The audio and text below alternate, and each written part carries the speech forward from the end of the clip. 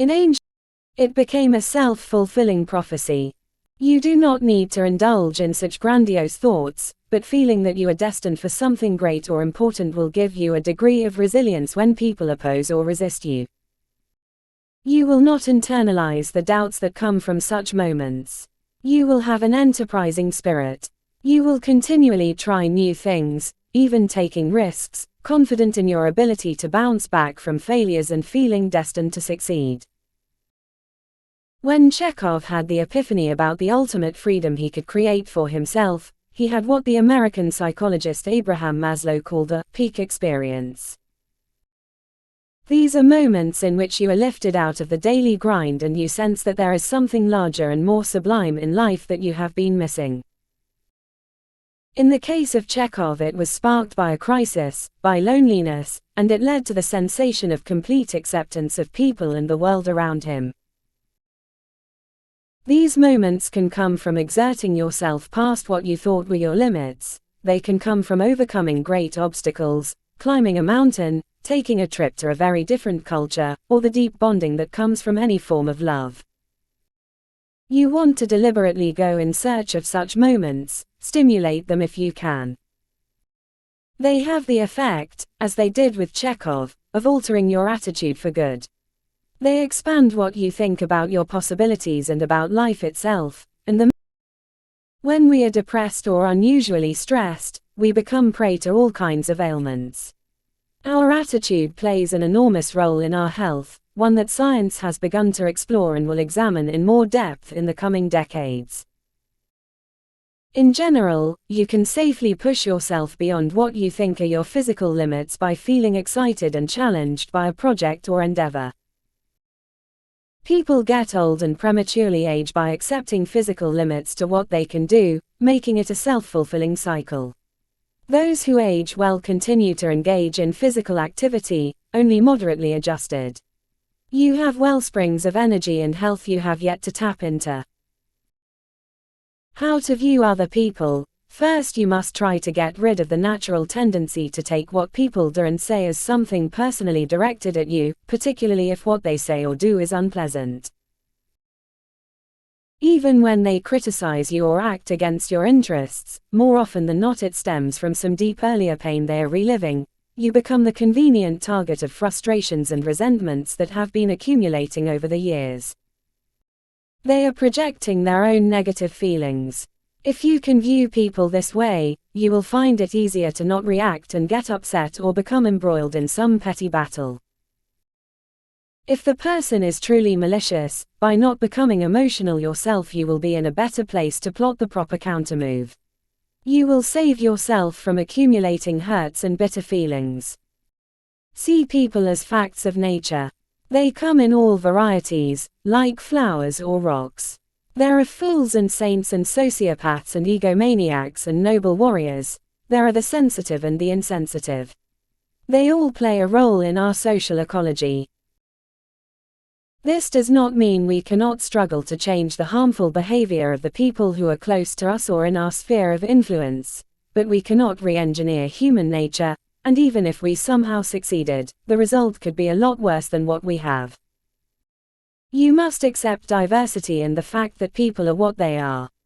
That they are different from you should not be felt as a challenge to your ego or self-esteem but as something to welcome and embrace. From this more neutral stance, you can then try to understand the people you deal with on a deeper level, as Chekhov did with his father. The more you do this, the more tolerant you will tend to become toward people and toward human nature in general. Your open, generous spirit will make your social interactions much smoother, and people will be drawn to you. Finally, think of the modern concept of attitude in terms of the ancient concept of the soul. The concept of the soul is found in almost all indigenous cultures and in pre-modern civilizations. It originally referred to external spiritual forces permeating the universe and contained in the individual human in the form of the soul. The soul is not the mind or the body but rather the overall spirit we embody, our way of experiencing the world. It is what makes a person an individual, and the concept of the soul was related to the earliest ideas of personality. Under this concept, a person's soul could have depths. Some people possessed a greater degree of this spiritual force, had more of a soul. Others had a personality lacking in this force and were somewhat soulless. This has great relevance to our idea of the attitude. In our modern conception of the soul, we replace this external spiritual force with life itself, or what can be described as the life force. Life is inherently complex and unpredictable, its powers far beyond anything we can ever completely comprehend or control. This life force is reflected in nature and human society by the remarkable diversity we find in both realms. On the one side, we find people whose goal in life is to inhibit and control this life force. This leads them to self-destructive strategies. They have to limit their thoughts and remain true to ideas that have lost their relevance. They have to limit what they experience. Everything is about them and the petty needs and personal problems. They often become obsessed with a particular goal that dominates all of their thoughts, such as making money or getting attention. All of this renders them dead inside as they close themselves off to the richness of life and the variety of human experience. In this way they veer toward the soulless, an internal lack of depth and flexibility. Your goal must be to always move in the opposite direction. You rediscover the curiosity you once had as a child. Everything and everyone is a source of fascination to you.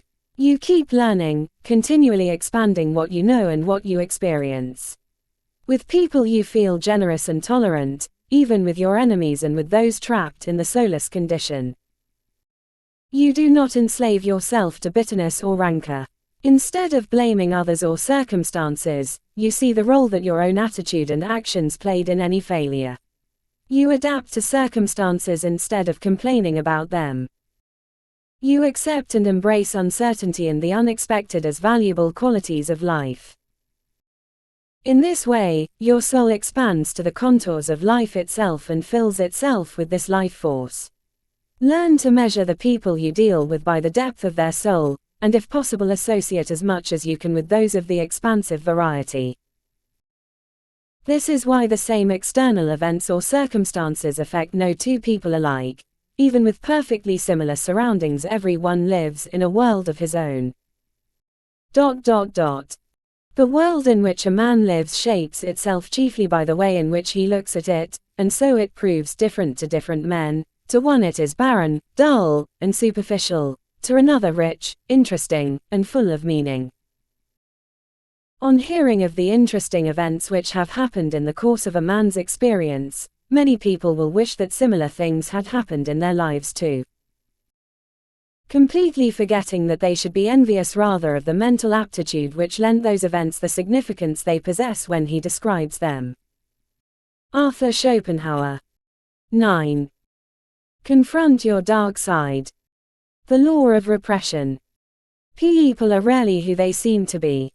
Lurking beneath the polite, affable exterior is inevitably a dark, shadow side consisting of the insecurities and the aggressive, selfish impulses they repress and carefully conceal from public view. This dark side leaks out in behavior that will baffle and harm you. Learn to recognize the signs of the shadow before they become toxic. See people's overt traits, toughness, saintliness, etc., as covering up the opposite quality. You must become aware of your own dark side. In being conscious of it, you can control and channel the creative energies that lurk in your unconscious. By integrating the dark side into your personality, you will be a more complete human and will radiate an authenticity that will draw people to you. The dark side. On November 5, 1968, Republican Richard Nixon accomplished perhaps the greatest comeback in American political history, narrowly defeating his Democratic rival, Hubert Humphrey, to become the 37th President of the United States. Only 8 years earlier he had lost his first attempt at the presidency to John F. Kennedy in a devastating fashion. The election was extremely close, but clearly some voting shenanigans in Illinois, orchestrated by the Democratic Party machine in Chicago, played a role in his defeat. 2 years later he lost badly in the race to become the governor of California. Bitter at how the press had hounded and provoked him throughout the race, he addressed the media the day after this defeat and concluded by saying, "Just think of how much you're going to be missing. You won't have Nixon to kick around anymore, because, gentlemen, this is my last press conference." The response to these words was overwhelmingly negative. He was accused of wallowing in self-pity. ABC News ran a half-hour special called, "The Political Obituary of Richard Nixon."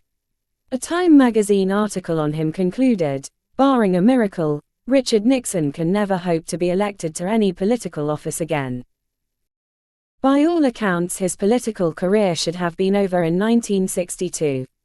But Richard Nixon's life had been an endless series of crises and setbacks that had only made him more determined. As a young man his dream was to attend an Ivy League school, the key to retaining power in America. Young Richard was exceptionally ambitious. His family, however, was relatively poor and could not afford to pay for such an education. He overcame this seemingly insuperable barrier by transforming himself into a superior student, earning the nickname, Iron Butt, for his inhuman work habits, and managed to land a scholarship to the law school at Duke University.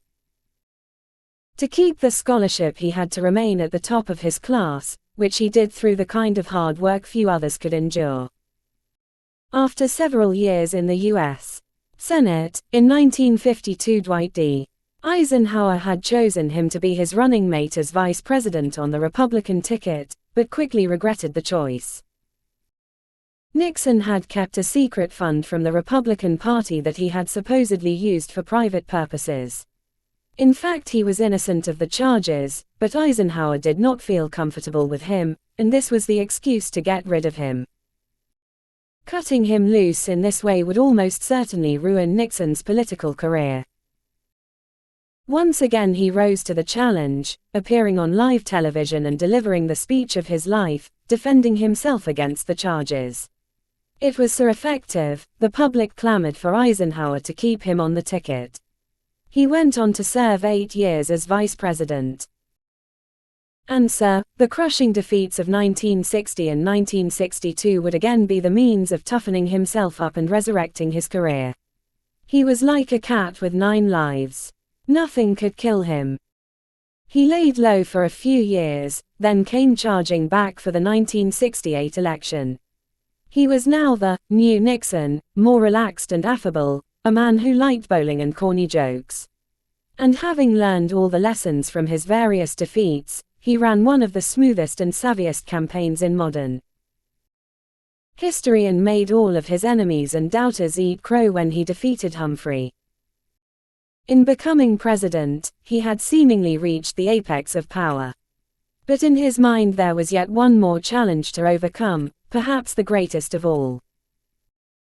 Nixon's liberal enemies saw him as a political animal, one who would resort to any kind of trickery to win an election.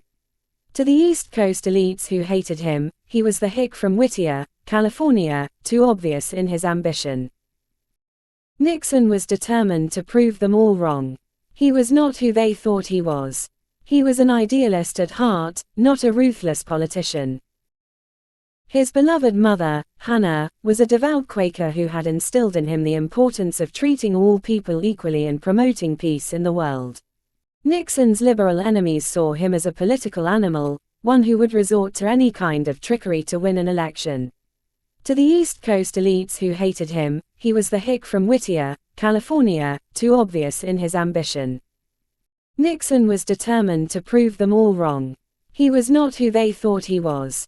He was an idealist at heart, not a ruthless politician. His beloved mother, Hannah, was a devout Quaker who had instilled in him the importance of treating all people equally and promoting peace in the world. He wanted to craft a legacy as one of the greatest presidents in history. For the sake of his mother, who had died earlier that year, he wanted to embody her Quaker ideals and show his detractors how deeply they had misread him. His political icons were men like French President Charles de Gaulle, whom he had met and greatly admired. De Gaulle had crafted a persona that radiated authority and love of country. Nixon would do the same. In his notebooks he began to refer to himself as RN, the world leader version of himself. RN would be strong, resolute, compassionate yet completely masculine. The America he was to lead was riven by anti-war protests, riots in the cities, a rising crime rate. He would end the war and work toward world peace. At home he would bring prosperity to all Americans, stand for law and order, and instill a sense of decency the country had lost. Accomplishing this, he would take his place among the presidents he revered, Abraham Lincoln and Woodrow Wilson. And he would will this into existence, as he always had done. In his first months he moved quickly. He assembled a top-notch cabinet, including the brilliant Henry Kissinger as his national security advisor. For his personal staff he preferred clean-cut young men who would be fiercely loyal to him and serve as tools to realize his great ambitions for America.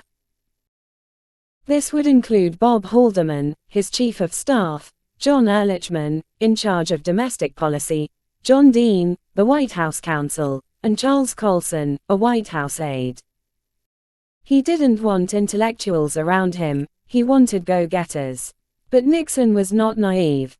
He understood that in politics loyalty was ephemeral. And so early on in his administration he installed a secret voice-activated taping system throughout the White House that only a select few would know about.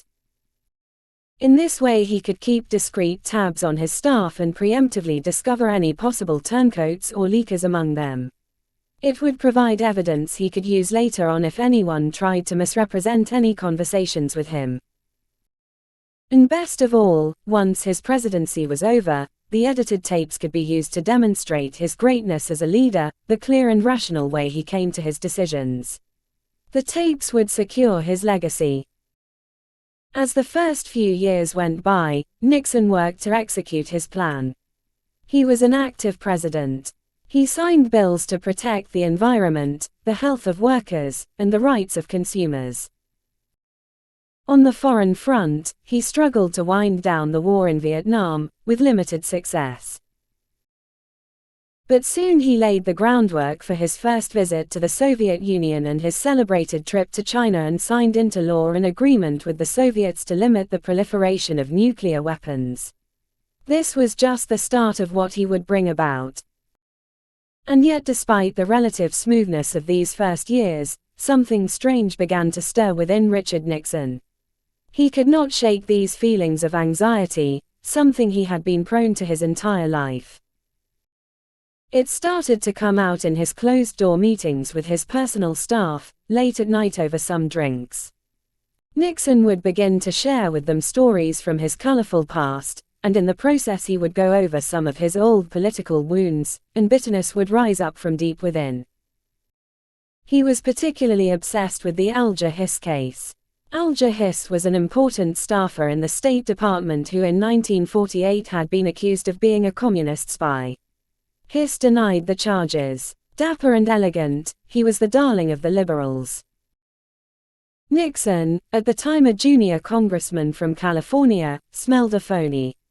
While other congressmen decided to leave Hiss alone, Nixon, representing the House Un-American Activities Committee, kept investigating. In an interview with Hiss, as Nixon reminded him of the law against perjury, Hiss replied, "I am familiar with the law. I attended Harvard Law School. I believe yours was wittier." Relentless in his pursuit of Hiss, Nixon was successful in getting him indicted for perjury, and Hiss went to prison. This victory made Nixon famous, but, as he told his staff members, it earned him the eternal wrath of East Coast elites, who saw him as the unctuous upstart from Whittier. In the 1950s these elites, many of them Harvard graduates, quietly kept Nixon and his wife, Pat, out of their social circles, limiting Nixon's political contacts. Their allies in the press ridiculed him mercilessly for any misstatement or possible misdeed. Yes, Nixon was no angel. He liked winning, but the hypocrisy of these liberals galled him, Bobby Kennedy was the king of political dirty tricks, and yet what reporter publicized this? As he went deeper and deeper into these stories night after night with his staff, he reminded them that this past was still very much alive. The old enemies were still at work against him. There was CBS correspondent Daniel Shaw, who seemed to hate Nixon with unusual zeal. His reports from Vietnam always managed to highlight the worst aspects of the war and make Nixon look bad. There was Katharine Graham, the owner of the Washington Post, a newspaper that seemed to have a personal vendetta against him going back many years. She was the doyenne of the Georgetown social scene, which had snubbed him and Pat for years. Worst of all, there was Larry O'Brien, now the chairman of the Democratic Party, who as a key advisor in the Kennedy administration had managed to get Nixon audited by the IRS. As Nixon saw it, O'Brien was the evil genius of politics, a man who would do anything to prevent Nixon's re-election in 1972. His enemies were everywhere and they were relentless, planting negative stories in the press, procuring embarrassing leaks from within the bureaucracy, spying on him, ready to pounce on the slightest whiff of scandal. And what, he would ask his staff, are we doing on our side? If his team did nothing to respond to this, they would have only themselves to blame. His legacy, his ambitions were at stake.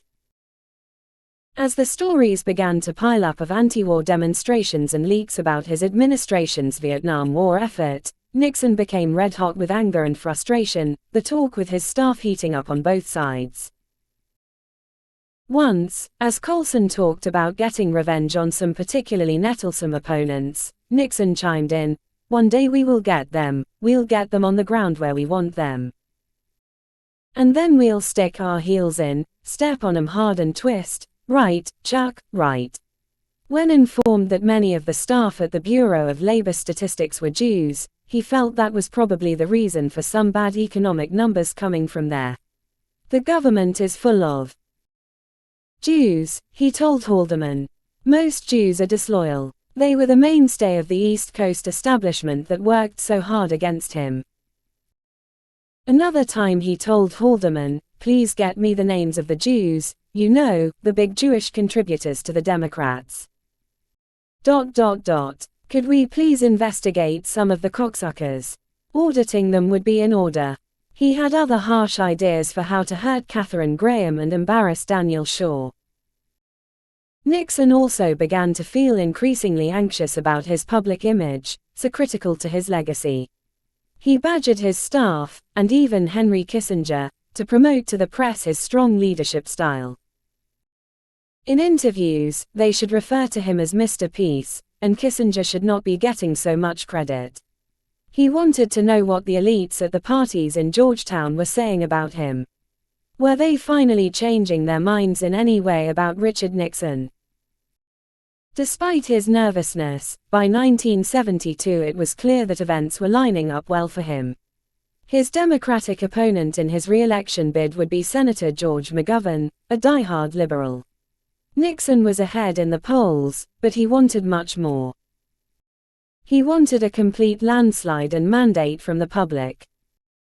Certain that men like O'Brien had some tricks up their sleeve, he began to rail at Haldeman to do some spying and get some dirt on the Democrats. He wanted Haldeman to assemble a team of nutcutters to do the necessary dirty work with maximum efficiency. He would leave the details up to him. Much to his chagrin, in June of that year Nixon read in the Washington Post of a botched break-in at the Watergate Hotel, in which a group of men had attempted to plant bugs in the offices of Larry O'Brien. This led to the arrest of 3 men, James McCord, E. Howard Hunt, and G. Gordon Liddy, with ties to the Committee for the Re-election of President Nixon. The break-in was so badly done that Nixon suspected it was all a setup by the Democrats. This was not the efficient team of nutcutters he had advocated. A few days later, on June 23, he discussed the break-in with Haldeman. The FBI was investigating the case. Some of the men arrested were former CIA operatives. Perhaps, Haldeman proposed, they could get top brass in the CIA to put pressure on the FBI to drop the investigation. Nixon approved. He told Haldeman, "I'm not going to get that involved." Haldeman responded, "No, sir, we don't want you to." But Nixon then added, "Play it tough. That's the way they play. And that's the way we're going to play it." Nixon put his counsel, John Dean, in charge of the internal investigation, with clear instructions that he should stonewall the FBI and cover up any connections to the White House. Anyway, Nixon had never directly ordered the break-in. Watergate was a trifle, nothing to tarnish his reputation. It would fade away, along with all the other dirty political deeds never discovered or recorded in the history books. And indeed he was correct. For the time being, the public paid little attention to the break-in. Nixon went on to have one of the biggest landslides in electoral history. He swept every state except Massachusetts and the District of Columbia. He even won over a large percentage of Democrats. He now had 4 more years to solidify his legacy and nothing to stop him. His popularity numbers had never been higher. Watergate, however, kept coming back to life and would not leave him alone. In January 1973, the Senate decided to launch an investigation. In March, McCord finally spilled the beans, implicating various members of the White House staff in the ordering of the break-in. Hunt began demanding hush money to not reveal what he knew. The way out of this mess was simple and clear: hire an outside lawyer to do an internal investigation of the break-in, with the full cooperation of Nixon and his team, and bring all the details to light. Nixon's reputation would suffer, some would go to prison, but it would keep him politically alive, and he was the master of coming back from the dead. Nixon, however, could not take such a step. There would be too much immediate damage. The thought of coming clean about what he knew and had ordered frightened him to death. In meetings with Dean he continued to discuss the cover-up, even suggesting where they could come up with hush money. Dean cautioned him to not get so involved, but Nixon seemed oddly fascinated by the growing mess he had created, and unable to pull himself away. Soon he was forced to fire Haldeman and Ehrlichman, both of whom had been deeply implicated in the break-in. It was an ordeal to get him to personally fire them, and when it came to delivering the news to Ehrlichman, he broke down and sobbed. But it seemed that nothing he did could stop the momentum of the Watergate investigation, which got closer and closer to Nixon, making him feel like a trapped rat. On July 19, 1973, he received the worst news of all. The Senate committee investigating Watergate had learned of the secret taping system installed in the White House, and they demanded that the tapes be handed over to them as evidence. All Nixon could think about was the intense embarrassment that would ensue if the tapes went public. They would make him the laughingstock of the world.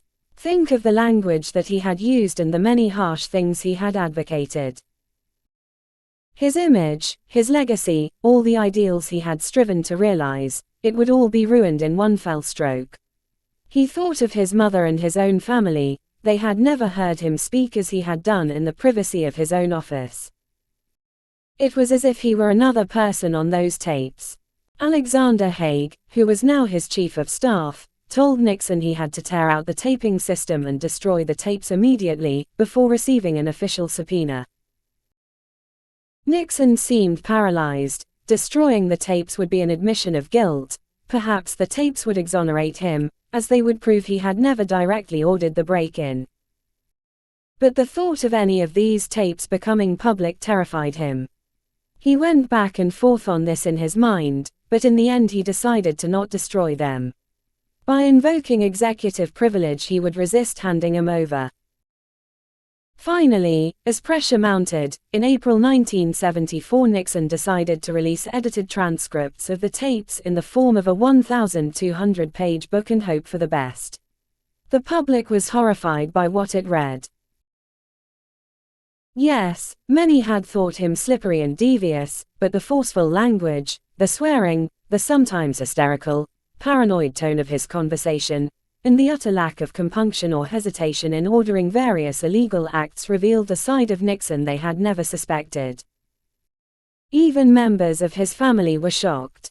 When it came to Watergate, he seemed very weak and indecisive, not at all the de Gaulle image he wanted to project.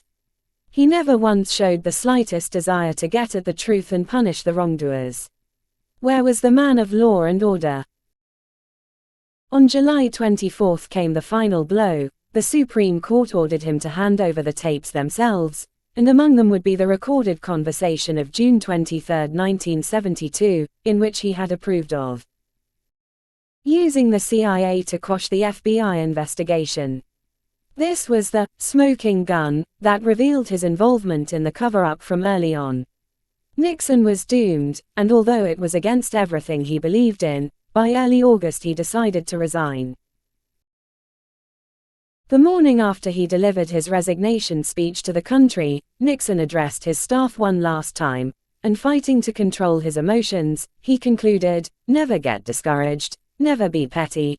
Always remember, others may hate you, but those who hate you don't win unless you hate them.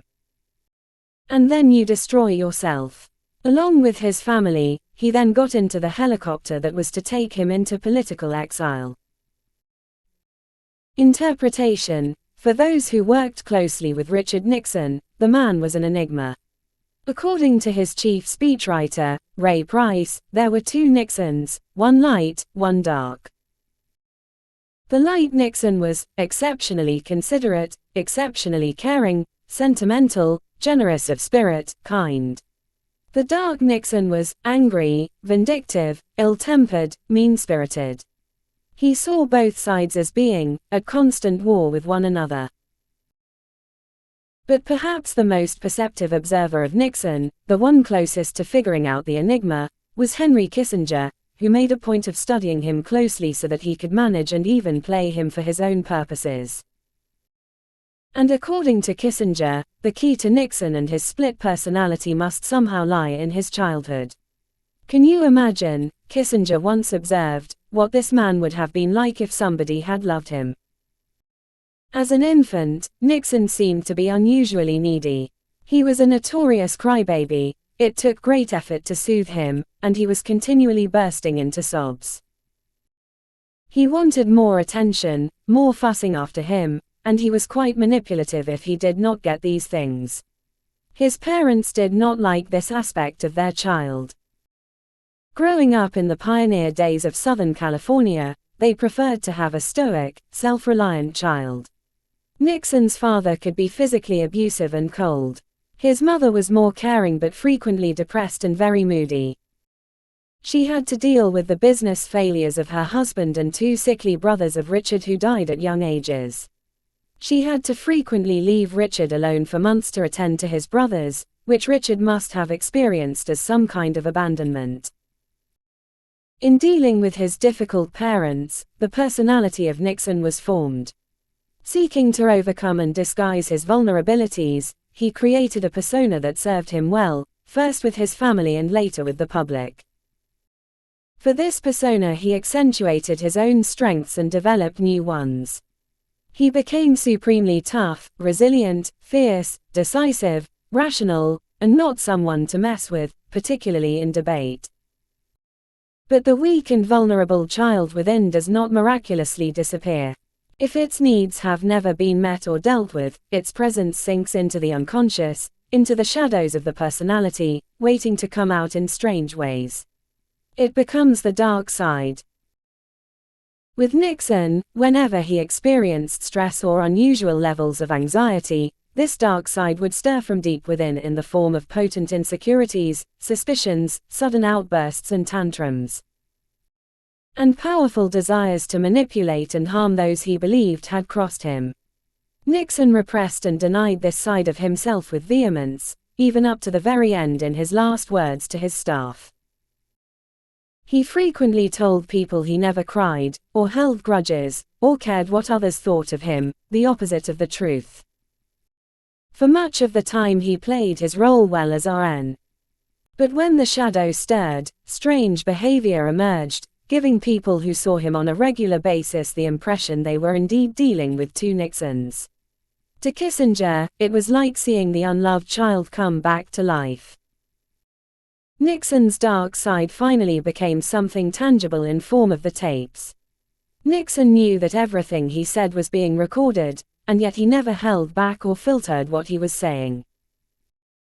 He insulted close friends behind their backs, indulged in wild bouts of paranoia and revenge fantasies, waffled over the simplest decisions. He was a man who greatly feared the slightest internal leak and suspected betrayal in almost anyone around him, and yet he entrusted his fate to tapes that he believed would never be made public in an unedited form. Even when it seemed that they could become public and he was advised to destroy them, he held on to them, mesmerized by this other Nixon that had emerged. It was as if he secretly desired his own punishment, the child and the dark side taking revenge for being so deeply denied. Understand, the story of Nixon is closer to you and your reality than you might like to imagine. Like Nixon, you have crafted a public persona that accentuates your strengths and conceals your weaknesses. Like him, you have repressed the less socially acceptable traits you naturally possessed as a child. You have become terribly nice and pleasant. And like him, you have a dark side, one that you are loath to admit or examine. It contains your deepest insecurities, your secret desires to hurt people, even those close to you, your fantasies of revenge, your suspicions about others, your hunger for more attention and power. This dark side haunts your dreams. It leaks out in moments of inexplicable depression, unusual anxiety, touchy moods, sudden neediness, and suspicious thoughts. It comes out in offhand comments you later regret. And sometimes, as with Nixon, it even leads to destructive behavior. You will tend to blame circumstances or other people for these moods and behavior, but they keep recurring because you are unaware of their source. Depression and anxiety come from not being your complete self, from always playing a role. It requires great energy to keep this dark side at bay, but at times unpleasant behavior leaks out as a way to release the inner tension. Your task as a student of human nature is to recognize and examine the dark side of your character. Once subjected to conscious scrutiny, it loses its destructive power. If you can learn to detect the signs of it in yourself, you can channel this darker energy into productive activity. You can turn your neediness and vulnerability into empathy. You can channel your aggressive impulses into worthwhile causes and into your work. You can admit your ambitions, your desires for power, and not act so guiltily and stealthily. You can monitor your suspicious tendencies and the projection of your own negative emotions onto others. You can see that selfish and harmful impulses dwell within you as well, that you are not as angelic or strong as you imagine. With this awareness will come balance and greater tolerance for others. It might seem that only those who project continual strength and saintliness can become successful, but that is not at all the case. By playing a role to such an extent, by straining to live up to ideals that are not real, you will emit a phoniness that others pick up. Look at great public figures such as Abraham Lincoln and Winston Churchill. They possessed the ability to examine their flaws and mistakes and laugh at themselves. They came across as authentically human, and this was the source of their charm. The tragedy of Nixon was that he had immense political talent and intelligence, if only he had also possessed the ability to look within and measure the darker sides to his character. It is the tragedy that confronts us all to the extent that we remain in deep denial. This longing to commit a madness stays with us throughout our lives. Who has not, when standing with someone by an abyss or high up on a tower, had a sudden impulse to push the other over? And how is it that we hurt those we love although we know that remorse will follow? Our whole being is nothing but a fight against the dark forces within ourselves. To live is to war with trolls in heart and soul. To write is to sit in judgment on oneself. Henrik Ibsen. Keys to Human Nature. If we think about the people we know and see on a regular basis, we would have to agree that they are usually quite pleasant and agreeable.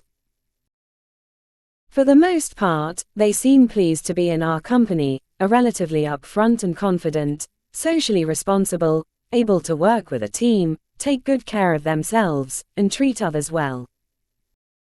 But every now and then with these friends, acquaintances, and colleagues, we glimpse behavior that seems to contradict what we normally see. This can come in several forms. Out of nowhere they make a critical, even cruel comment about us, or express a rather harsh assessment of our work or personality. Is this what they really feel and were struggling to conceal? For a moment they are not so nice.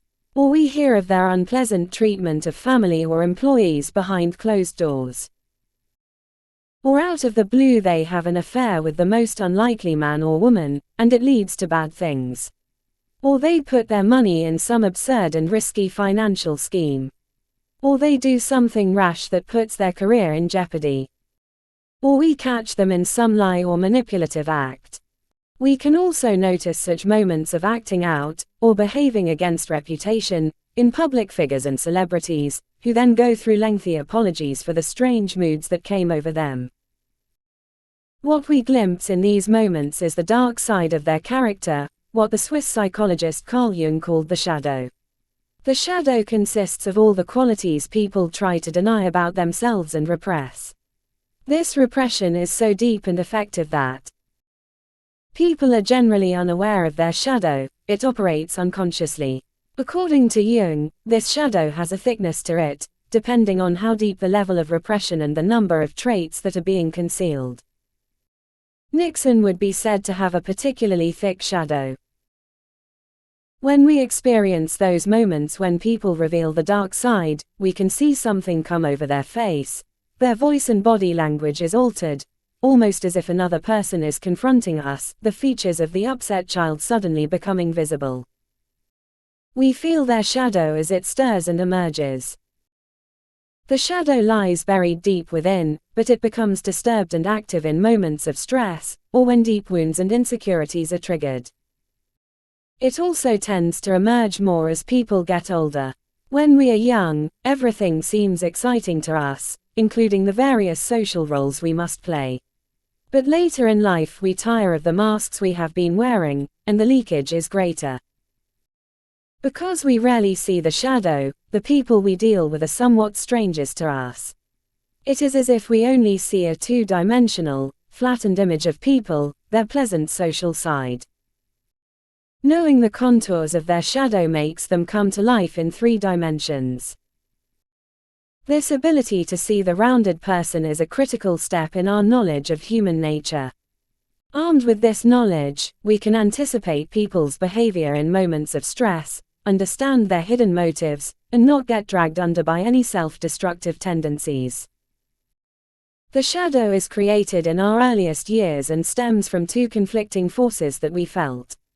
First, we came into this world bursting with energy and intensity.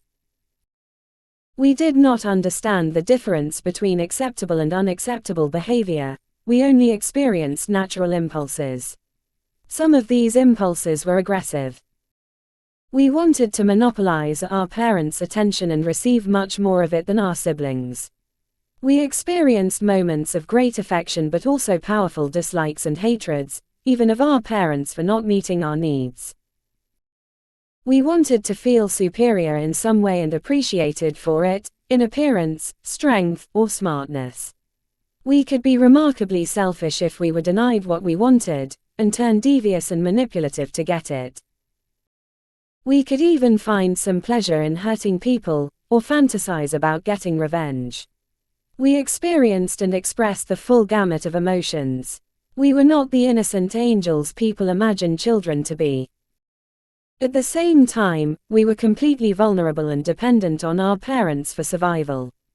This dependence lasted for many years. We watched our parents with eagle eyes, noting every signal of approval and disapproval on their faces. They would chastise us for having too much energy and wish we could sit still. They sometimes found us too willful and selfish. They felt that other people were judging them by the behavior of their children, so they wanted us to be nice, to put on a show for others, to act like the sweet angel. They urged us to be cooperative and play fairly, even though at times we wished to behave differently. They encouraged us to tone down our needs, to be more of what they needed in their stressful lives. They actively discouraged our tantrums and any form of acting out. As we got older, these pressures to present a particular front came from other directions, peers and teachers. It was fine to show some ambition, but not too much of it or we might seem antisocial.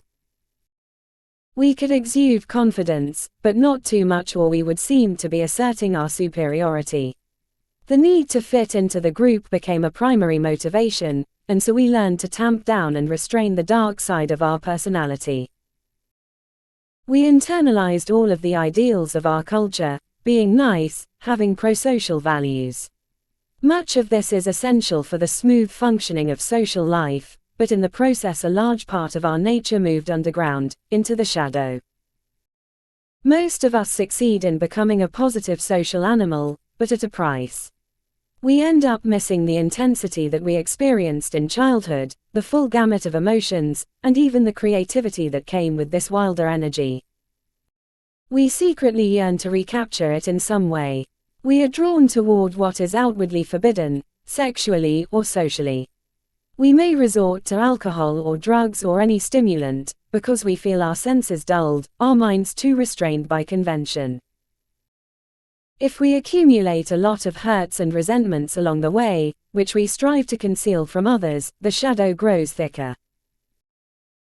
If we experience success in our lives, we become addicted to positive attention, and in the inevitable down moments when the drug of such attention wears off, the shadow will be disturbed and activated.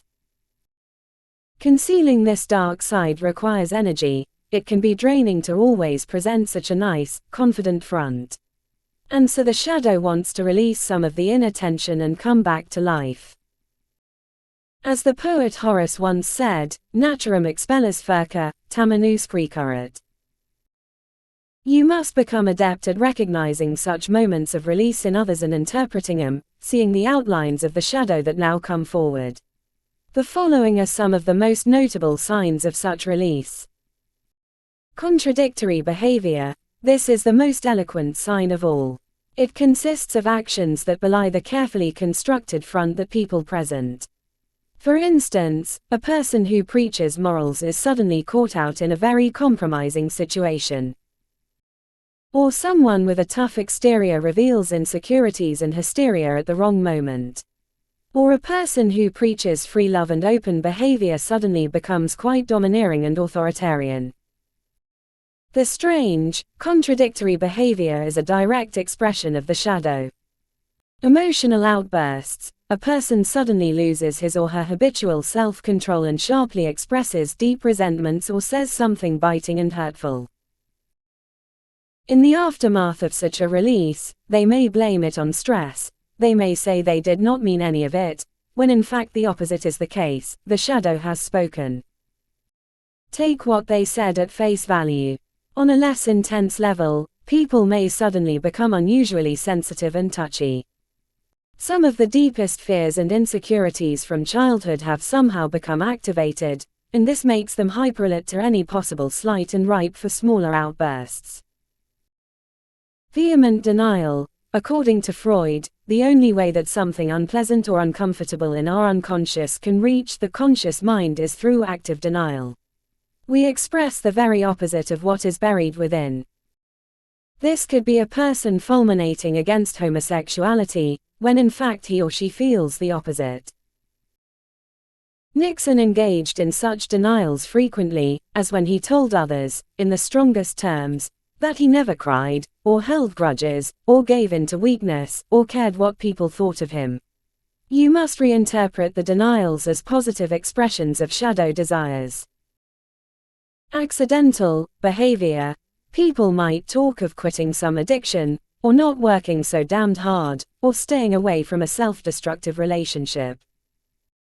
They then fall into the behavior they spoke of trying to avoid, blaming it on an uncontrollable illness or dependency. This salves their conscience for indulging the dark side. They simply can't help it. Ignore the justifications and see the shadow operating and releasing. Also remember that when people are drunk and behave differently, often it is not the alcohol that is speaking but the shadow. Overidealization. This can serve as one of the most potent covers for the shadow. Let us say we believe in some cause, such as the importance of transparency in our actions, particularly in politics. Or we admire and follow the leader of just such a cause. Or we decide that some new type of financial investment, mortgage-backed securities, for instance, represents the latest and most sophisticated path to wealth. In these situations we go much further than simple enthusiasm. We are charged with powerful conviction. We gloss over any faults, inconsistencies, or possible downsides. We see everything in black and white terms. Our cause is moral, modern, and progressive. The other side, including doubters, is evil and reactionary. We now feel sanctioned to do everything for the cause: lie, cheat, manipulate, spy, falsify scientific data, get revenge. Anything the leader does is justified. In the case of the investment, we feel justified in taking what normally would be seen as great risks, because this time the financial tool is different and new, not subject to the usual rules. We can be as greedy as we like without worrying about the consequences. We tend to be dazzled by the strength of people's convictions and interpret excessive behavior as simply overzealousness. But we should look at it in another light. By overidealizing a cause, person, or object, people can give free rein to the shadow. That is their unconscious motivation. The bullying, the manipulations, the greed that comes out for the sake of the cause or product should be taken at face value, the overly strong conviction providing simple cover for repressed emotions to play themselves out. Related to, we cannot admit to ourselves certain desires, for sex, for money, for power, for superiority in some area, and so instead we project those desires onto others. Sometimes we simply imagine and completely project these qualities out of nothing, in order to judge and condemn people. Other times we find people who express such taboo desires in some form, and we exaggerate them in order to justify our dislike or hatred. For instance, we accuse another person in some conflict of having authoritarian desires. In fact, they are simply defending themselves. We are the ones who secretly wish to dominate, but if we see it in the other side first, we can vent our repressed desire in the form of a judgment and justify our own authoritarian response. Let us say we repressed early on assertive and spontaneous impulses so natural to the child. Unconsciously we wish to have back such qualities, but we cannot overcome our internal taboos.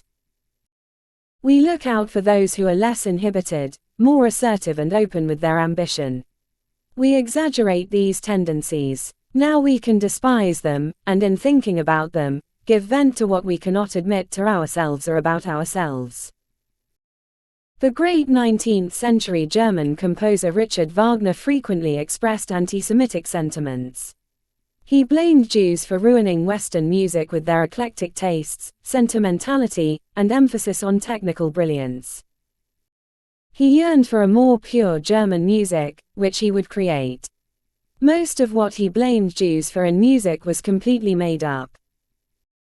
Yet Wagner, strangely enough, had many of the same qualities that he seemed to hate in Jews. His tastes were quite eclectic. He had sentimental tendencies. Many of the pianists and conductors he worked with were Jewish, because of the technical proficiency.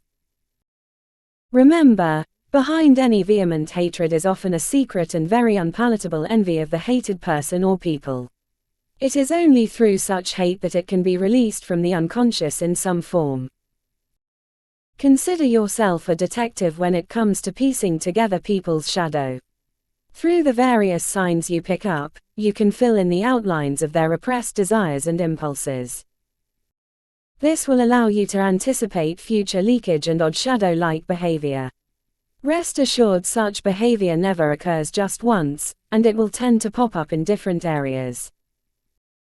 If, for instance, you pick up bullying tendencies in the way someone argues, you will also see it in other activities. You might entertain the notion that this concept of the shadow is somewhat antiquated. After all, we live in a much more rational, scientifically oriented culture today. People are more transparent and self-aware than ever, we might say. We are much less repressed than our ancestors, who had to deal with all sorts of pressures from organized religion. The truth, however, might very well be the opposite. In many ways we are more split than ever between our conscious, social selves and our unconscious shadow. We live in a culture that enforces powerful codes of correctness that we must abide by or face the shaming that is now so common on social media. We are supposed to live up to ideals of selflessness, which are impossible for us because we are not angels. All of this drives the dark side of our personalities even further underground. We can read signs of this in how deeply and secretly we are all drawn to the dark side in our culture. We thrill at watching shows in which various Machiavellian characters manipulate, deceive, and dominate. We lap up stories in the news of those who have been caught acting out in some way and enjoy the ensuing shaming. Serial killers and diabolical cult leaders enthrall us. With these shows and the news we can always become moralistic and talk of how much we despise such villains, but the truth is that the culture constantly feeds us these figures because we are hungry for expressions of the dark side. All of this provides a degree of release from the tension we experience in having to play the angel and seem so correct. These are relatively harmless forms of release, but there are more dangerous ones, particularly in the realm of politics. We find ourselves increasingly drawn to leaders who give vent to this dark side, who express the hostility and resentment we all secretly feel. They say things we would dare not say. In the safety of the group and rallied to some cause, we have license to project and vent our spleen on various convenient scapegoats. By idealizing the leader and the cause, we are now free to act in ways we would normally shy away from as individuals. These demagogues are adept at exaggerating the threats we face, painting everything in black and white terms. They stir up the fears, insecurities, and desires for revenge that have gone underground but are waiting at any moment to explode in the group setting. We will find more and more such leaders as we experience greater degrees of repression and inattention. The writer Robert Louis Stevenson expressed this dynamic in the novel The Strange Case of Dr. Jekyll and Mr. Hyde, published in 1886. The main character, Dr. Jekyll, is a well-respected and wealthy doctor, scientist with impeccable manners, so much like the paragons of goodness in our culture. He invents a concoction that transforms him into Mr. Hyde, the embodiment of his shadow, who proceeds to murder and rape and indulge in the wildest of sensual pleasures. Stevenson's idea is that the more civilized and moral we outwardly become, the more potentially dangerous is the shadow, which we so fiercely deny. As the character Dr. Jekyll describes it, "My devil had long been caged, he came out roaring." The solution is not more repression and correctness. We can never alter human nature through enforced niceness. The pitchfork doesn't work. Nor is the solution to seek release for our shadow in the group, which is volatile and dangerous. Instead, the answer is to see our shadow in action and become more self-aware. It is hard to project onto others our own secret impulses or to over-idealize some cause, once we are made aware of the mechanism operating within us. Through such self-knowledge we can find a way to integrate the dark side into our consciousness productively and creatively. In doing so we become more authentic and complete, exploiting to the maximum the energies we naturally possess. Deciphering the shadow, contradictory behavior. In the course of your life you will come upon people who have very emphatic traits that set them apart and seem to be the source of their strength: unusual confidence, exceptional niceness and affability, great moral rectitude and a saintly aura, toughness and rugged masculinity.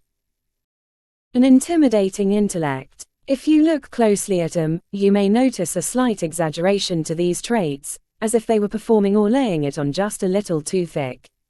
As a student of human nature, you must understand the reality. The emphatic trait generally rests on top of the opposite trait, distracting and concealing it from public view. We can see two forms of this. Early on in life, some people sense a softness, vulnerability, or insecurity that might prove embarrassing or uncomfortable. They unconsciously develop the opposite trait, a resilience or toughness that lies on the outside like a protective shell. The other scenario is that a person has a quality that they feel might be antisocial, for instance, too much ambition or an inclination to be selfish. They develop the opposite quality, something very prosocial. In both cases, over the years they hone and perfect this public image. The underlying weakness or antisocial trait is a key component of their shadow, something denied and repressed. But as the laws of human nature dictate, the deeper the repression, the greater the volatility of the shadow. As they get older or experience stress, there will be cracks in the facade. They are playing a role to the extreme, and it is tiring. Their real self will rebel in the form of moods, obsessions, secret vices, and behavior that is quite contrary to their image and is often self-destructive. Your task is simple: be extra wary around people who display such emphatic traits. It is very easy to get caught up in the appearance and first impression. Watch for the signs and emergence of the opposite over time. It is much easier to deal with such types once you understand them. The following are 7 of the most common emphatic traits that you must learn to recognize and manage appropriately. The tough guy. He projects a rough masculinity that is intended to intimidate. He has a swagger and an air that signals he is not to be messed with. He tends to boast about past exploits, the women he has conquered, the brawls, the times he's outnegotiated opponents. Although he seems extremely convincing in telling such stories, they feel exaggerated, almost hard to believe. Do not be fooled by appearances. Such men have learned to conceal an underlying softness, an emotional vulnerability from deep within that terrifies them. On occasion you will see this sensitive side. They may cry, or have a tantrum, or suddenly show compassion. Embarrassed by this, they will quickly cover it up with a tough or even cruel act or comment. For the baseball player Reggie Jackson, Yankees manager Billy Martin was just such a brawling type. Jackson could recognize the softness behind the bluster in Martin's touchiness when it came to his ego, his changing moods, and emotional outbursts that revealed glaring insecurities. Such men will often make terrible decisions under the impact of the emotions that they have tried to conceal and repress but that inevitably surface. Although they like to dominate women, they will often end up with a wife who clearly dominates them, a secret wish of theirs. You must not let yourself be intimidated by the front, but also be careful to not stir up the deep insecurities by seeming to doubt their tall tales or masculine nature. They are notoriously touchy and thin-skinned, and you might detect a micropout on their face if you trigger their insecurities, before they cover it up with a fierce scowl. If they happen to be a rival, they are easy to bait into an overreaction that reveals something less than tough. The saint. These people are paragons of goodness and purity. They support the best and most progressive causes. They can be very spiritual if that is the circle they travel in, or they are above the corruption and compromises of politics, or they have endless compassion for every type of victim. This saintly exterior developed early on as a way to disguise their strong hunger for power and attention or their strong sensual appetites. The irony is that often by projecting this saintly aura to the nth degree they will gain great power, leading a cult or political party. And once they are in power, the shadow will have space to operate. They will become intolerant, railing at the impure, punishing them if necessary. Maximilien Robespierre, who rose to power in the French Revolution, was just such a type. Under his reign, the guillotine was never busier. They are also secretly drawn to sex, to money, to the limelight, and to what is expressly taboo for the particular saintliness. The strain and the temptations are too much. They are the gurus who sleep with their students. They will appear the saint in public, but their family or spouse will see the demonic side in private. There are genuine saints out there, but they do not feel the need to publicize their deeds or grab power. To distinguish between the real and the fake, ignore their words and the aura they project, focusing on the deeds and the details of their life, how much they seem to enjoy power and attention, the astonishing degree of wealth they have accumulated, the number of mistresses, the level of self-absorption. Once you recognize this type, do not become a naive follower. Keep some distance. If they are enemies, simply shine a light on the clear signs of hypocrisy. As a variation on this, you will find people who propound a philosophy of free love and anything goes, but in fact they're after power. They prefer sex with those who are dependent on them. And of course anything goes, as long as it's on their terms. The passive-aggressive charmer. These types are amazingly nice and accommodating when you first meet them, so much so that you tend to let them into your life rather quickly. They smile a lot. They are upbeat and always willing to help. At some point, you may return the favor by hiring them for a job or helping them in their careers. You will detect along the way some cracks in the veneer. Perhaps they make a somewhat critical comment out of the blue, or you hear from friends that they have been talking about you behind your back. Then something ugly occurs, a blow-up, some act of sabotage or betrayal, so unlike that nice, charming person you first befriended. The truth is that these types realize early on in life that they have aggressive, envious tendencies that are hard to control. They want power. They intuit that such inclinations will make life hard for them. Over many years they cultivate the opposite facade. Their niceness has an almost aggressive edge. Through this stratagem they are able to gain social power. But they secretly resent having to play such a role and be so deferential. They can't maintain it. Under stress or simply worn out by the effort, they will lash out and hurt you. They can do this well now that they know you and your weak spots. They will, of course, blame you for what ensues. Your best defense is to be wary of people who are too quick to charm and befriend, too nice and accommodating at first. Such extreme niceness is never natural.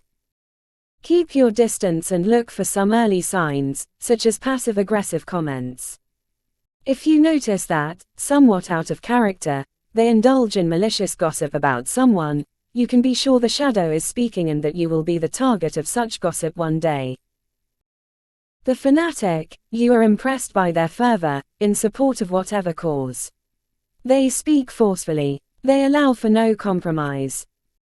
They will clean things up, restore greatness. They radiate strength and conviction, and because of this they gain followers. They have a flair for drama and capturing attention. But at the key moment when they could possibly deliver what they have promised, they unexpectedly slip up. They become indecisive at the wrong moment, or burn themselves out and fall ill, or take such ill-conceived actions that it all falls apart. It's as if they have suddenly lost belief, or secretly wanted to fail.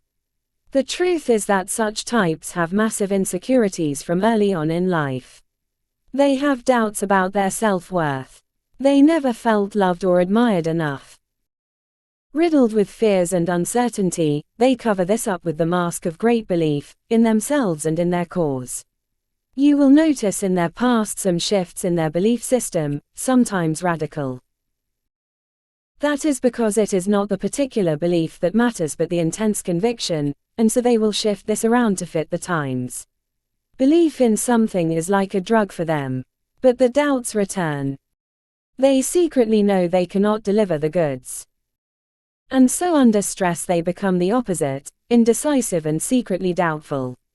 They suddenly fire their assistants and managers to give the impression of action, but unconsciously they are sabotaging themselves with unnecessary change. They have to blow it all up, somehow, and yet blame others. Never be taken in by the strength of people's convictions and their flair for drama. Always operate by the rule that the greater the stridency in what they say, the deeper the underlying insecurities and doubts. Do not become a follower. They will make a fool of you.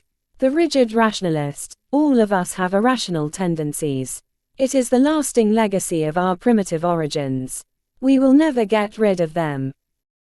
We are prone to superstitions, to seeing connections between events that have no connection. We are fascinated by coincidences.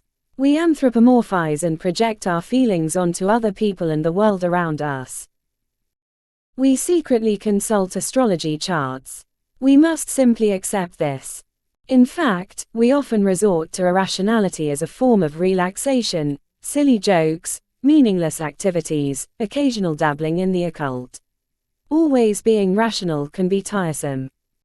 But for some people, this makes them terribly uncomfortable. They experience this primitive thinking as softness, as mysticism, as contrary to science and technology. Everything must be clear and analytical in the extreme. They become devout atheists, not realizing that the concept of God cannot be proven or disproven. It is a belief either way. The repressed, however, always return. Their faith in science and technology has a religious air to it. When it comes to an argument, they will impose their ideas with extra intellectual heft and even a touch of anger, which reveals the stirring of the primitive within and the hidden emotional need to bully. At the extreme, they will indulge in a love affair that is most irrational and contrary to their image, the professor running off with the young model. Or they will make some bad career choice, or fall for some ridiculous financial scheme, or indulge in some conspiracy theory. They are also prone to strange shifts in mood and emotional outbursts as the shadow stirs. Bait them into just such overreactions to prick their bubble of intellectual superiority.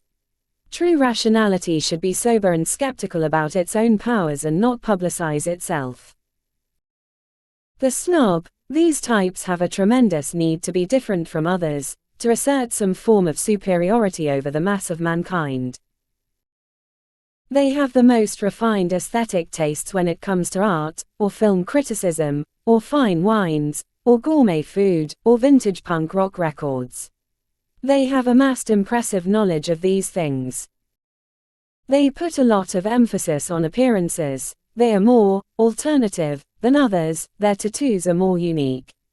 In many cases, they seem to come from very interesting backgrounds, perhaps with some exciting ancestry. Everything surrounding them is extraordinary. Of course, it later comes out that they were exaggerating or downright lying about their background. Beau Brummel, the notorious snob and dandy of the early 19th century, actually came from a staunch middle-class background, the opposite of what he peddled.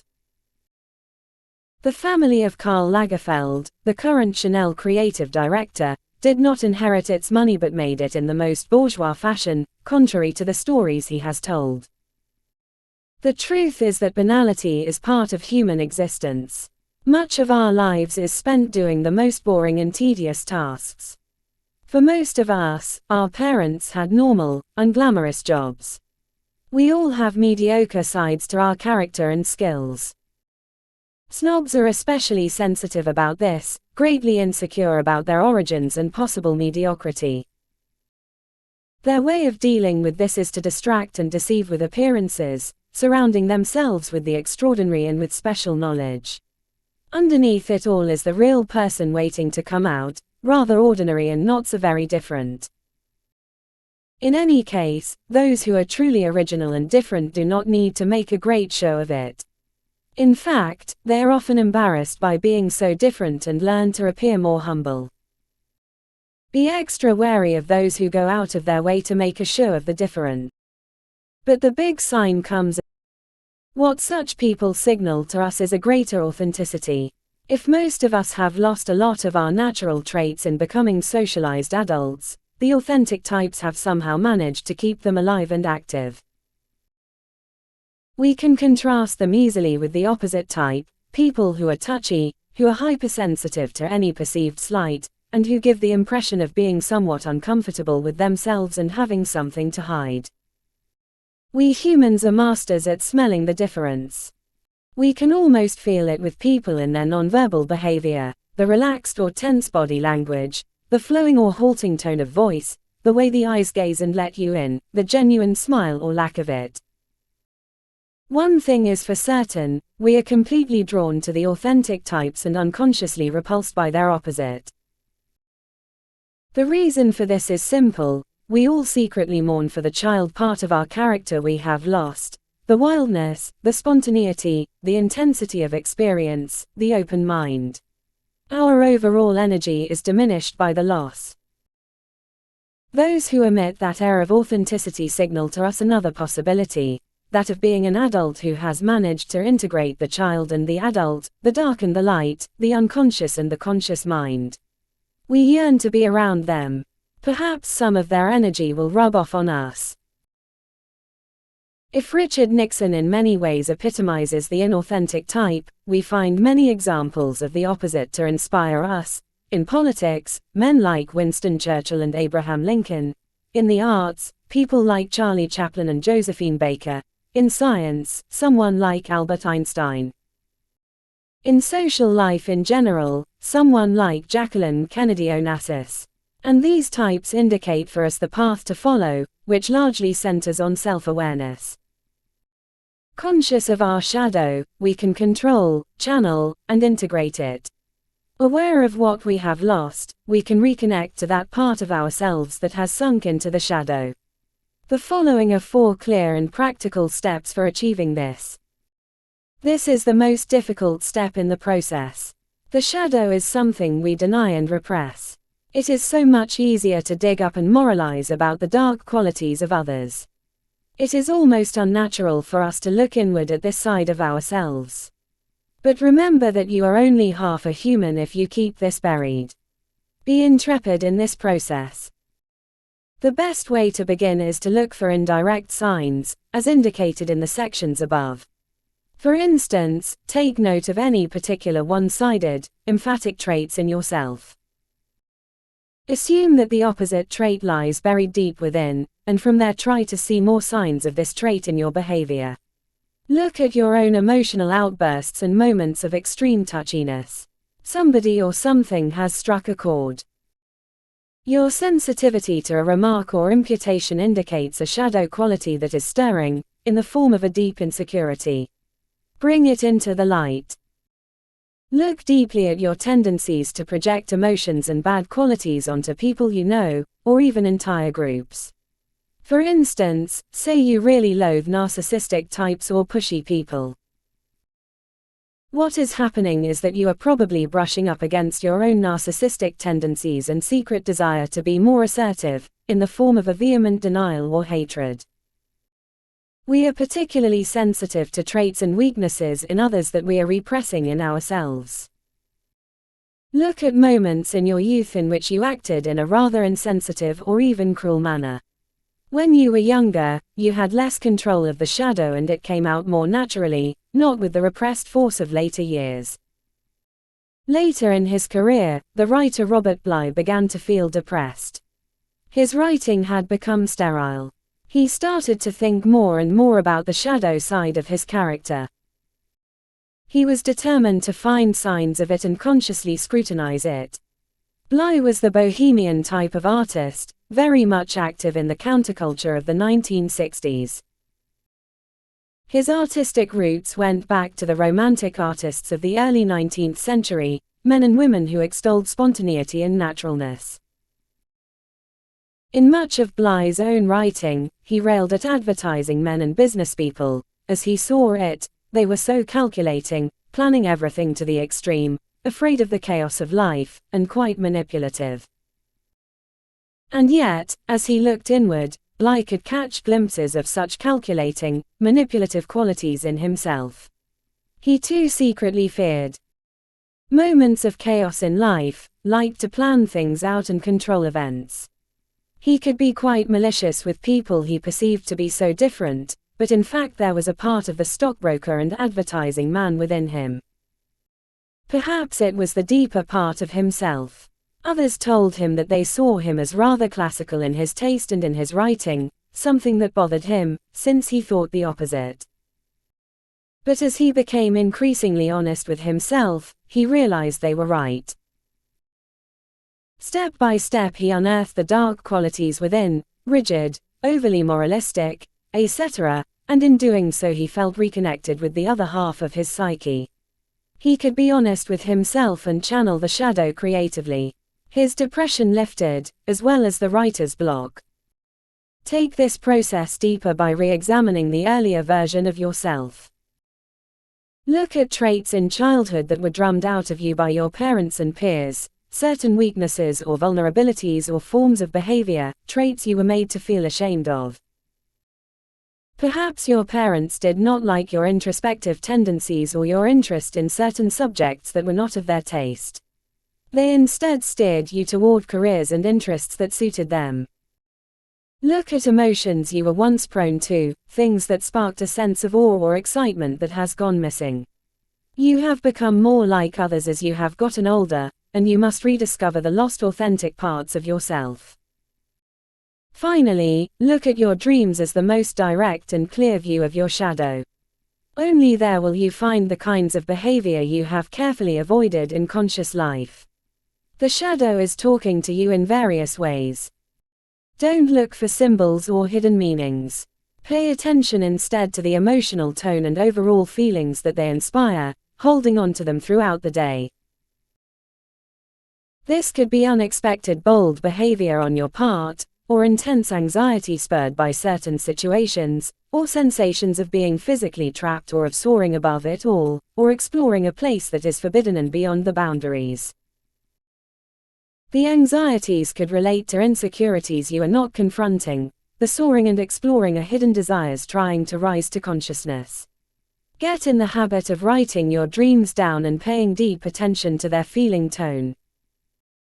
The more you go through this process and see the outlines of your shadow, the easier it will become. You will find more signs as your tense muscles of repression loosen up. At a certain point, the pain of going through this turns into excitement at what you're uncovering. Embrace the shadow. Your natural reaction in uncovering and facing up to your dark side is to feel uncomfortable and maintain only a surface awareness of it. Your goal here must be the opposite, not only complete acceptance of the shadow but the desire to integrate it into your present personality. From an early age Abraham Lincoln liked to analyze himself, and a recurrent theme in his self-examinations was that he had a split personality, on the one hand an ambitious almost cruel streak to his nature, and on the other a sensitivity and softness that made him frequently depressed. Both sides of his nature made him feel uncomfortable and odd. On the rough side, for instance, he loved boxing and thoroughly thrashing his opponent in the ring. In law and politics he had a rather scathing sense of humor. Once he wrote some anonymous letters to a newspaper, attacking a politician he thought of as a buffoon. The letters were so effective that the target went mad with rage. He found out that Lincoln was the source of them and challenged him to a duel. This became the talk of the town and proved quite embarrassing to Lincoln. He managed to get out of the duel, but he vowed to never indulge his cruel streak again. He recognized the trait in himself and would not deny it. Instead he would pour his aggressive, competitive energy into winning debates and elections. On his soft side, he loved poetry, felt tremendous affection for animals, and hated witnessing any kind of physical cruelty. He hated drinking and what it did to people. At his worst, he was prone to fits of deep melancholy and brooding over death. All in all, he felt himself to be far too sensitive for the rough and tumble world of politics. Instead of denying this side of himself, he channeled it into incredible empathy for the public, for the average man and woman. Caring deeply about the loss of lives in the war, he put all his efforts into ending it early. He did not project evil onto the South but rather empathized with its plight and planned on a peace that was not retributive. He also incorporated it into a healthy sense of humor about himself, making frequent jokes about his ugliness, high-pitched voice, and brooding nature. By embracing and integrating such opposing qualities into his public persona, he gave the impression of tremendous authenticity. People could identify with him in a way never seen before with a political leader. Explore the shadow. Consider the shadow as having depths that contain great creative energy. You want to explore these depths, which include more primitive forms of thinking and the darkest impulses that come out of our animal nature. As children, our minds were much more fluid and open. We would make the most surprising and creative associations between ideas. But as we get older, we tend to tighten this down. We live in a sophisticated, high-tech world dominated by statistics and ideas gleaned from big data. Free associations between ideas, images from dreams, hunches, and intuitions seem irrational and subjective. But this leads to the most sterile forms of thinking. The unconscious, the shadow side of the mind, has powers we must learn to tap into. And in fact, some of the most creative people in our midst actively engage this side of thinking. Albert Einstein based one of his theories of relativity on an image from a dream. The mathematician Jacques Hadamard made his most important discoveries while boarding a bus or taking a shower, hunches that came out of nowhere, or what he claimed to be his unconscious. Louis Pasteur made his great discovery about immunization based on a rather free association of ideas after an accident in his laboratory. Steve Jobs claimed that his most effective ideas came from intuitions, moments when his mind roamed most freely. Understand, the conscious thinking we depend on is quite limited. We can hold on to only so much information in short and long-term memory. But the unconscious contains an almost limitless amount of material from memories, experiences, and information absorbed in study. After prolonged research or work on a problem, when we relax our minds in dreams or while we are performing unrelated banal activities, the unconscious begins to go to work and associate all sorts of random ideas, some of the more interesting ones bubbling to the surface. We all have dreams, intuitions, and free associations of ideas, but we often refuse to pay attention to them or take them seriously.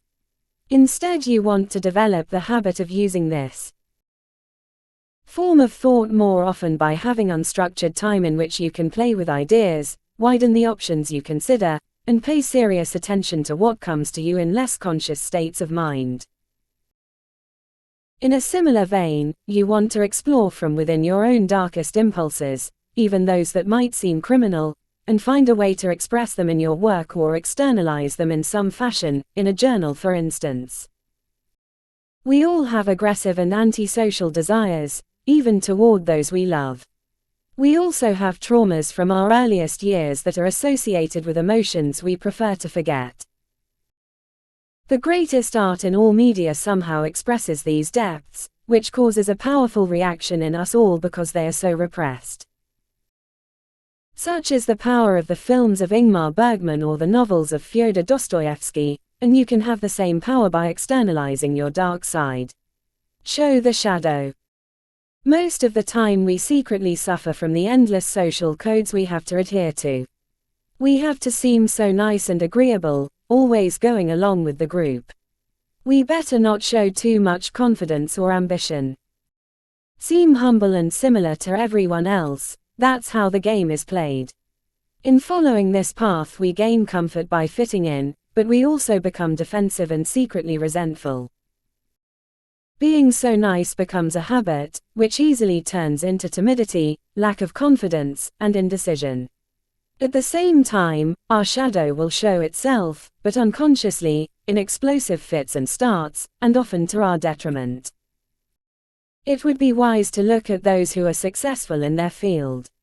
Inevitably we will see that most of them are much less bound by these codes. They are generally more assertive and overtly ambitious. They care much less what others think of them.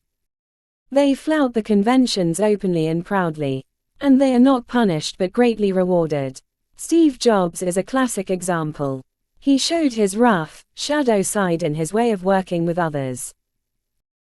Our tendency in looking at people like Jobs is to admire their creativity and subtract the darker qualities as unnecessary. If only he had been nicer, he would have been a saint. But in fact the dark side was inextricably interwoven with his power and creativity. His ability to not listen to others, to go his own way, and be a bit rough about it were key parts of his success, which we venerate. And so it is with many creative, powerful people. Subtract their active shadow, and they would be like everyone else. Understand, you pay a greater price for being so nice and deferential than for consciously showing your shadow.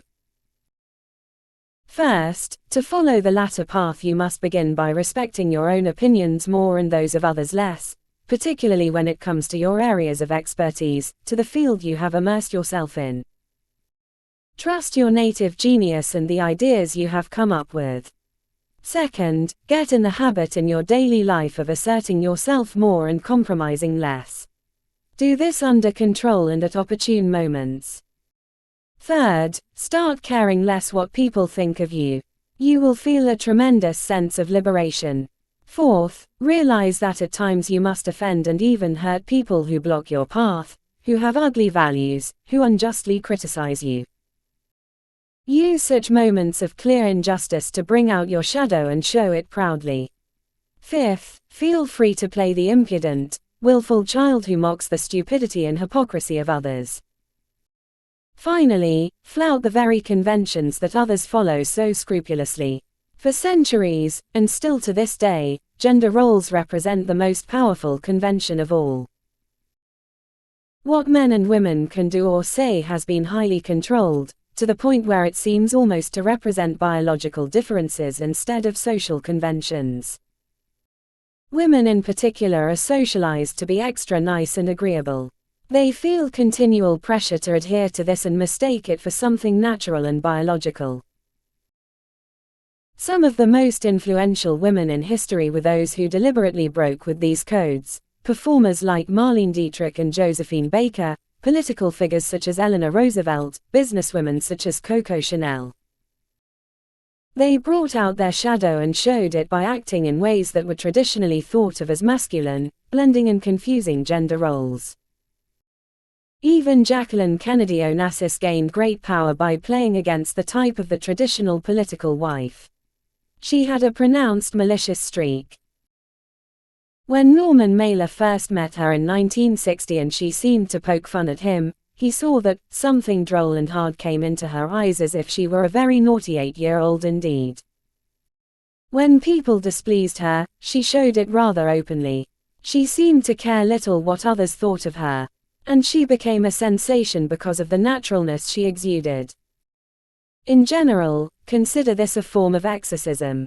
Once you show these desires and impulses, they no longer lie hidden in corners of your personality, twisting and operating in secret ways. You have released your demons and enhanced your presence as an authentic human. In this way, the shadow becomes your ally. Unfortunately, there is no doubt about the fact that man is, as a whole, less good than he imagines himself or wants to be. Everyone carries a shadow, and the less it is embodied in the individual's conscious life, the blacker and denser it is. Carl Jung. 10. Beware the fragile ego. The law of envy. Humans are naturally compelled to compare ourselves with one another. We are continually measuring people's status, the levels of respect and attention they receive, and noticing any differences between what we have and what they have. For some of us, this need to compare serves as a spur to excel through our work. For others, it can turn into deep envy, feelings of inferiority and frustration that lead to covert attacks and sabotage. Nobody admits to acting out of envy.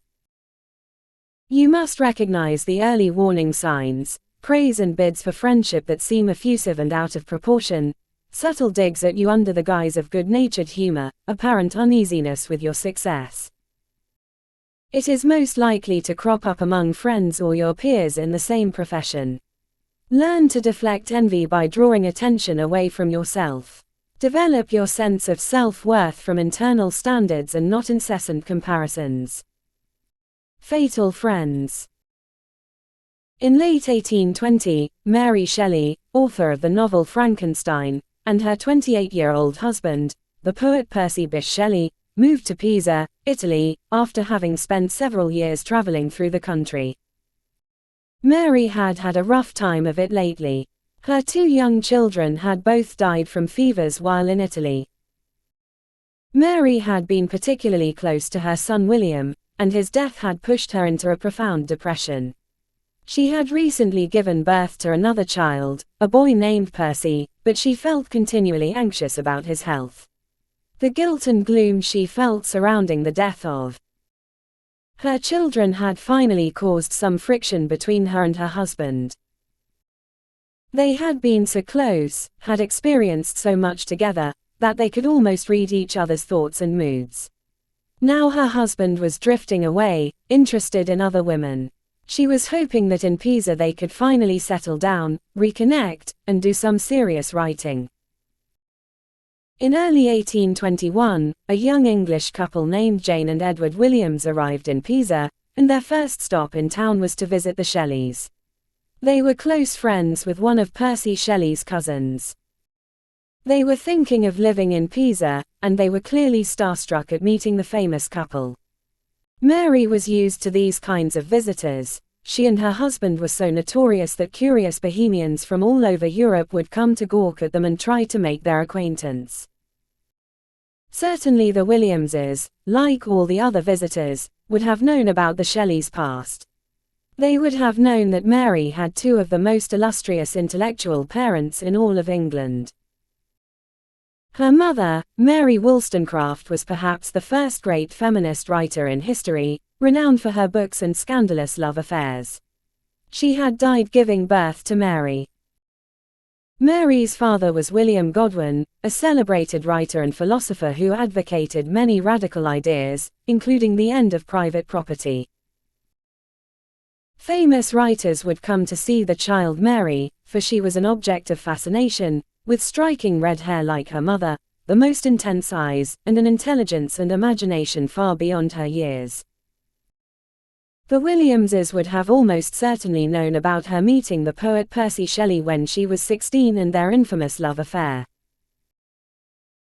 Shelley, of aristocratic origins and due to inherit a fortune from his wealthy father, had married a young beauty named Harriet, but he left her for Mary, and along with Mary's stepsister Claire, they traveled through Europe, living together and creating a scandal everywhere they went.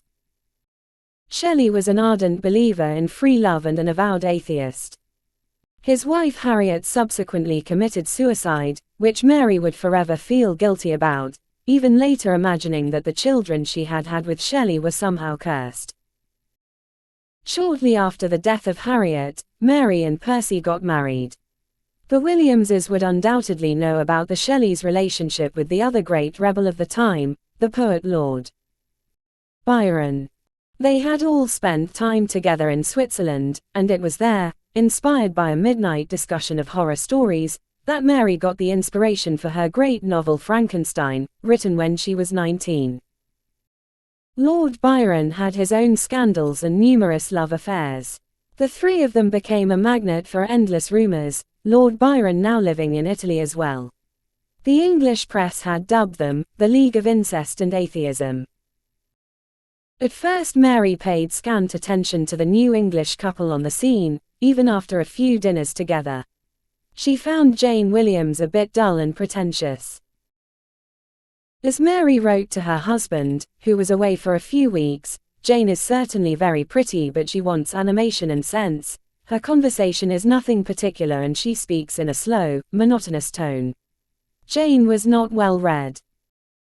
She loved nothing more than to arrange flowers, play the pedal harp, sing songs from India, where she had lived as a child, and pose rather prettily. Could she be that superficial? Every now and then Mary would catch Jane staring at her with an unpleasant look, which she quickly covered over with a cheerful smile. More important, a common friend who had known the Williamses in their travels across Europe had warned Mary in a letter to keep her distance from Jane. Edward Williams, however, was quite charming. He seemed to worship Shelley and to want to be like him. He had aspirations to be a writer. He was so eager to please and be of service. And then one day he told Mary the story of the romance between him and Jane, and Mary was quite moved. The Williamses were not actually married. Jane Cleveland, who came from the middle class, had married a high-ranking English soldier, only to find out he was an abusive brute. When she met the handsome Edward Williams, a military man who had lived in India, as Jane had, she fell instantly in love. In 1819, although Jane was still married to her first husband, she and Edward left for the continent, posing as a married couple. Like the Shelleys, they also had lived in Switzerland and had come to Italy for adventure and the good weather. Jane was now expecting her second child with Edward, just as Mary was now pregnant again. It seemed, in a fateful way, that they had much in common. More important, Mary empathized deeply with their love affair and how much they had sacrificed for each other. Then Jane had her second child. Now the two women could bond as young mothers. Finally, someone to talk to about the difficulties of raising infants in a foreign land, something Mary's husband could care less about. Besides, the Shelleys had no English friends, since English expatriates in Italy avoided them like the plague. It would be such a relief to have some daily companionship in this moment of turbulence in her life. Mary quickly became dependent on Jane's company and forgot any misgivings she might have had about her. Shelley seemed to warm up to the couple as well. Edward was surreptitious in offering to help Shelley in any way. Edward loved sailing and boasted of his navigational skills. Sailing was an obsession of Shelley's, despite the fact he had never learned to swim. Perhaps Edward could help him design the perfect sailing boat. And Jane began to intrigue him the more he spent time around her. Jane was so different from Mary. She never argued. She only looked at him admiringly and seconded everything he said. She was so cheerful. He could be her teacher, instructing her in poetry, and she could be his new muse, a role his depressed wife could not fill anymore. He bought Jane a guitar and loved to listen to the songs from India she seemed to know so well. She had a beautiful voice. He wrote poems in her honor and slowly became infatuated. Mary noticed all this. She knew well her husband's pattern. He was always looking for a woman very different from the one he was with to inspire him and break the monotony of a relationship. His first wife, Harriet, had been more like Jane, pretty and simple, and so he fell for the much more complicated Mary. Now the pattern was repeating as he fell for the simpler Jane. But how could she take Jane seriously as a rival? She was so ordinary. He was simply poeticizing her. He would eventually see her as she was and grow bored. Mary did not fear losing him. In 1822 the Shelleys and Williamses, now rather inseparable, decided to move together into a house further north along the coast, overlooking the Bay of Lerici. From the beginning Mary hated the place and begged her husband to find something else. It was so isolated. It was not easy to find supplies. The local peasants seemed rather brutal and unfriendly. The two couples would be completely dependent on their servants. Nobody besides Mary seemed interested in running the household, least of all Jane, who had proven to be quite lazy. But worse than everything, Mary had terrible forebodings about the place. She feared greatly for the fate of her child Percy, only 3 years old. She smelled disaster in the walls of the isolated villa that they occupied. She became nervous and hysterical. She knew she was putting everyone off with her behavior, but she could not quell her anxiety. Shelley reacted by spending more and more time with Jane. Several months after settling at the villa, Mary had a miscarriage and nearly died. Her husband attended to her for several weeks, and she recovered. But just as quickly he seemed to become enamored with a new plan that terrified Mary. He and Edward had designed a boat, one that was beautiful to look at, sleek, and fast. In June of that year some old friends of the Shelleys had arrived in Italy, Leigh Hunt and his wife. Hunt was a publisher who championed young poets, and Shelley was his favorite. Shelley planned to sail up the coast with Edward to meet the Hunts.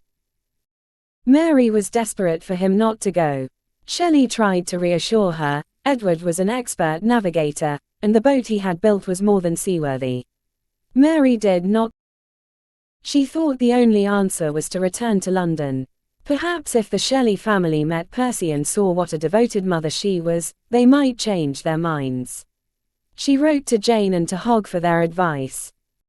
The two of them had now become close friends. Hogg seemed to think she should wait before returning. His letter was remarkably cold. Here was yet another person who had suddenly become distant. But it was the response of Jane that most surprised her. She advised giving up Percy and not coming to England.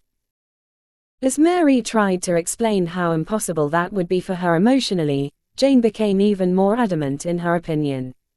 She expressed this in practical terms. Mary would not be welcomed in London, the Shelley family would turn against her even more, but it seemed so unsympathetic.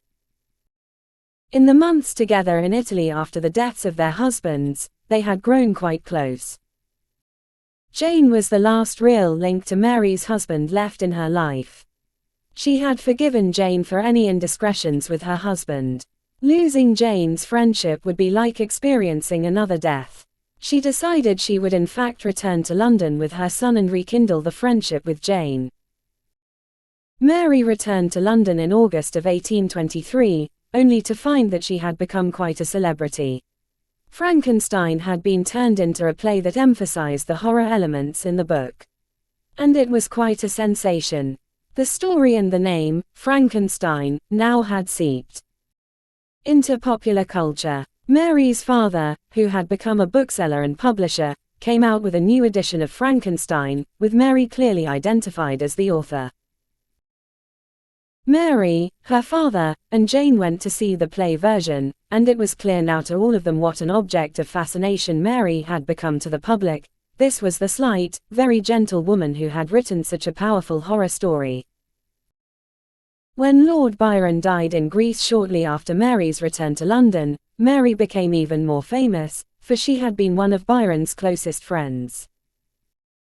All of the principal English intellectuals wanted to meet her, to find out more about her, Lord Byron, and her husband. Even Jane was now back to her friendly self, although at times she seemed to withdraw from Mary. Despite her fame, Mary was unhappy. She did not want the attention, because it came with endless gossip about her past and insinuations about her morality. She was tired of being looked at and judged. She wanted to hide herself and raise her son. She decided she would move close to where Jane was living, in a more remote part of London. There Percy would be reunited with Jane's children. They could live for each other and share their memories, recapture the past. Jane was so cheerful, and Mary needed cheering up. In return, she would do whatever it took to take care of Jane. In the summer of 1824 the two women saw much of each other. It was now apparent that Hogg had been courting Jane, but he was such an awkward and unpleasant man, Mary could hardly imagine Jane reciprocating his attentions. Besides, it was so soon after the death of her husband. But then one evening in January it became clear to Mary that she had been deceived for quite a while. It was somewhat late at night, at Jane's house. She and Percy had stuck around, Percy to play some games with Jane's children and Mary to talk some more. Hogg had arrived and Jane finally exploded at Mary, with a look Mary had never seen before on her friend's face. She asked Mary to leave so abruptly and rudely that it was clear she and Hogg had been having an affair and Jane could no longer conceal her irritation with Mary. She had noticed for some time that Jane had become increasingly cold and less interested in being with her. Now she understood this better. They remained friends. Mary empathized with her plight as a lonely widow, her need for a husband. Jane was now pregnant with Hogg's child. Mary struggled to get over her resentment and to help Jane as best she could. They saw less and less of each other. To distract her from her loneliness, Mary befriended a beautiful young woman named Isabel Robinson who needed help. She had given birth to an illegitimate child and her father would certainly disown her if he discovered the truth. For weeks Mary conspired to help her, planning to send Isabel to Paris to live with a man who would act as the father, the man in this case being a woman known as Miss Dodds, a notorious lesbian who loved to dress as a man and could easily pass for one. Mary delighted in furthering this plot, but before accompanying Isabel to Paris, one afternoon she received the shock of her life. Isabel confided to her in complete detail the stories that Jane had been telling her for months about Mary, that Shelley had never really loved his wife, that he had admired her but had had no feelings for her, that she was not the woman he had needed or wanted, that Jane was in fact the great love of his life. Jane had even hinted to Isabel that Mary had made him so unhappy that he had secretly wanted to die the day he left on his fatal sailing venture, and that Mary was somehow responsible for his death. Mary could hardly believe this, but Isabel had no reason to make up such a story. And as she thought about it more deeply, suddenly things began to make sense. The sudden coldness of Hogg, Leigh Hunt, and others who must have heard these stories, the looks Jane occasionally threw at Mary when she was the center of attention in a group. That look on her face when she threw Mary out of her house, the vehemence with which she wanted Mary to stay away from London and give up her child, which meant giving up their inheritance. All these years she had been not a friend but a competitor, and now it seemed clear that it was not Mary's husband who had pursued Jane but Jane who had actively seduced him with her poses, her coquettish looks, her guitar, her Putin's soft manner. She was false to the core. It was, after the death of Mary's husband, the harshest blow of all. Not only did Jane believe these monstrous stories, but she had made others believe them. Mary knew how well her husband had loved her over so many years, and after so many shared experiences. To spread the story that she had somehow caused his death was beyond hurtful. It was like a knife being plunged into an old wound. She wrote in her journal, "My friend has proved false and treacherous. Have I not been a fool?" After several months of brooding over this, Mary finally confronted her. Jane burst into tears, creating a scene. She wanted to know who had spread this awful story of her betrayal, which she denied. She accused Mary of being cold and unaffectionate. But for Mary, it was as if she had finally woken up from a dream. She could now see the fake outrage, the phony love, the way Jane confused matters with her drama. There was no going back. Over the ensuing years Mary would not cut off ties with Jane, but now their relationship was totally on her terms. Mary could only feel some strange satisfaction to see Jane's life slowly fall apart, the relationship with Hogg turning into a disaster. As Mary became more and more famous for her novels and her publishing of Shelley's poems, she mingled with the greatest writers and politicians of her time and slowly cut off contact with Jane. She could never trust her again. As she wrote some years later about this affair in her journal, "Life is not ill till we wish to forget. Jane first inspired me with that miserable feeling, staining past years as she did, taking sweetness from memory and giving it instead a serpent's tooth." Interpretation. Let us look at the many transformations that envy causes in the mind, as we can clearly see in the example of Jane Williams. When Jane first met Mary, she had conflicting emotions. On the one hand, there was much to like and admire about Mary. She had pleasant manners, was clearly brilliant, and felt deeply attached to her son. She could be quite generous. On the other hand, she made Jane feel deeply inferior. Jane lacked so many of the things that Mary had, but which she felt she deserved: attention for her own talents, for her willingness to sacrifice for love, for her charming nature. Inevitably, along with the attraction to Mary came envy, the desire to have the same things as Mary, the sense of being entitled to have them, but the apparent inability to get them easily or legitimately. With envy comes the secret desire to hurt, wound, or steal from the envied person, to right the unfairness that comes with his or her supposed superiority. There were many reasons for Jane to conceal and even repress the envy stirring within her. First, it is socially toxic to display envy. It reveals deep insecurity along with hostility, a very ugly brew, which is certain to push people away. Second, she and her husband depended on the Shelleys for their future livelihood, since Jane was determined to get Edward attached to Shelley as a friend, assistant, and sailing expert. Shelley was notoriously generous with money. Acting in a hostile manner toward Mary would have put that all in jeopardy. Finally, envy is a painful emotion, an admission of our own inferiority, something rather unbearable for us humans. It is not an emotion we want to sit with and brood over. We like to conceal it from ourselves and not be aware that it motivates our actions. Considering all this, Jane took the natural next step. She befriended Mary, returning Mary's friendly advances and then some. A part of her liked the woman and felt flattered at the attention shown to her by someone so famous. Jane was avid for attention. How could she now imagine herself as feeling envy toward Mary, if she had chosen to become her friend? But the more time she spent around Mary, the more the imbalance between them became apparent. It was Mary who had the illustrious, handsome husband, the possible large inheritance, the deep friendship with Lord Byron, and the rich imagination.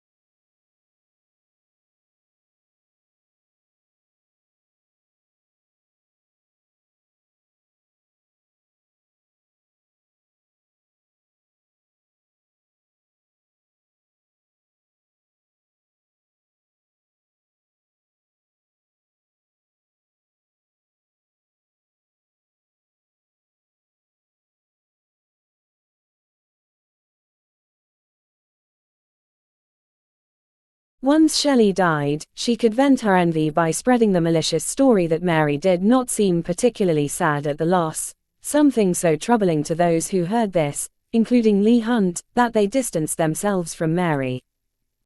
Once Jane was back in London and Mary joined her there, the pattern repeated. A part of Jane was still drawn to Mary. Over the years they had shared much.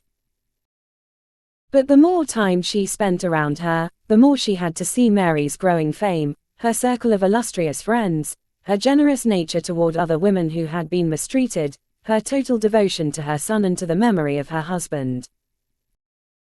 None of this jibed with the narrative, and so Jane had to take yet another step in her mind. Mary is false, still living off the legacy of her husband and others, motivated by her neediness, not by her generosity. If only other people could see this. So she stole Mary's friend Hogg, a weaker imitation of the original sin of stealing her husband. And she continued to spread stories about Mary, but this time with the added vicious twist that Jane was the last great love of Shelley's life, that he had never loved his wife, and that Mary had driven him to suicide. Telling such lurid stories in London would do maximum damage to Mary's reputation. It is hard to calculate the pain she inflicted over the years on Mary, the quarrels with Mary's husband exacerbated by Jane, the sudden mysterious coldness of Mary's closest friends, the push and pull Jane played on Mary, always stepping back when Mary wanted more closeness. And finally the revelation of the ultimate betrayal, and the thought, which would haunt Mary for years, that so many had believed Jane's story. Such can be the hidden pain inflicted by one great envier. Understand, envy occurs most commonly and painfully among friends. We assume that something in the course of the relationship caused the friend to turn against us. Sometimes all we experience is the betrayal, the sabotage, the ugly criticisms they throw at us, and we never understand the underlying envy that inspired these actions. What we need to grasp is something paradoxical. People who feel envy in the first place are often motivated to become our friends. Like Jane, they feel a mix of genuine interest, attraction, and envy. If we have some qualities that make them feel inferior, becoming our friend, they can disguise the envy to themselves. They will often go even further, becoming extra attentive and impatient to secure our friendship. But as they draw closer, the problem gets worse. The underlying envy is continually stirred. The very traits that might have stimulated feelings of inferiority, the good position, the solid work ethic, the likability, are now being witnessed on a daily basis. And so as with Jane, a narrative is gradually constructed. The envied person is lucky, overly ambitious, not nearly so great. As our friends, enviers can discover our weak points and what will wound the most. From within a friendship they are better positioned to sabotage us, steal our spouse, spread mayhem. Once they attack us, we tend to feel guilty and confused. Perhaps I deserve some of their criticisms. If we respond angrily, this only feeds the narrative of our unlikable nature. Because we were friends, we feel doubly wounded and betrayed, and the deeper the wound, the greater the satisfaction for the envier. We can even speculate that the envier is unconsciously drawn to befriending the envied person in order to have this wounding power. Although such fatal friends are elusive and tricky, there are always warning signs. Learn to pay deeper attention to your first impressions. Often we intuit that the other person is false but then forget this as they make friendly overtures. We always feel better about people who seem to like us, and enviers know this well. Rely upon the opinions of friends and neutral third parties. Many friends of Mary found Jane conniving and even a bit scary. The envy of the friend will also tend to leak out in sudden looks and disparaging comments. Enviers will give puzzling advice, something that seems against our interests but well reasoned on their part. They want us to make mistakes and will often try to find a way to lead us into them. Any success or increase in attention that we experience will cause greater leakage of the true feelings. It is not a question of becoming paranoid but simply of being alert once you pick up some signs of possible envy. Learn to spot the types particularly prone to feeling envy before you become too enmeshed in the drama. It is hard to measure what you will gain by avoiding an envy attack, but think of it this way: the pain inflicted by one envier friend can resonate and poison you for years. Every time a friend succeeds, I die a little. Gore Vidal. Keys to Human Nature. Of all the human emotions, none is trickier or more elusive than envy. It is very difficult to actually discern the envy that motivates people's actions or to even know that we have suffered an envy attack from another. This is what makes it so frustrating to deal with and so dangerous. The reason for this elusiveness is simple: we almost never directly express the envy we are feeling. If we feel anger toward people because of something they said or did, we may try to disguise our anger for various reasons, but we are aware that we are feeling hostile.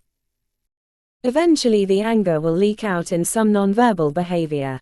And if we act upon our anger, the target will feel it for what it is and more often than not know what caused the anger in that moment.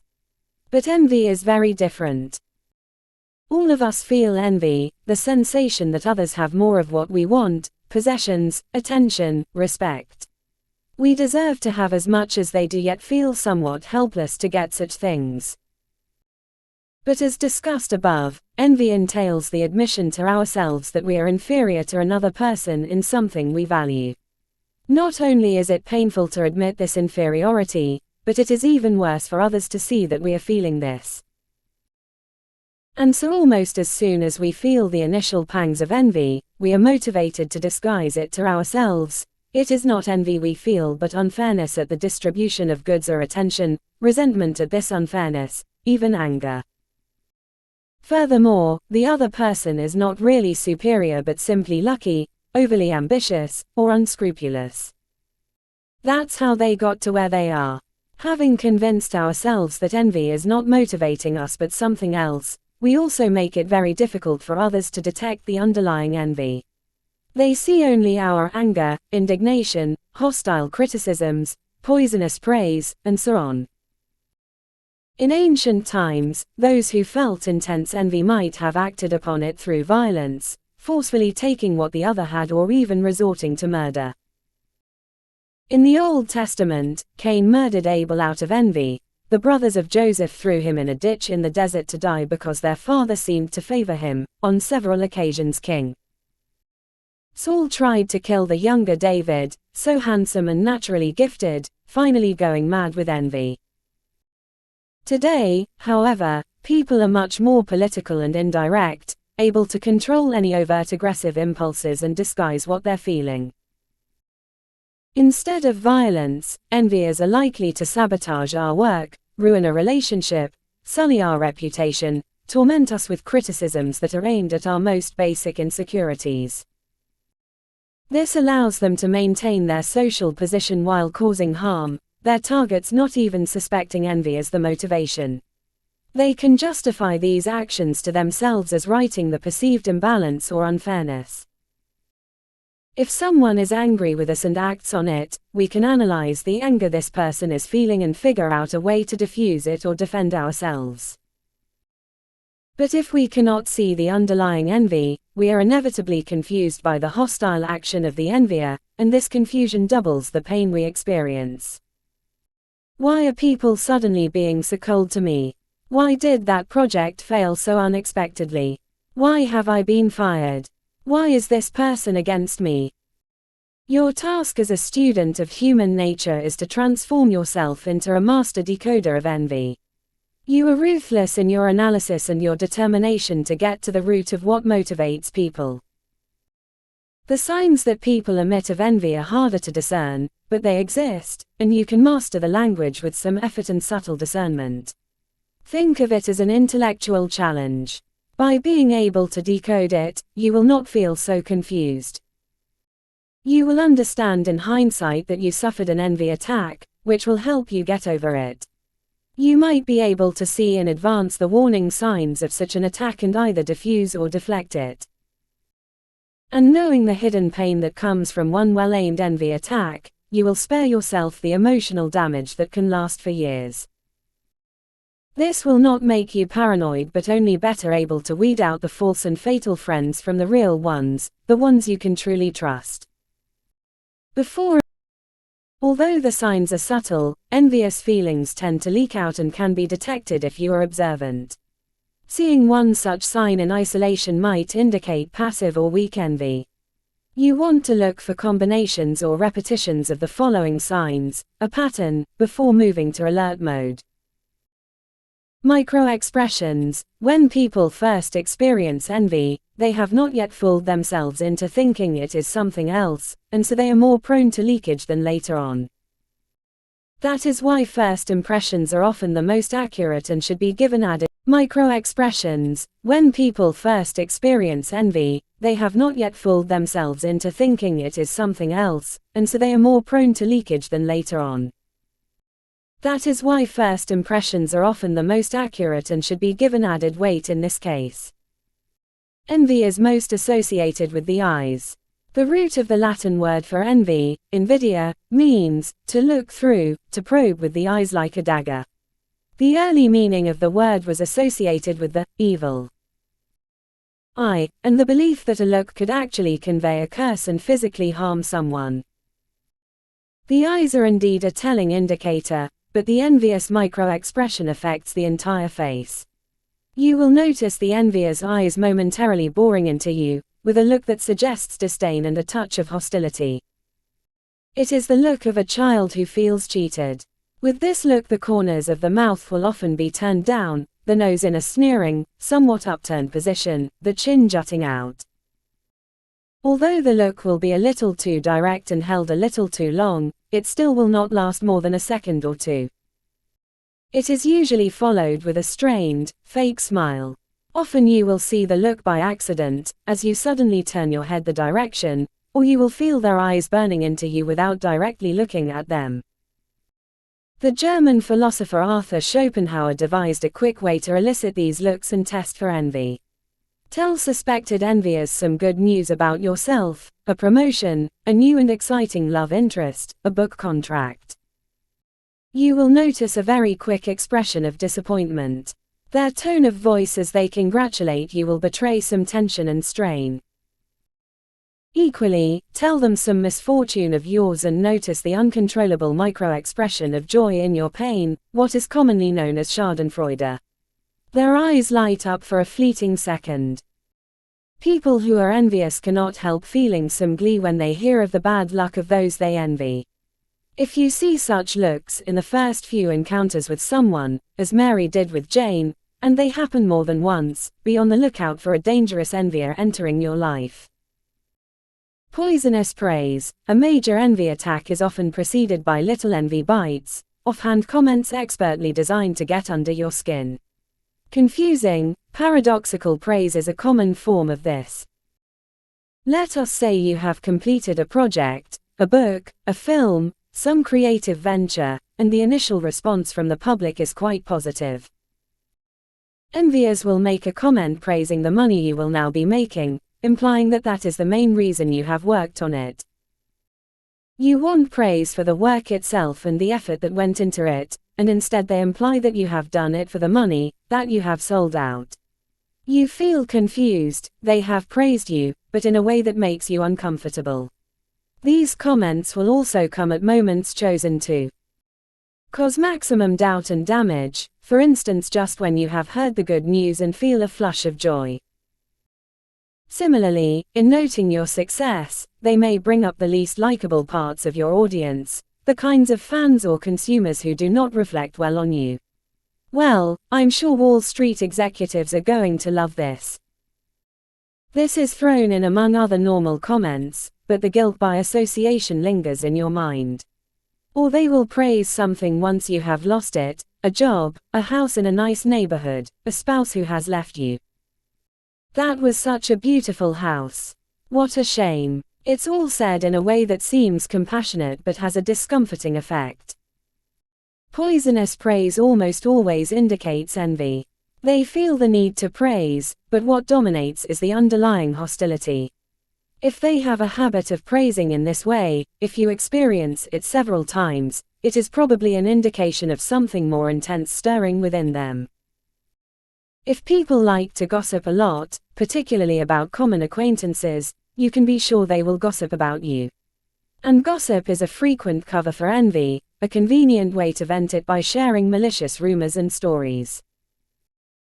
When they talk about others behind their backs, you will see their eyes light up and their voice become animated. It gives them a joy comparable to schadenfreude. They will elicit any kind of negative report about a common acquaintance. A frequent theme in the gossip is that no one's really that great, and people aren't what they pretend to be.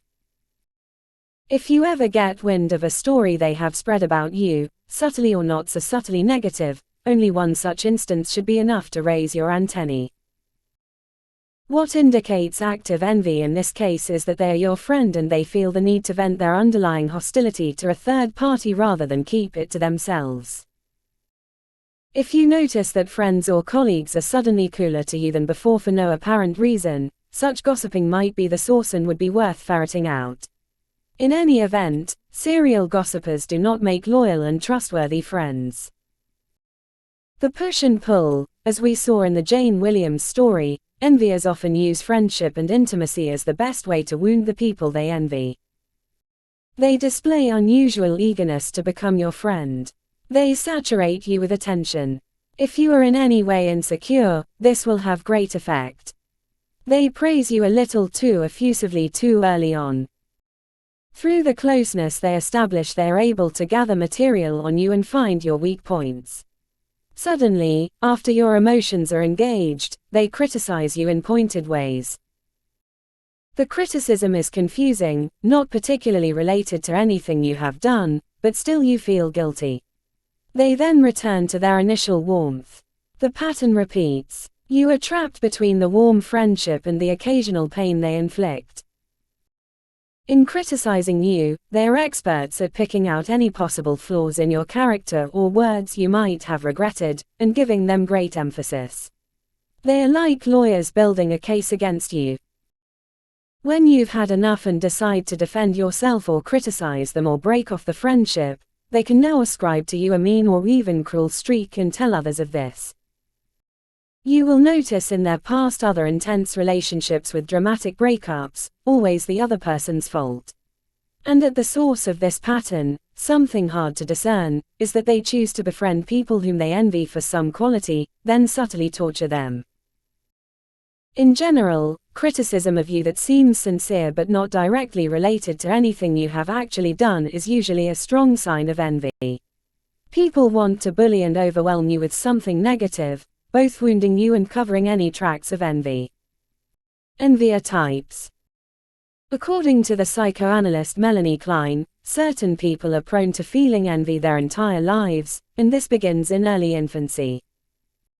In the first few weeks and months of life, the mother and infant are almost never out of each other's presence. But as they get older, infants must deal with the mother's absence for longer periods of time, and this entails a painful adjustment.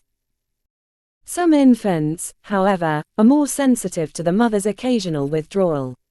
They are greedy for more feeding and more attention. They become aware of the presence of the father, with whom they must compete for the mother's attention. They may also become aware of other siblings, who are seen as rivals. Klein, who specialized in the study of infancy and early childhood, noticed that some children feel greater degrees of hostility and resentment toward the father and siblings for the attention they are receiving at their expense, and toward the mother for not giving them enough. Certainly there are parents who create or intensify such envy by playing favorites, by withdrawing on purpose to make the child more dependent. In any event, infants or children experiencing such envy will not feel grateful and loved for the attention they do get, but instead feel continually deprived and unsatisfied. A pattern is set for their entire lives. They are children and later adults for whom nothing is ever quite good enough. All potentially positive experiences are spoiled by the sensation that they should have more and better. Something is missing, and they can only imagine that other people are cheating them out of what they should have. They develop an eagle eye for what others have that they don't. This becomes their dominant passion. Most of us experience moments in childhood in which we feel another person is getting more of the attention that we deserve, but we are able to counterbalance this with other moments in which we experience undeniable love and gratitude for it. As we get older, we can transfer such positive emotions to a series of people, siblings, teachers, mentors, friends, lovers, and spouses. We alternate between wanting more and feeling relatively satisfied and grateful. Those prone to envy, however, do not experience life the same way. Instead, they transfer their initial envy and hostility to a series of others whom they see as disappointing or hurting them. Their moments of satisfaction and gratitude are rare or non-existent. I want more, they are always telling themselves. Because envy is a painful sensation, these types will enact lifelong strategies to mitigate or repress these feelings that gnaw at them. They will denigrate anything or anyone good in the world. This means there aren't really people out there worth envying. Or they will become extremely independent. If they do not need people for anything, that will expose them to fewer envy scenarios. At an extreme, they will devalue themselves. They don't deserve good things in life and so have no need to compete with others for attention and status. According to Klein, these common strategies are brittle and will break down under stress, a downturn in their career, bouts of depression, wounds to their ego. The envy they experienced in their earliest years remains continually latent and ready to be directed at others. They are literally looking for people to envy so they can re-experience the primal emotion. Depending on their psychological makeup, they will tend to conform to certain envying types. It is of great benefit to be able to recognize such types early on, because they are the ones most likely to turn active with their envy. The following are 5 common varieties of enviers, how they tend to disguise themselves, and the particular forms of attack. When you first meet them, levelers can seem rather entertaining and interesting. They tend to have a wicked sense of humor. They are good at putting down those who are powerful and deflating the pretentious. They also seem to have a keen nose for injustice and unfairness in this world. But where they differ from people with genuine empathy for underdogs is that levelers cannot recognize or appreciate excellence in almost anyone, except those who are dead. They have fragile egos. Those who have achieved things in life make them feel insecure. They are highly sensitive to feelings of inferiority. The envy they initially feel for those who are successful is quickly covered up by indignation. They rail at high achievers for gaming the system, for being far too ambitious, or simply for being lucky and not really deserving praise.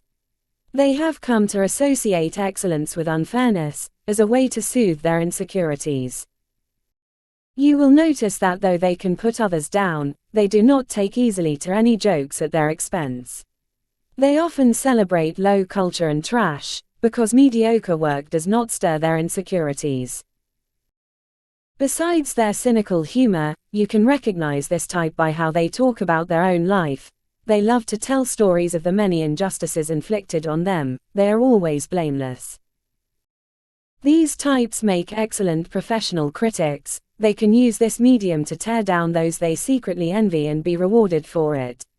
Their main goal is to bring everyone down to the same mediocre level they occupy. This sometimes means leveling not only achievers and the powerful but also those who are having too good a time, who seem to be enjoying themselves too much, or who have too great a sense of purpose, which levelers lack. Be wary around such types, particularly in the workplace, because they will make you feel guilty for your own impulse to excel. They will begin with passive-aggressive comments that taint you with the ugly word, ambition. You might be a part of the oppressor class. They will criticize you in ugly and hurtful ways. They may follow this up with active sabotage of your work, which they justify to themselves as a form of retributive justice. The self-entitled slacker. In the world today, many people rightfully feel entitled to have success and the good things in life, but they usually understand that this will require sacrifice and hard work. Some people, however, feel they deserve attention and many rewards in life, as if these are naturally due to them. These self-entitled slackers are generally quite narcissistic. They will make the briefest outline for a novel or screenplay they want to write, or an idea for a brilliant business, and feel that that is enough to attract praise and attention. But deep down, these slackers feel insecure about their ability to get what they want. That is why they have never really developed the proper discipline.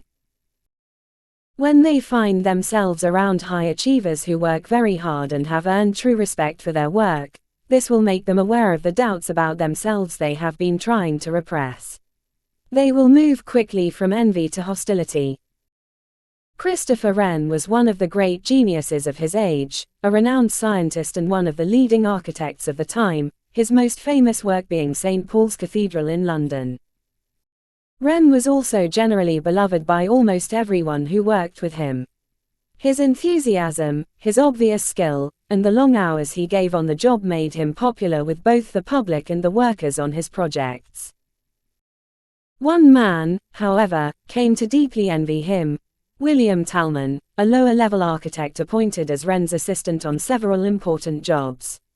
Talman believed that their roles should have been reversed. He had an extremely high opinion of himself, a rather sour attitude, and a pronounced lazy streak. When a couple of accidents occurred on two of Wren's projects, killing some workmen, Talman went into overdrive, accusing his boss of being negligent. He dug up every other possible misdeed in Wren's long career, trying to make the case that he did not deserve his lofty reputation. For years he waged a campaign to besmirch Wren's reputation, calling him careless with lives and money and generally overrated. He so muddied the waters that the king finally gave some important commissions to the much less talented Talman, infuriating Wren. Talman proceeded to steal and incorporate many of Wren's innovations. The ugly battle with Talman had a debilitating emotional effect on Wren that lasted years.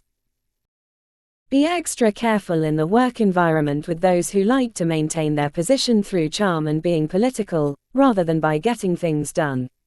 They are very prone to envying and hating those who work hard and get results.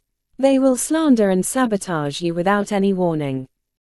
The status fiend. As social animals, we humans are very sensitive to our rank and position within any group. We can measure our status by the attention and respect we receive. We are constantly monitoring differences and comparing ourselves with others. But for some people, status is more than a way of measuring social position, it is the most important determinant of their self-worth. You will notice such fiends by the questions they ask about how much money you make, whether you own your home, what kind of neighborhood it's in, whether you occasionally fly business class, and all of the other petty things that they can use as points of comparison. If you are of a higher social status than they are, they will conceal their envy by appearing to admire your success. But if you are a peer or happen to work with them, they will be sniffing for any sign of favoritism or privileges they don't have, and they will attack you in underhanded ways, undermining your position within the group. For Baseball Hall of Famer Reggie Jackson, his Yankee teammate Graig Nettles fit this type. To Jackson, Nettles seemed extremely attentive to the credit and accolades others were getting that he was not. He was always discussing and comparing salaries. What embittered Nettles was the size of Jackson's salary and the attention he got from the media. Jackson had earned the salary and attention he received through his batting prowess and colorful personality, but the envious Nettles saw it differently. He thought Jackson simply knew how to play the media and cozy up to the Yankees owner George Steinbrenner. Jackson, he decided, was a manipulator. His envy leaked out in wicked jokes at Jackson's expense, poisonous praise, and hostile looks. He turned much of the Yankee clubhouse against Jackson and made his life miserable. As Jackson wrote of him in his autobiography, "I always had the feeling he was behind me, ready to turn the knife." He also felt there was some tacit racism in Nettles's envy, as if a black athlete could not possibly earn a salary that much larger than his own. Recognize status fiends by how they reduce everything to material considerations. When they comment on the clothes you wear or the car you drive, they seem to focus on the money these things must have cost, and as they talk about such things, you will notice something childish in the demeanor. As if they were reliving a family drama in which they felt cheated by a sibling who had something better.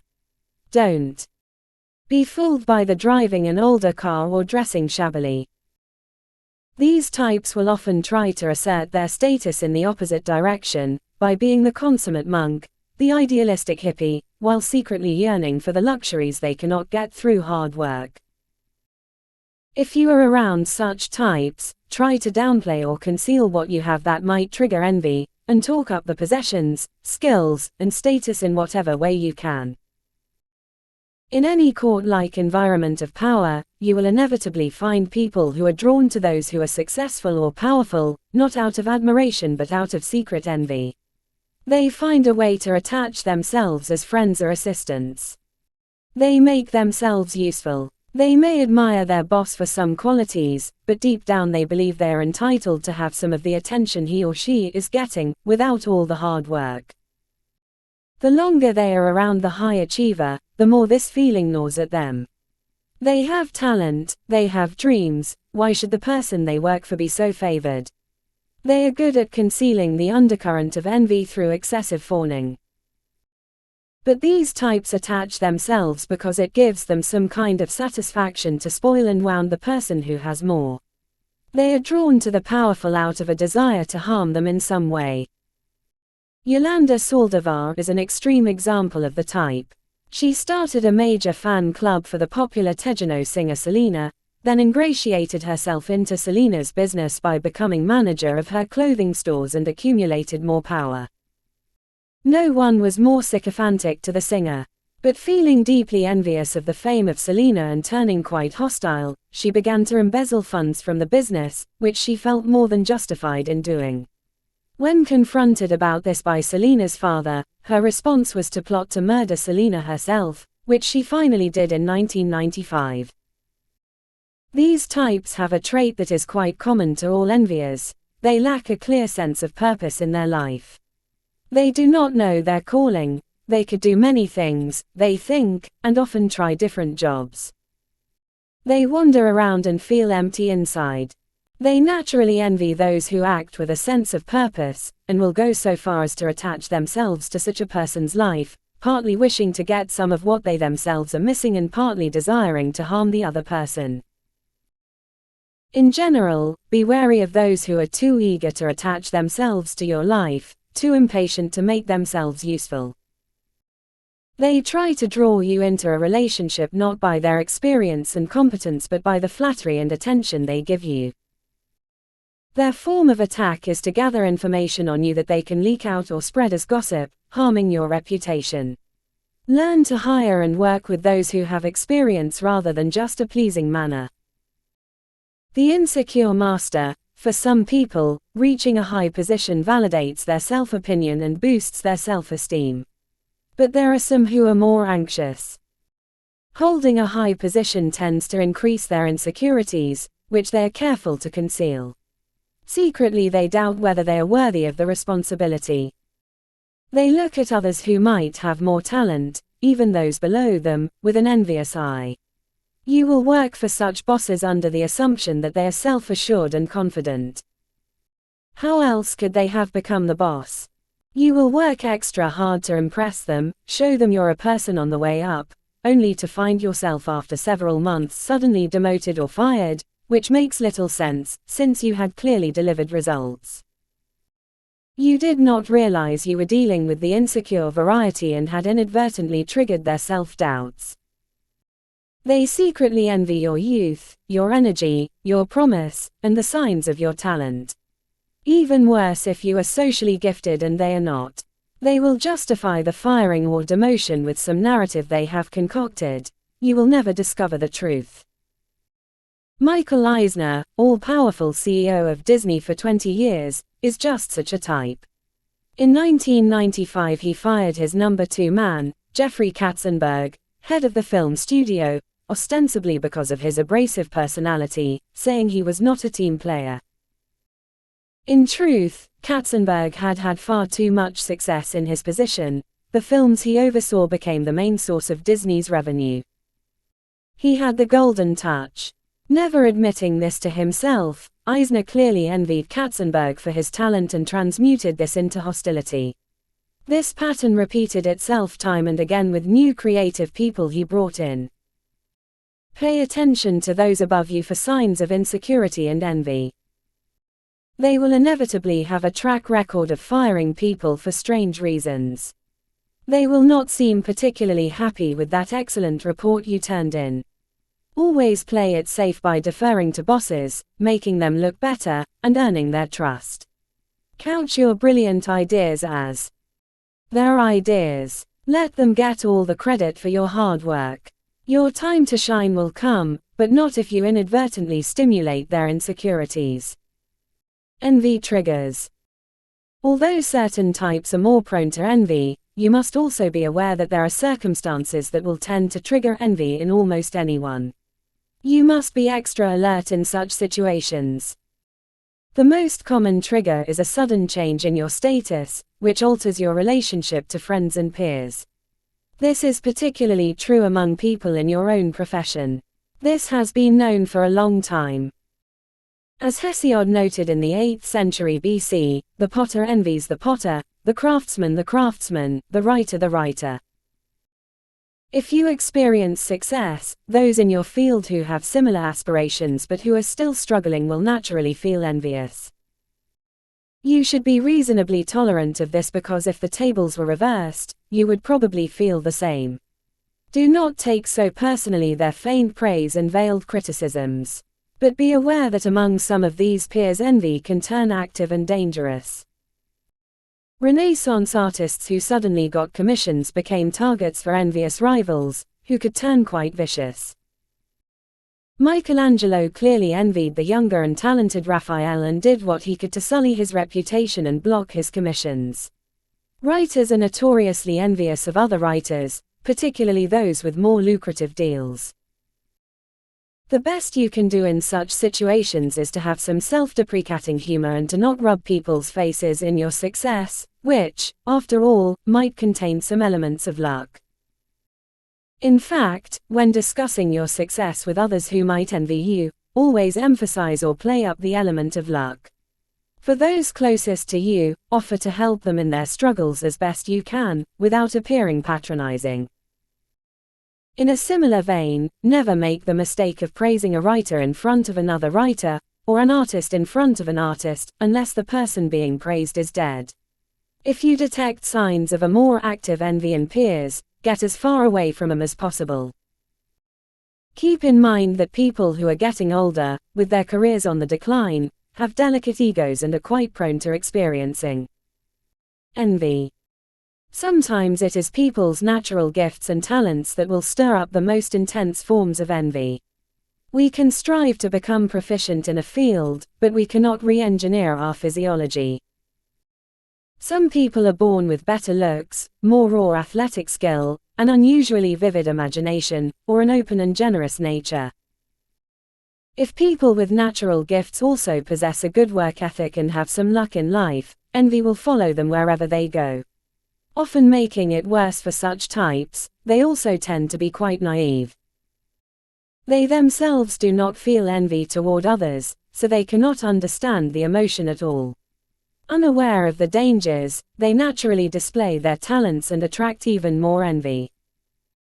Mary Shelley was all of this, gifted with a brilliant imagination and superior intellectual capabilities, and also quite naive. What is worse, envying types secretly loathe those who are immune to feeling envy. It makes their envious nature doubly apparent to themselves and stirs the desire to hurt and wound. If you have any natural gifts that elevate you above others, you must be aware of the dangers and avoid flaunting such talents. Instead, you want to strategically reveal some flaws to blunt people's envy and mask your natural superiority. If you are gifted in the sciences, make it clear to others how you wish you had more social skills. Show your intellectual clumsiness at subjects outside your expertise. John F. Kennedy seemed almost too perfect to the American public. So handsome, intelligent, and charismatic, and with such a beautiful wife, it was hard to identify with or like him. As soon as he made his big mistake in the failed invasion of Cuba early on in his administration, and took full responsibility for the debacle, his poll numbers skyrocketed. The mistake had humanized him. Although this was not done by design, you can have a similar effect by discussing the mistakes you have made in the past and showing some selective awkwardness in certain areas that do not diminish your overall reputation. Women who achieve success and fame are more prone to attracting envy and hostility, although this will always be veiled as something else. Such women are said to be too cold, or ambitious, or unfeminine. Oftentimes we choose to admire people who achieve great things, admiration being the opposite of envy. We do not feel personally challenged or insecure in the face of their excellence. We might also emulate them, use them as spurs toward trying to achieve more. But unfortunately this is rarely the case with successful women. A high-achieving woman inflicts greater feelings of inferiority in both other women and men, which leads to envy and hostility, not admiration. Coco Chanel, the most successful businesswoman of her era, especially considering her origins as an orphan, suffered from such envy her entire life. In 1931, at the height of her power, she met Paul Iribe, an illustrator and designer whose career was on the decline. Iribe was an expert seducer and they had much in common. But several months into their relationship, he began to criticize her for her extravagance and torment her about her other flaws as he saw them. He wanted to control all aspects of her life. Lonely and desperate for a relationship, she hung on, but she later wrote of Iribe, "My growing celebrity eclipsed his declining glory. Iribe loved me with the secret hope of destroying me. Love and envy are not mutually exclusive." Successful women will have to bear this burden until such entrenched underlying values are changed. In the meantime, they will have to be even more adept at deflecting envy and playing the humble card. Robert Rubin, two-term Secretary of the Treasury under Bill Clinton, was a grand master when it came to masking his excellence and diffusing envy. He had begun his career at Goldman Sachs in 1966, slowly rising through the ranks to become its co-head in 1990. He was one of the key figures who transformed Goldman Sachs into the most powerful investment bank on Wall Street. He was a hard worker and brilliant at finance, but as he became more powerful within Goldman, he also became more deferential in all of his interactions. In meetings in which he was clearly the most knowledgeable person, he would make a point of asking for the opinions of the most junior associate in attendance, and of listening to what he or she had to say with rapt attention. When people who worked for him asked him what should be done in relation to some crisis or problem, he would look at them calmly and ask first, "What do you think?" He would take their answer quite seriously. As one colleague at Goldman later said of him, "There is no one better at the humility shtick than Bob." The line, "just one's man" opinion, was something he would utter a dozen times a day. What is remarkable is how Rubin earned the admiration of so many people and how few had anything bad to say about him, considering the competitive environment within the company. This reveals the power you have to short-circuit envy by placing attention on other people instead of yourself and engaging with them on a meaningful level. If you find yourself under an envy attack, your best strategy is to control your emotions. It is much easier to do this once you realize that envy is the source. The envier feeds upon your overreaction as material to criticize you, justify their actions, and entangle you in some further drama. At all costs, maintain your composure. If possible, get some physical distance as well. Fire them, cut off contact, whatever is possible. Do not imagine you can somehow repair the relationship.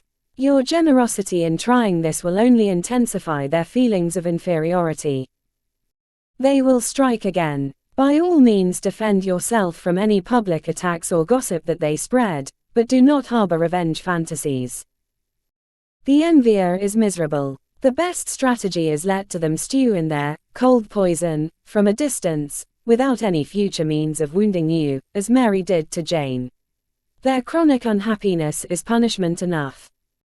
Finally, you might imagine that envy is a somewhat rare occurrence in the modern world. After all, it is a primitive, childish emotion, and we live in such sophisticated times. Furthermore, not many people discuss or analyze envy as a major social factor.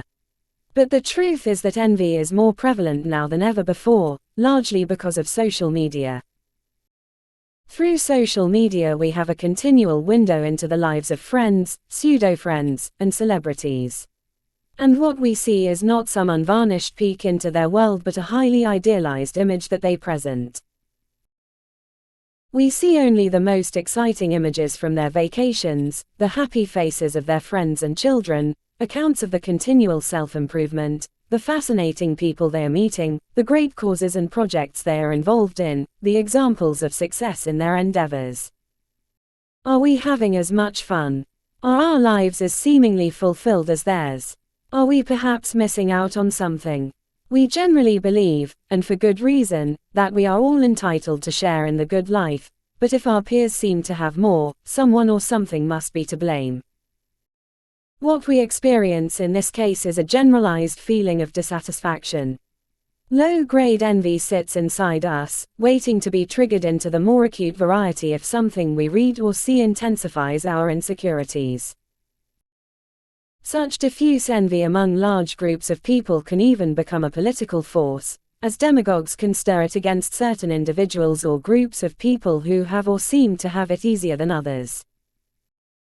People can be unified through their underlying envy, but as with the personal variety, nobody will admit to this, nor will it ever be seen as such. Public envy can be quickly turned against public figures, especially in the form of schadenfreude when they experience some misfortune. Gossip about the powerful becomes an industry. What this means is simple: we will find more and more people around us prone to feeling passive envy that can turn into the virulent form if we are not careful. We must be prepared to feel its effects coming from friends, colleagues, and the public if we are in the public eye.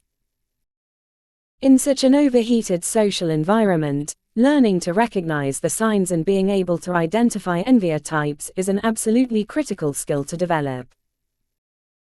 And since we are now all more susceptible to feeling envy ourselves, we must also learn how to manage this emotion within ourselves, transforming it into something positive and productive. Beyond envy. Like most humans, you will tend to deny that you ever experience envy, at least strong enough to act on. You are simply not being honest with yourself. As described above, you are only conscious of the indignation or resentment you feel that covers up the initial pangs of envy. You need to overcome the natural resistance to seeing the emotion as it first stirs within you. We all compare ourselves with others, we all feel unsettled by those who are superior in some area that we esteem, and we all react to this by feeling some form of envy. You can begin with a simple experiment. Next time you hear or read about the sudden success of someone in your field, notice the inevitable feeling of wanting the same and the subsequent hostility, however vague, toward the person you envy. It happens quickly and you can easily miss the transition, but try to catch it. It is natural to go through this emotional sequence and there should be no guilt attached. Monitoring yourself and seeing more such instances will only help you in the slow process of moving beyond envy. Let us be realistic, however, and realize that it is almost impossible to rid ourselves of the compulsion to compare ourselves with others. It is too ingrained in our nature as a social animal. Instead, what we must aspire to is to slowly transform our comparing inclination into something positive, productive, and pro-social. The following are 5 simple exercises to help you in achieving this. Move closer to what you envy.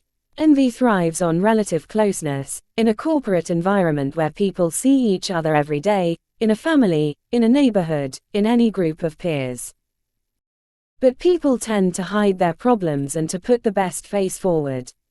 We only see and hear of their triumphs, their new relationships, their brilliant ideas that will land them a gold mine. If we moved closer, if we saw the quarrels that go on behind closed doors or the horrible boss that goes with that new job, we would have less reason to feel envy. Nothing is ever so perfect as it seems, and often we would see that we are mistaken if we only looked closely enough. Spend time with that family you envy and wish you had as your own, and you will begin to reassess your opinion. If you envy people with greater fame and attention, remind yourself that with such attention comes a lot of hostility and scrutiny that is quite painful. Wealthy people are often miserable. Read any account of the last 10 years of the life of Aristotle Onassis, one of the wealthiest men in history, married to the glamorous Jacqueline Kennedy, and you will see that his wealth brought him endless nightmares, including the most spoiled and unloving of children. The process of moving closer is twofold. On the one hand, try to actually look behind the glittering facades people present, and on the other hand, simply imagine the inevitable disadvantages that go along with their position. This is not the same as leveling them down. You are not diminishing the achievements of those who are great. You are mitigating the envy you might feel for things in people's personal lives. Engage in downward comparisons. You normally focus on those who seem to have more than you, but it would be wiser to look at those who have less.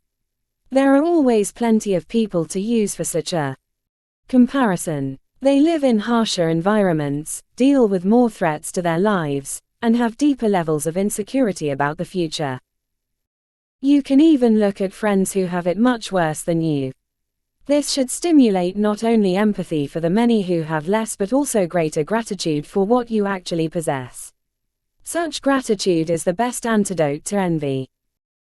As a related exercise, you can write up all the positive things in your life that you tend to take for granted, the people who have been kind and helpful to you, the health that you presently enjoy. Gratitude is a muscle that requires exercise or it will atrophy. Mitfreud Schadenfreude, the experience of pleasure in the pain of other people, is distinctly related to envy, as several studies have demonstrated. When we envy someone, we are prone to feel excitement, even joy, if they experience a setback or suffer in some way. But it would be wise to practice instead the opposite, what the philosopher Friedrich Nietzsche called Mitfreud, joying with. As he wrote, the serpent that stings us means to hurt us and rejoices as it does so. The lowest animal can imagine the pain of others. But to imagine the joy of others and to rejoice at it is the highest privilege of the highest animals. This means that instead of merely congratulating people on the good fortune, something easy to do and easily forgotten, you must instead actively try to feel their joy, as a form of empathy. This can be somewhat unnatural, as our first tendency is to feel a pang of envy, but we can train ourselves to imagine how it must feel to others to experience their happiness or satisfaction. This not only cleans our brain of ugly envy but also creates an unusual form of rapport. If we are the targets of Mitfreud, we feel the other person's genuine excitement at our good fortune, instead of just hearing words, and it induces us to feel the same for them. Because it is such a rare occurrence, it contains great power to bond people. And in internalizing other people's joy, we increase our own capacity to feel this emotion in relation to our own experiences. Transmute envy into emulation. We cannot stop the comparing mechanism in our brains, so it is best to redirect it into something productive and creative. Instead of wanting to hurt or steal from the person who has achieved more, we should desire to raise ourselves up to his or her level. In this way, envy becomes a spur to excellence. We may even try to be around people who will stimulate such competitive desires, people who are slightly above us in skill level. To make this work requires a few psychological shifts. First, we must come to believe that we have the capacity to raise ourselves up. Confidence in our overall abilities to learn and improve will serve as a tremendous antidote to envy. Instead of wishing to have what another has and resorting to sabotage out of helplessness, we feel the urge to get the same for ourselves and believe we have the ability to do so. Second, we must develop a solid work ethic to back this up. If we are rigorous and persistent, we will be able to overcome almost any obstacle and elevate our position. People who are lazy and undisciplined are much more prone to feeling envy.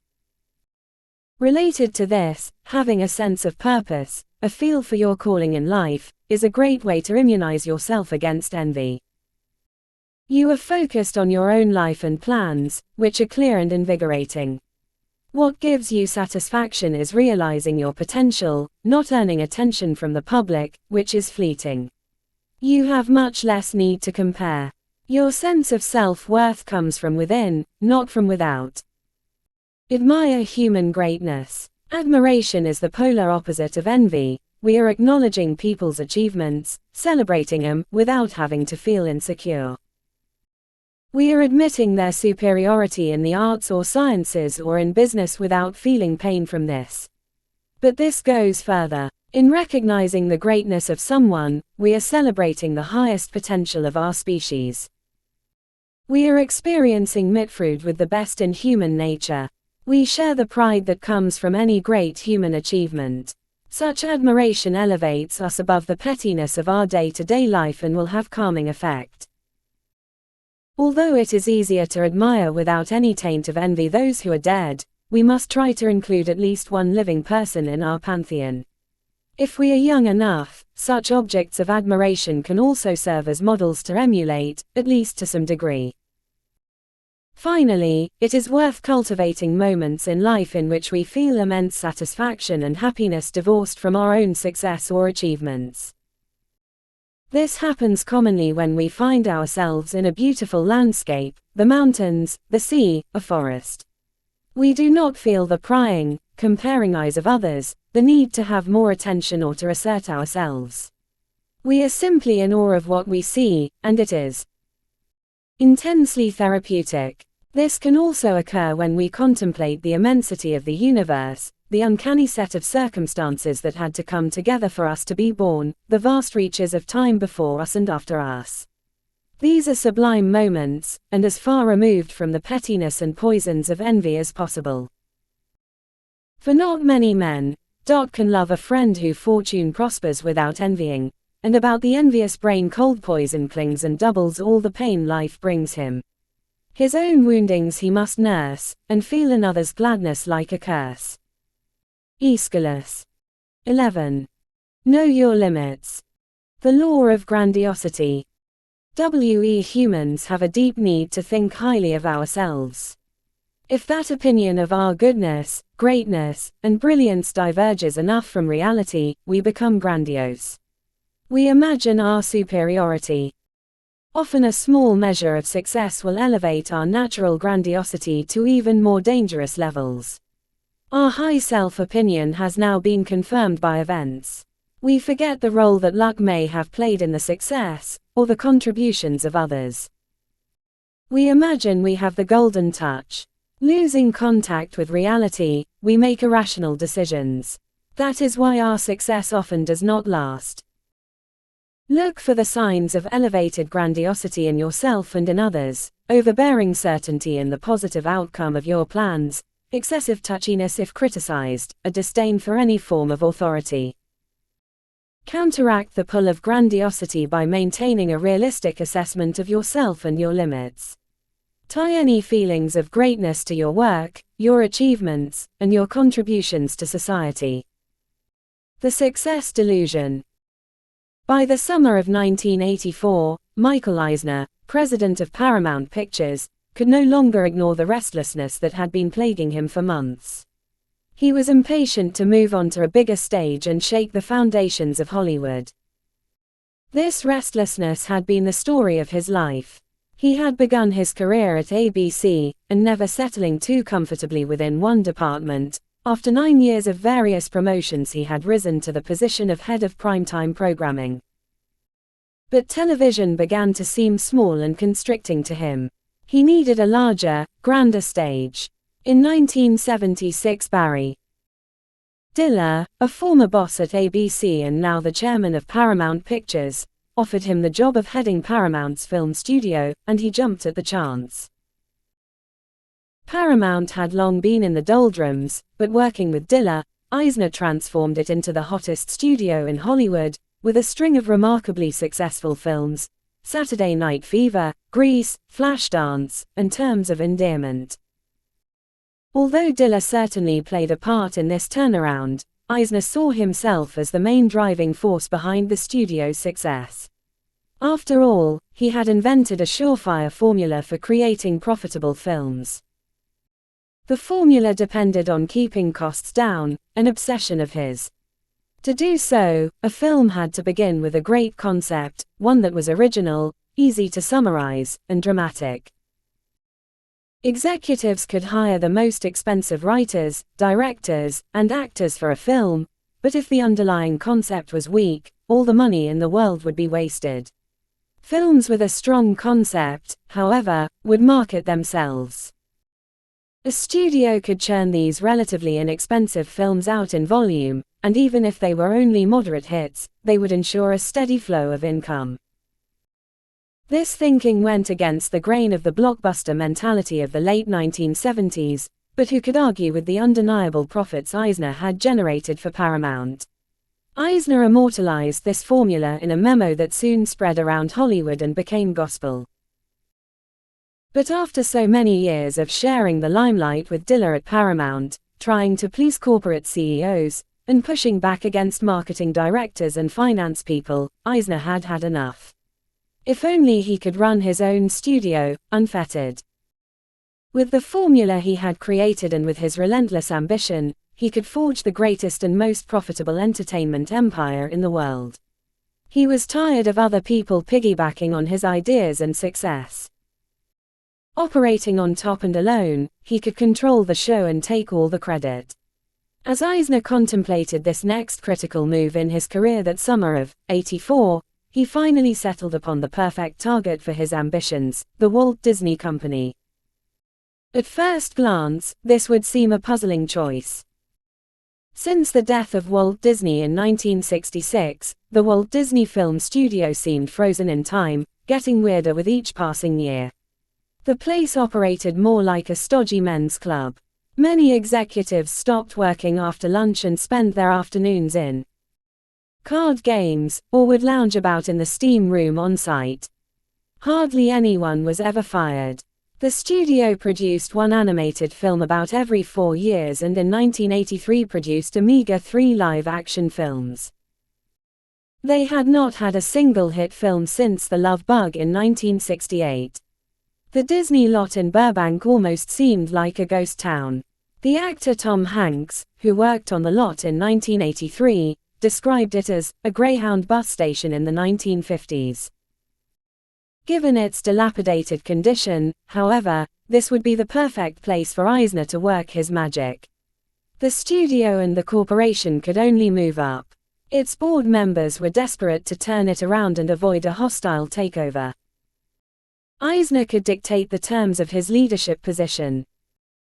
Presenting himself to Roy Disney as the company's savior, he laid out a detailed and inspiring plan for a dramatic turnaround, and Roy was won over. With Roy's blessing, the board approved the choice, and in September 1984 Eisner was named chairman and CEO of the Walt Disney Company. Frank Wells, the former head of Warner Bros., was named president and chief operating officer. Wells would focus on the business side.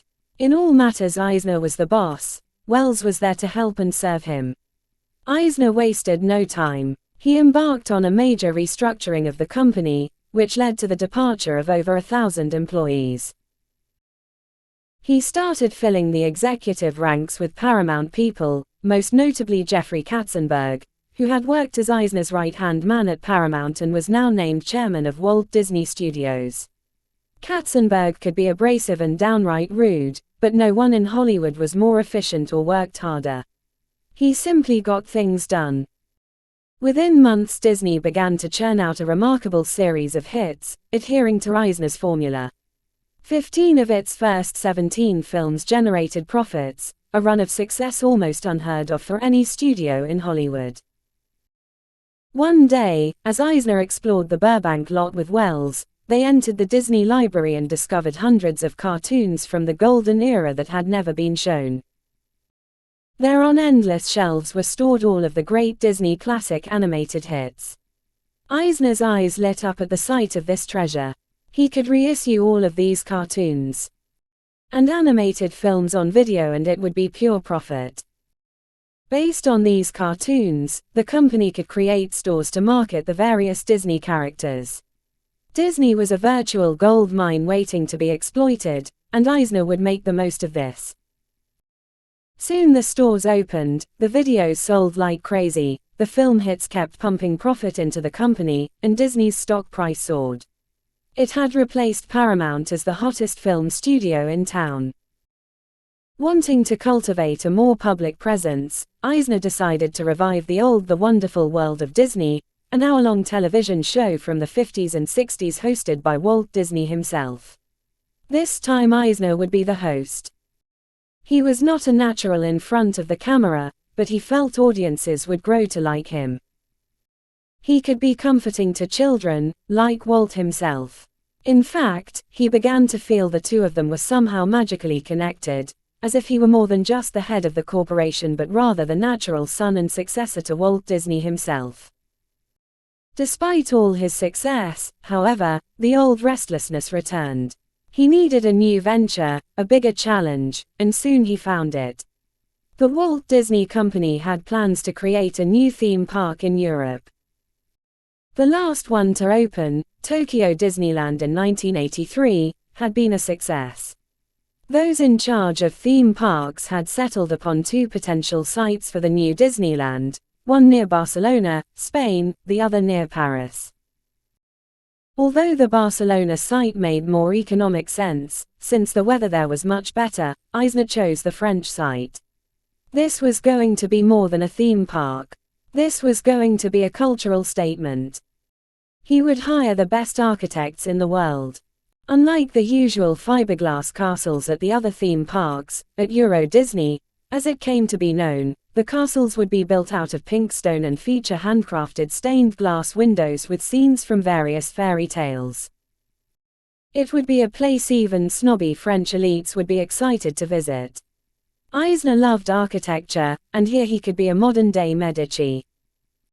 As the years went by, the cost of Euro Disney mounted. Letting go of his usual obsession with the bottom line, Eisner felt that if he built it right, the crowds would come and the park would eventually pay for itself.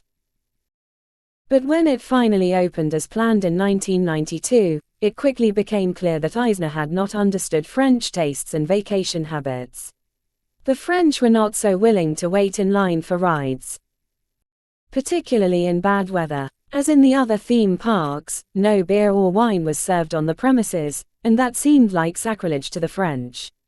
The hotel rooms were too expensive for a family to stay there more than a night. And despite all the attention to detail, the pink stone castles still looked like kitschy versions of the originals. Attendance was only half of what Eisner had anticipated. The debts Disney had incurred in the construction had ballooned, and the money coming in from visitors could not even service the interest on them. It was shaping up to be a disaster, the first ever in his glorious career. As he finally came to terms with this reality, he decided that Frank Wells was to blame. It was his job to oversee the financial health of the project, and he had failed. Whereas before Eisner had only had the best things to say about their working relationship, now he often complained about his second-in-command and contemplated firing him. In the middle of this growing debacle, Eisner felt a new threat on the horizon, Jeffrey Katzenberg. He had once referred to Katzenberg as his golden retriever, so loyal and hardworking. It was Katzenberg who had overseen the string of early hits for the studio, including the biggest hit of all, Beauty and the Beast, the film that had initiated the renaissance of Disney's animation department. But something about Katzenberg was making him increasingly nervous. Perhaps it was the memo that Katzenberg had written in 1990, in which he dissected the string of flops Disney had recently produced in live action. Since 1984, we have slowly drifted away from our original vision of how to run a business, he wrote. Katzenberg criticized the studio's decision to go for bigger budget films such as Dick Tracy, trying to make event movies. Disney had fallen for the blockbuster mentality and had lost its soul in the process. The memo made Eisner uncomfortable. Dick Tracy was Eisner's own pet project. Was Katzenberg indirectly criticizing his boss? When he thought about it, it seemed like this was a clear imitation of his own infamous memo at Paramount, in which he had advocated for less expensive, high-concept films. Now it occurred to him that Katzenberg saw himself as the next Eisner. Maybe he was angling to take Eisner's job, to subtly undermine his authority. This began to eat away at him. Why was Katzenberg now cutting him out of story meetings? The animation department soon became the primary generator of profits for the studio, with new hits such as Aladdin and now The Lion King, which had been Katzenberg's baby. He had come up with the story idea and developed it from start to finish. Magazine articles now began to feature Katzenberg as if he were the creative genius behind Disney's resurgence in the genre. What about Roy Disney, the vice chairman of animation? What about Eisner himself, who was in charge of everything? To Eisner, Katzenberg was now playing the media, building himself up. An executive had reported to Eisner that Katzenberg was going around saying, "I'm the Walt Disney of today." Suspicion soon turned into hatred. Eisner could not stand to be around him. Then, in March of 1994, Frank Wells was killed in a helicopter accident while on a skiing trip. To reassure shareholders and Wall Street, Eisner soon announced that he would take over Wells's position as president. But suddenly here was Katzenberg pestering him with phone calls and memos, reminding Eisner that he had promised him the president's job if Wells ever left the company. How insensitive, so soon after the tragedy. He stopped returning Katzenberg's phone calls. Finally, in August 1994, Eisner fired Jeffrey Katzenberg, shocking almost everyone in Hollywood. He had fired the most successful studio executive in town. The Lion King had become one of the most profitable films in Hollywood history. It was Katzenberg who was behind Disney's acquisition of Miramax, considered a great coup with the ensuing success of Pulp Fiction. It seemed like madness on his part, but Eisner did not care. Finally freed of Katzenberg's shadow, he could relax and now take Disney to the next level, on his own and with no more distractions. To prove he had not lost his touch, he soon dazzled the entertainment world by engineering Disney's purchase of ABC. The sheer audacity of this coup once again made him the center of attention. Now he was forging an entertainment empire beyond what anyone had ever attempted or imagined. This move, however, created a problem for him. The company had virtually doubled in size. It was too complex, too big for one man. Only a year earlier he had undergone open heart surgery, and he could not handle the added stress. He needed another Frank Wells, and his thoughts soon turned to his old friend Michael Ovitz, one of the founders and the head of Creative Artists Agency. Ovitz was the greatest deal maker in Hollywood history, perhaps the most powerful man in town. Together they could dominate the field. Many within the business warned him against this hire. Ovitz was not like Frank Wells. He was not a finance guy or a master of detail, as Ovitz himself would have admitted. Eisner ignored such advice. People were being too conventional in their thinking. He decided to lure Ovitz away from CAA with a very lucrative package and offer him the title of president. He assured Ovitz in several discussions that although Ovitz would be second in command, they would eventually run the company as co-leaders. In a phone call Ovitz finally agreed to all of the terms, but the moment Eisner hung up, he realized he had made the biggest mistake of his life. What had he been thinking? They might have been the closest of friends, but how would two such larger-than-life men ever be able to work together? Ovitz was power-hungry. This would be the Katzenberg problem times two. It was too late, however. He had gotten the board's approval for the hire. His own reputation, his decision-making process as a CEO, was at stake. He would have to make it work. He quickly decided upon a strategy. He would narrow Overts's responsibilities, keep a tight leash on him, and make him prove himself as president. By doing so, Overts could earn Eisner's trust and get more power. From day one, Eisner wanted to signal to Overts who was boss. Instead of moving him into Frank Wells's old office on the 6th floor at Disney headquarters, next to Eisner's, Eisner put him in a rather unimpressive office on the 5th floor. Overts liked to spread money around with gifts and lavish parties to charm people. Eisner had his team monitor every penny that Overts spent on such things, and watch his every move. Was Overts contacting other executives behind Eisner's back? He would not nurture another Katzenberg at his breast. Soon the following dynamic developed. Overts would approach him with some potential deal, and Eisner would not discourage him from exploring it. But once it came time to agree to the deal, Eisner would give a firm no. Slowly word spread through the industry that Overts had lost his touch and could no longer close a deal. Overts began to panic. He wanted desperately to prove he had been worthy of the choice. He offered to move to New York to help manage ABC, since the merger of the two companies was not working out so smoothly, but Eisner said no. He told his lieutenants to keep the distance from Overts. He was not a man to be trusted. He was the son of a liquor salesman in the San Fernando Valley, and like his father, Overts was just a smooth salesman. He was addicted to attention from the media. Within the company, Overts had become completely isolated. As the months dragged on in this saga, Overts could see what was happening, and he complained bitterly to Eisner.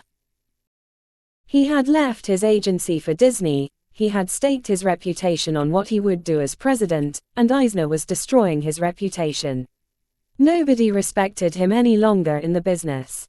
Eisner's treatment of Overts was downright sadistic. In Eisner's mind, however, Overts had failed the test he had laid out. He had not proven himself to be patient. He was no Frank Wells. In December of 1996, after a mere 14 months on the job, Overts was fired, taking with him an enormous severance package. It was a dizzying and rapid fall from grace. Finally liberated from this great mistake, Eisner began to consolidate power within the company. ABC was not doing so well. He would have to intervene and take some control. He began to attend programming meetings. He talked of his own golden days at ABC and of the great shows he had created there, such as Laverne and Shirley and Happy Days. ABC needed to go back to that earlier philosophy and create high-concept shows for the family. As the internet began to take off, Eisner had to get involved in a big way. He nixed the purchase of Yahoo, pushed by his executives. Instead, Disney would start its own internet portal, called Go. Over the years he had learned the lesson. It was always best to design and run your own show. Disney would dominate the internet. He had proven himself a turnaround genius twice before, and with Disney now in a slump, he would do it a third time. Soon, however, a wave of disasters hit the corporation, one after another. After being fired, Katzenberg had sued Disney for the bonus, based on performance. He was due under his contract. When he had been president, Overts had tried to settle the suit before it went to court and had gotten Katzenberg to agree to $90 million, but at the last minute Eisner had nixed this, certain he did not owe Katzenberg anything. In 2001 the judge ruled in Katzenberg's favor, and they had to settle for a whopping $280 million. Disney had poured vast resources into the creation of Go, and it was a terrific flop that had to be shut down. The costs from Euro Disney were still bleeding the company.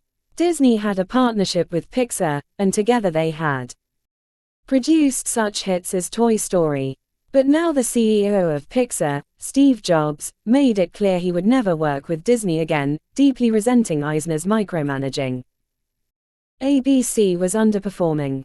Most of the movies Disney produced were not just flops but expensive flops, culminating in the biggest one of all, Pearl Harbor, which opened in May of 2001.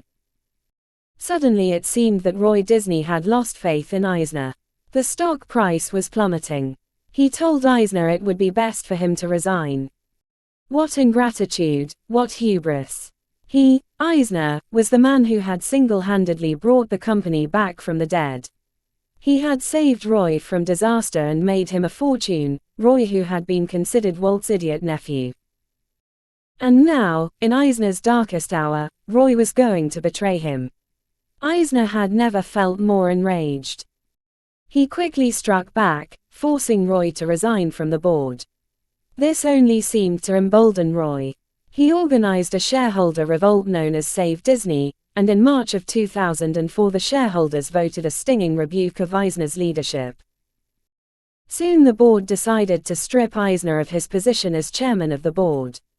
The empire he had forged was falling apart. In September of 2005, with hardly an ally to lean on and feeling alone and betrayed, Eisner officially resigned from Disney. How had it all unraveled so quickly? They would come to miss him, he told friends, and he meant all of Hollywood. There would never be another like him. Interpretation: we can say that at a certain point in his career Michael Eisner succumbed to a form of delusion when it came to power, his thinking so divorced from reality that he made business decisions with disastrous consequences. Let us follow the progress of this particular form of delusion as it emerged and took over his mind. At the beginning of his career at ABC, young Eisner had a solid grasp on reality. He was fiercely practical. He understood and exploited to the maximum his strengths, his ambitious and competitive nature, his intense work ethic, his keen sense for the entertainment tastes of the average American. Eisner had a quick mind and the ability to encourage others to think creatively. Leaning on these strengths, he rose quickly up the ladder. He possessed a high degree of confidence in his talents, and the series of promotions he received at ABC confirmed this self-opinion. He could afford to be a little cocky, because he had learned a lot on the job and his skills as a programmer had improved immensely. He was on a fast track toward the top, which he reached at the age of 34 by being named head of primetime programming at ABC. As a person of high ambition, he soon felt that the world of television was somewhat constricting. There were limits to the kinds of entertainment he could program. The film world offered something looser, greater, and more glamorous. It was natural, then, for him to accept the position at Paramount. But at Paramount something occurred that began the subtle process of the unbalancing of his mind. Because the stage was bigger and he was the head of the studio, he began to receive attention from the media and the public. He was featured on the cover of magazines as the hottest film executive in Hollywood. This was qualitatively different from the attention and satisfaction that had come from the promotions at ABC. Now he had millions of people admiring him. How could their opinions be wrong? To them he was a genius, a new kind of hero altering the landscape of the studio system. This was intoxicating. It inevitably elevated his estimation of his skills. But it came with a great danger. The success that Eisner had had at Paramount was not completely of his own doing. When he had arrived at the studio, several films were already in pre-production, including Saturday Night Fever, which would spark the turnaround. Barry Diller was the perfect foil to Eisner. He would argue with him endlessly about his ideas, forcing Eisner to sharpen them. But puffed up by the attention he was receiving, Eisner had to imagine that he deserved the accolades he received strictly for his own efforts, and so naturally he subtracted from his success the elements of good timing and the contributions of others. Now his mind was subtly divorcing itself from reality. Instead of rigorously focusing on the audience and how to entertain people, he started to increasingly focus on himself, believing in the myth of his greatness as promulgated by others. He imagined he had the golden touch. At Disney the pattern repeated and grew more intense. He basked in the glow of his amazing success there, quickly forgetting the incredible good luck he had had in inheriting the Disney library at the time of the explosion of home video and family entertainment. He discounted the critical role that Wells had played in balancing him out. With his sense of grandeur growing, he faced a dilemma. He had become addicted to the attention that came from creating a splash, doing something big. He could not content himself with simple success and rising profits. He had to add to the myth to keep it alive. Euro Disney would be the answer. He would show the world he was not just a corporate executive but rather a Renaissance man. In building the park, he refused to listen to experienced advisors who recommended the Barcelona site and advocated a modest theme park to keep the costs down. He did not pay attention to French culture but directed everything from Burbank. He operated under the belief that his skills as the head of a film studio could be transferred to theme parks and architecture. He was certainly overestimating his creative powers, and now his business decisions revealed a large enough detachment from reality to qualify as delusional. Once this mental imbalance takes hold, it can only get worse, because to come back down to earth is to admit that one's earlier high self-opinion was wrong, and the human animal will almost never admit that. Instead, the tendency is to blame others for every failure or setback. In the grips now of his delusion, he made his most serious mistake of all, the firing of Jeffrey Katzenberg. The Disney system depended on a steady flow of new animated hits, which fed the stores and theme parks with new characters, merchandise, rides, and avenues for publicity. Katzenberg clearly had developed the knack for creating such hits, exemplified by the unprecedented success of The Lion King. Firing him put the entire assembly line at risk. Who would take over? Certainly not Roy Disney or Eisner himself. Furthermore, he had to know that Katzenberg would take his skills elsewhere, which he did when he co-founded a new studio, DreamWorks. There he churned out more animated hits. The new studio drove up the price for skilled animators, vastly increasing the cost of producing an animated film and threatening Disney's entire profit system. But instead of a firm grip on this reality, Eisner was more focused on the competition for attention. Katzenberg's rise threatened his elevated self-opinion, and he had to sacrifice profit and practicality to soothe his ego. The downward spiral had begun. The acquisition of ABC, under the belief that bigger is better, revealed his growing detachment from reality. Television was a dying business model in the age of new media. It was not a realistic business decision but a play for publicity. He had created an entertainment behemoth, a blob without any clear identity. The hiring and firing of Ovitz revealed an even greater level of delusion. People had become mere instruments for Eisner to use. Ovitz was considered the most feared and powerful man in Hollywood. Perhaps Eisner was unconsciously driven by the desire to humiliate Ovitz. If he had the power to make Ovitz beg for crumbs, he must be the most powerful man in Hollywood.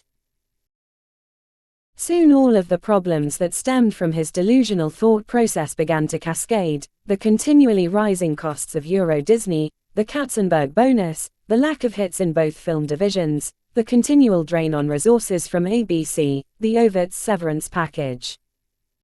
The board members could no longer ignore the falling stock price.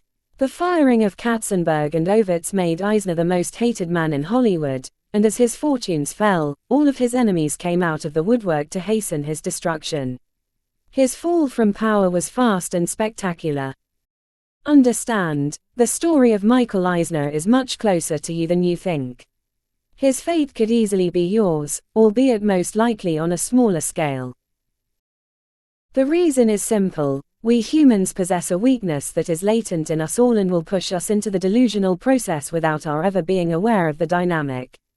The weakness stems from our natural tendency to overestimate our skills. We normally have a self-opinion that is somewhat elevated in relation to reality. We have a deep need to feel ourselves superior to others in something: intelligence, beauty, charm, popularity, or saintliness. This can be a positive. A degree of confidence impels us to take on challenges, to push past our supposed limits, and to learn in the process. But once we experience success on any level, increased attention from an individual or group, a promotion, funding for a project, that confidence will tend to rise too quickly, and there will be an ever-growing discrepancy between our self-opinion and reality.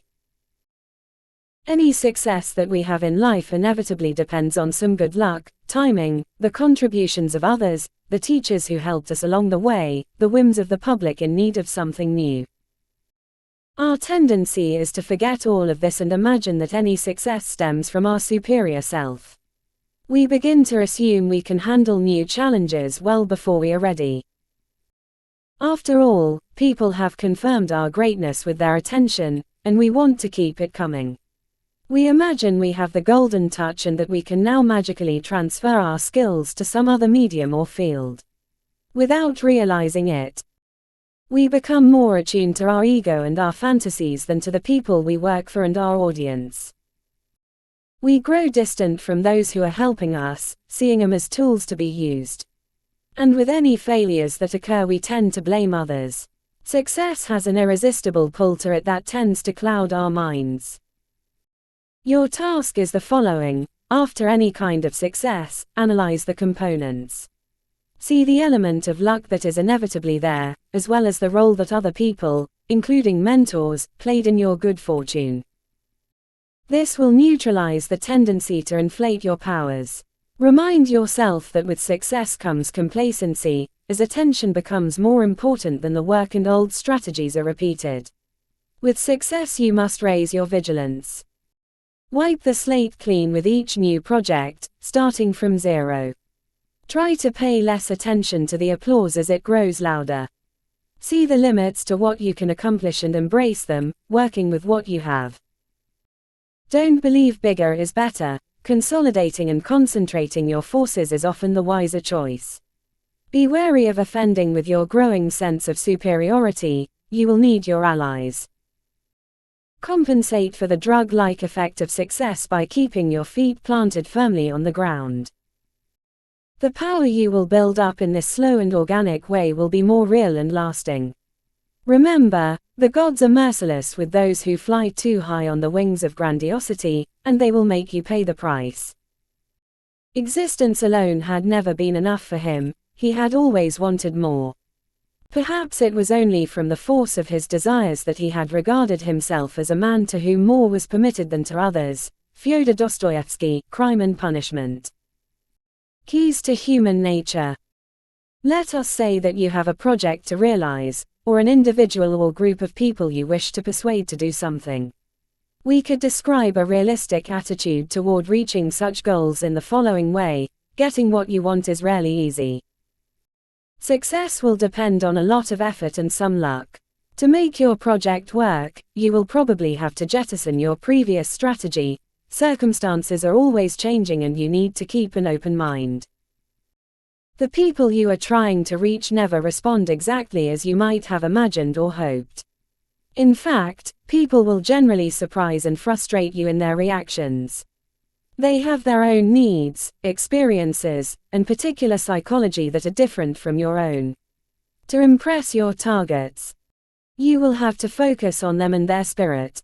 If you fail to accomplish what you want, you will have to examine carefully what you did wrong and strive to learn from the experience. You can think of the project or task ahead of you as a block of marble you must sculpt into something precise and beautiful. The block is much larger than you and the material is quite resistant, but the task is not impossible. With enough effort, focus, and resiliency you can slowly carve it into what you need. You must begin, however, with a proper sense of proportion. Goals are hard to reach, people are resistant, and you have limits to what you can do. With such a realistic attitude, you can summon up the requisite patience and get to work. Imagine, however, that your brain has succumbed to a psychological disease that affects your perception of size and proportion. Instead of seeing the task you are facing as rather large and the material resistant, under the influence of this disease you perceive the block of marble as relatively small and malleable. Losing your sense of proportion, you believe it won't take long to fashion the block into the image you have in your mind of the finished product.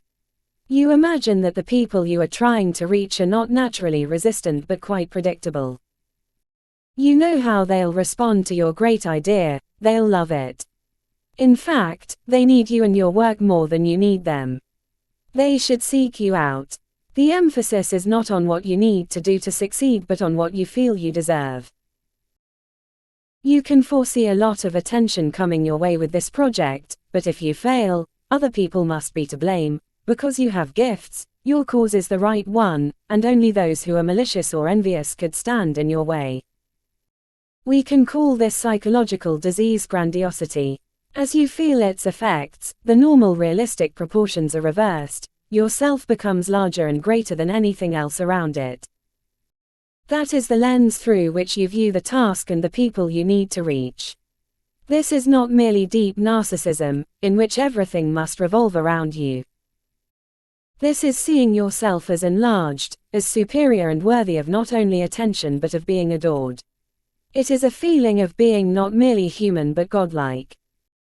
You may think of powerful, egotistical leaders in the public eye as the ones who contract such a disease, but you would be very wrong in that assumption. Certainly we find many influential people, such as Michael Eisner, with high-grade versions of grandiosity, where the attention and accolades they receive create a more intense enlargement of the self. But there is a low-grade, everyday version of the disease that is common to almost all of us because it is a trait embedded in human nature. It stems from our deep need to feel important, esteemed by people, and superior to others in something. You are rarely aware of your own grandiosity because by its nature it alters your perception of reality and makes it hard to have an accurate assessment of yourself. And so you are unaware of the problems it might be causing you at this very moment. Your low-grade grandiosity will cause you to overestimate your own skills and abilities and to underestimate the obstacles that you face. And so you will take on tasks that are beyond your actual capacity. You will feel certain that people will respond to your idea in a particular way, and when they don't, you will become upset and blame others. You may become restless and suddenly make a career change, not realizing that grandiosity is at the root. Your present work is not confirming your greatness and superiority, because to be truly great would require more years of training and the development of new skills. Better to quit and be lured by the possibilities a new career offers, allowing you to entertain fantasies of greatness. In this way, you never quite master anything. You may have dozens of great ideas that you never attempt to execute, because that would cause you to confront the reality of your actual skill level. Without being aware of it, you might become ever so slightly passive. You expect other people to understand you, give you what you want, treat you well. Instead of earning their praise, you feel entitled to it. In all of these cases, your low-grade grandiosity will prevent you from learning from your mistakes and developing yourself, because you begin with the assumption that you are already large and great, and it is too difficult to admit otherwise. Your task as a student of human nature is threefold. First, you must understand the phenomenon of grandiosity itself, why it is so embedded in human nature, and why you will find many more grandiose people in the world today than ever before. Second, you need to recognize the signs of grandiosity and know how to manage the people who display them. And third and most important, you must see the signs of the disease in yourself and learn not only how to control your grandiose tendencies but also how to channel this energy into something productive. According to the renowned psychoanalyst Heinz Kohut, grandiosity has its roots in the earliest years of our life.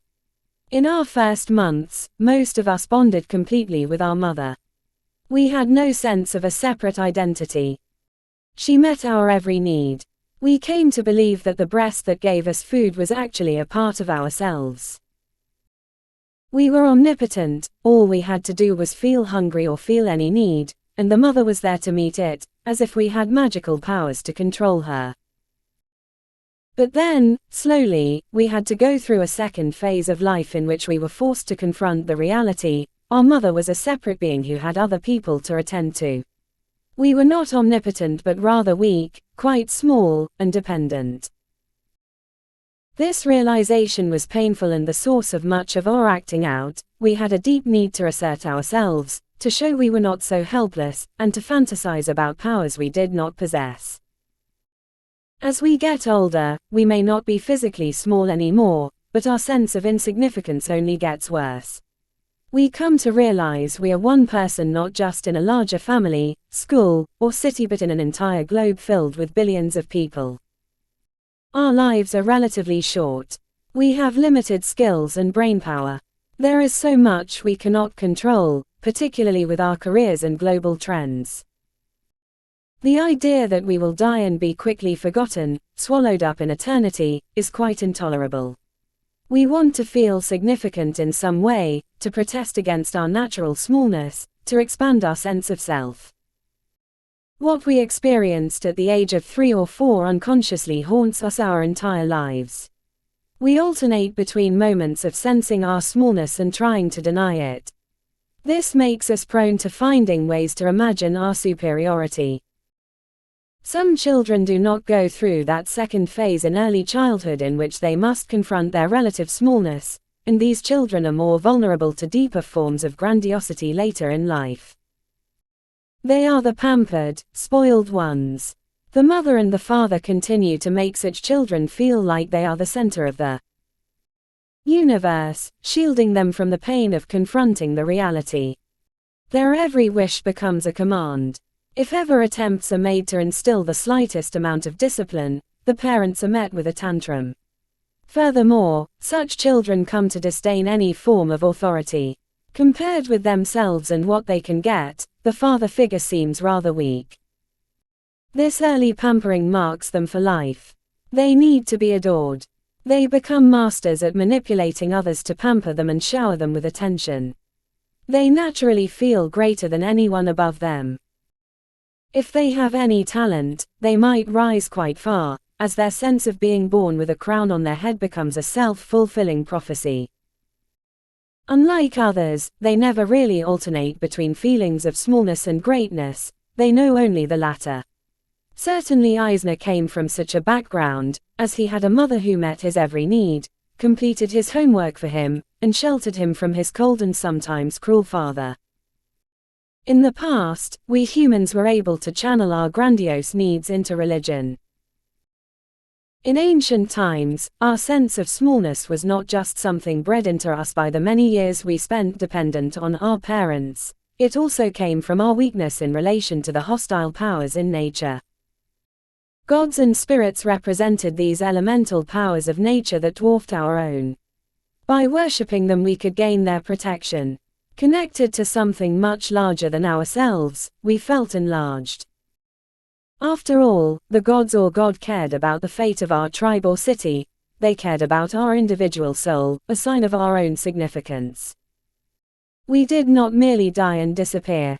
Many centuries later, in a similar manner, we channeled this energy into worshipping leaders who represented a great cause and promoted a future utopia, such as Napoleon Bonaparte and the French Revolution, or Mao Zedong and communism. Today, in the Western world, religions and great causes have lost the binding power. We find it hard to believe in them and to satisfy our grandiose energy through identification with a greater power. The need to feel larger and significant, however, does not simply disappear, it is stronger than ever. And absent any other channels, people will tend to direct this energy toward themselves. They will find a way to expand their sense of self, to feel great and superior. Although rarely conscious of this, what they are choosing to idealize and worship is the self. Because of this, we find more and more grandiose individuals among us. Other factors have also contributed to increases in grandiosity. First, we find more people who experienced pampering attention in their childhood than ever in the past. Feeling like they were once the center of the universe becomes a hard thing to shake. They come to believe that anything they do or produce should be seen as precious and worthy of attention. Second, we find increasing numbers of people who have little or no respect for authority or experts of any kind, no matter the expert's level of training and experience, which they themselves lack. Why should their opinion be any more valid than my own? They might tell themselves. Nobody's really that great, people with power are just more privileged. My writing and music are just as legitimate and worthy as anyone else's. Without a sense of anyone rightly being above them and deserving authority, they can position themselves among the highest. Third, technology gives us the impression that everything in life can be as fast and simple as the information we can glean online. It instills the belief that we no longer have to spend years learning a skill. Instead, through a few tricks and with a few hours a week of practice, we can become proficient at anything.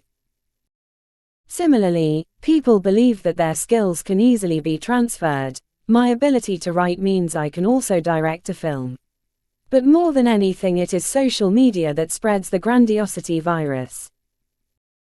Through social media we have almost limitless powers to expand our presence, to create the illusion that we have the attention and even adoration of thousands or millions of people. We can possess the fame and ubiquity of the kings and queens in the past, or even of the gods themselves. With all of these elements combined, it is harder than ever for any of us to maintain a realistic attitude and a proportionate sense of self. In looking at the people around you, you must realize that the grandiosity can come in many different forms. Most commonly, people will try to satisfy the need by gaining social prestige. People may claim they are interested in the work itself or in contributing to humanity, but often deep down what is really motivating them is the desire to have attention, to have their high self-opinion confirmed by others who admire them, to feel powerful and inflated. If they are talented, such types can get the attention they need. For several years or longer, but inevitably, as in the story of Eisner, their need for accolades will lure them into overreaching.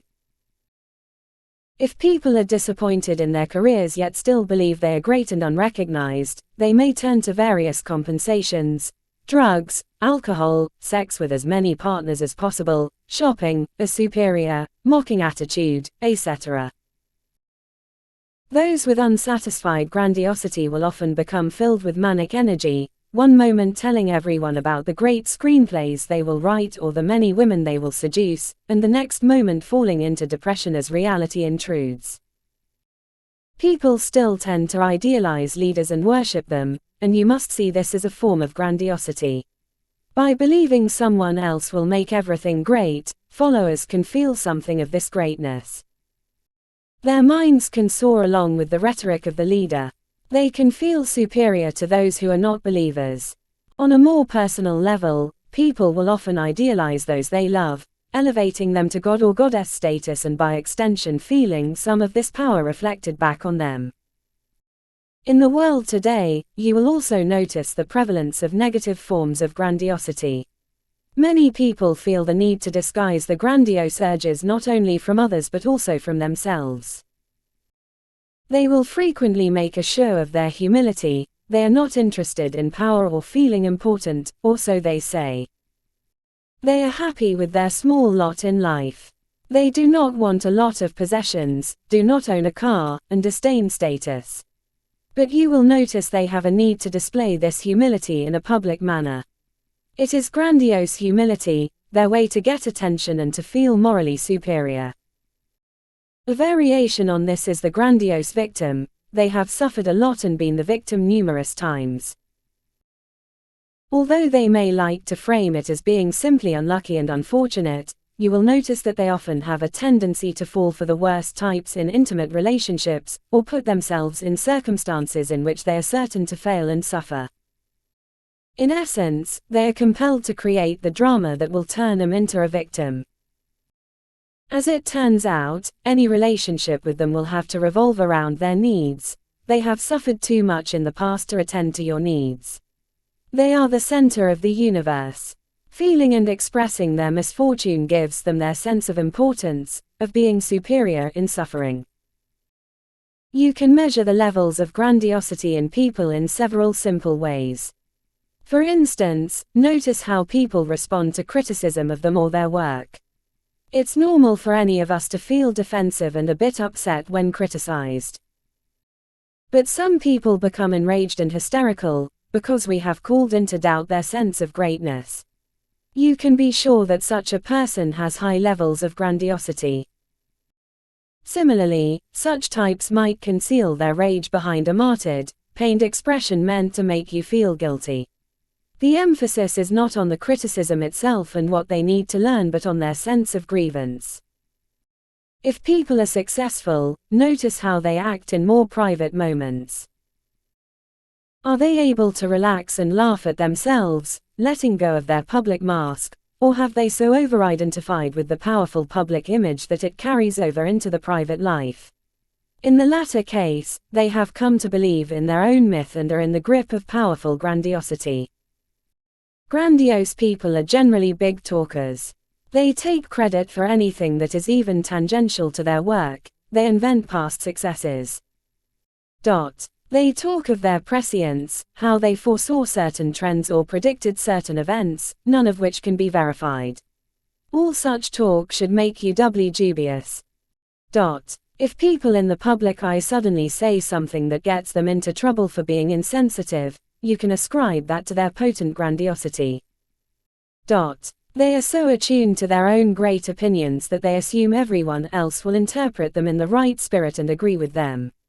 Higher grandiose types generally display low levels of empathy. They are not good listeners. When the attention is not on them, they have a faraway look in their eyes and their fingers twitch with impatience. Only when the spotlight is on them do they become animated. They tend to see people as extensions of themselves, tools to be used in their schemes, sources of attention. Finally, they exhibit nonverbal behavior that can only be described as grandiose. The gestures are big and dramatic. At a meeting, they take up a lot of personal space. Their voice tends to be louder than others, and they speak at a fast pace, giving no one else time to interrupt. With those who exhibit moderate amounts of grandiosity, you should be indulgent. Almost all of us alternate between periods in which we feel superior and great and others in which we come back down to earth. Look for such moments of realism in people as signs of normalcy. But with those whose self-opinion is so high they cannot allow for any doubts, it is best to avoid relationships or entanglements. In intimate relationships, they will tend to demand adoring one-sided attention. If they are employees, business partners, or bosses, they will oversell their skills. Their levels of confidence will distract you from the deficiencies in their ideas, work habits, and character. If you cannot avoid such a relationship, be aware of their tendency to feel certain about the success of their ideas, and maintain your skepticism. Look at the ideas themselves and don't get caught up in their seductive self-belief. Don't entertain the illusion that you can confront them and try to bring them down to earth. You may trigger a rage response. If such types happen to be your rivals, consider yourself lucky. They are easy to taunt and bait into overreactions. Casting doubts on the greatness will make them apoplectic and doubly irrational. Finally, you will need to manage your own grandiose tendencies. Grandiosity has some positive and productive uses.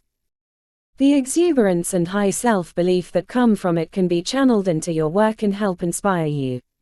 But in general, it would be best for you to accept your limitations and work with what you have, rather than fantasize about godlike powers you can never attain. The greatest protection you can have against grandiosity is to maintain a realistic attitude. You know what subjects and activities you are naturally attracted to. You cannot be skilled at everything. You need to play to your strengths and not imagine you can be great at whatever you put your mind to. You must have a thorough understanding of your energy levels, of how far you can reasonably push yourself, and of how this changes with age. And you must have a solid grasp on your social position, your allies, the people with whom you have the greatest rapport, the natural audience for your work. You cannot please everyone. This self-awareness has a physical component to it that you must be sensitive to. When you are doing activities that mesh with your natural inclinations, you feel ease in the effort. You learn faster. You have more energy and you can withstand the tedium that comes with learning anything important. When you take on too much, more than you can handle, you feel not only exhausted but also irritable and nervous. You are prone to headaches. When you have success in life, you will naturally feel a touch of fear, as if the good fortune could disappear. You sense with this fear the dangers that can come from rising too high and feeling too superior. Your anxiety is telling you to come back down to earth. You want to listen to your body as it signals to you when you are working against your strengths. In knowing yourself, you accept your limits. You are simply one person among many in the world, and not naturally superior to anyone. You are not a god or an angel but a flawed human like the rest of us. You accept the fact that you cannot control the people around you and no strategy is ever foolproof. Human nature is too unpredictable. With this self-knowledge and acceptance of limits, you will have a sense of proportion. You will search for greatness in your work. And when you feel the pull to think more highly of yourself than is reasonable, this self-knowledge will serve as a gravity mechanism, pulling you back down and directing you toward the actions and decisions that will best serve your particular nature. Being realistic and pragmatic is what makes us humans so powerful. It is how we overcame our physical weakness in a hostile environment so many thousands of years ago, and learned to work with others and form powerful communities and tools for survival. Although we have veered away from this pragmatism, as we no longer have to rely on our wits to survive, it is in fact our true nature as the preeminent social animal on the planet. In becoming more realistic, you are simply becoming more human. The grandiose leader. If people with high levels of grandiosity also possess some talent and a lot of assertive energy, they can rise to positions of great power. Their boldness and confidence attract attention and give them a larger than life presence. Mesmerized by their image, we often fail to see the underlying irrationality in the decision-making process and so follow them straight into some disaster. They can be very destructive. You must realize a simple fact about these types: they depend on the attention we give them. Without our attention, without being adored by the public, they cannot have their high self-opinion validated, and in such cases the very confidence they depend on withers. To awe us and distract us from the reality, they employ certain theatrical devices. It is imperative for us to see through their stage tricks, to demythologize them and scale them back down to human size. In doing so, we can resist their allure and avoid the dangers they represent. The following are 6 common illusions they like to create. Grandiose leaders often try to give the impression that they were somehow destined for greatness. They tell stories of their childhood and youth that indicate their uniqueness, as if fate had singled them out. They highlight events that showed from early on their unusual toughness or creativity, either making such stories up or reinterpreting the past. They relate tales from earlier in their career in which they overcame impossible odds. The future great leader was already in gestation at a young age, or so they make it seem. When you hear such things, you must become skeptical. They are trying to forge a myth, which they themselves probably have come to believe in. Look for the more mundane facts behind the tales of destiny and, if possible, publicize them. I'm the common man, woman. In some cases, grandiose leaders may have risen from the lower classes, but in general they either come from relatively privileged backgrounds or because of their success have lived removed from the cares of everyday people for quite some time. Nevertheless, it is absolutely essential to present themselves to the public as highly representative of the average man and woman out there. Only through such a presentation can they attract the attention and the adoration of large enough numbers to satisfy themselves. Indira Gandhi, the Prime Minister of India from 1966 to 1977 and 1980 to 1984, came from political royalty, her father Jawaharlal Nehru having been the first Prime Minister of the country. She was educated in Europe and lived for most of her life far apart from the poorer segments of India. But as a grandiose leader who later became quite dictatorial, she positioned herself as one with the people, their voice speaking through her. She altered her language when speaking in front of large crowds and used homely metaphors when she visited small villages.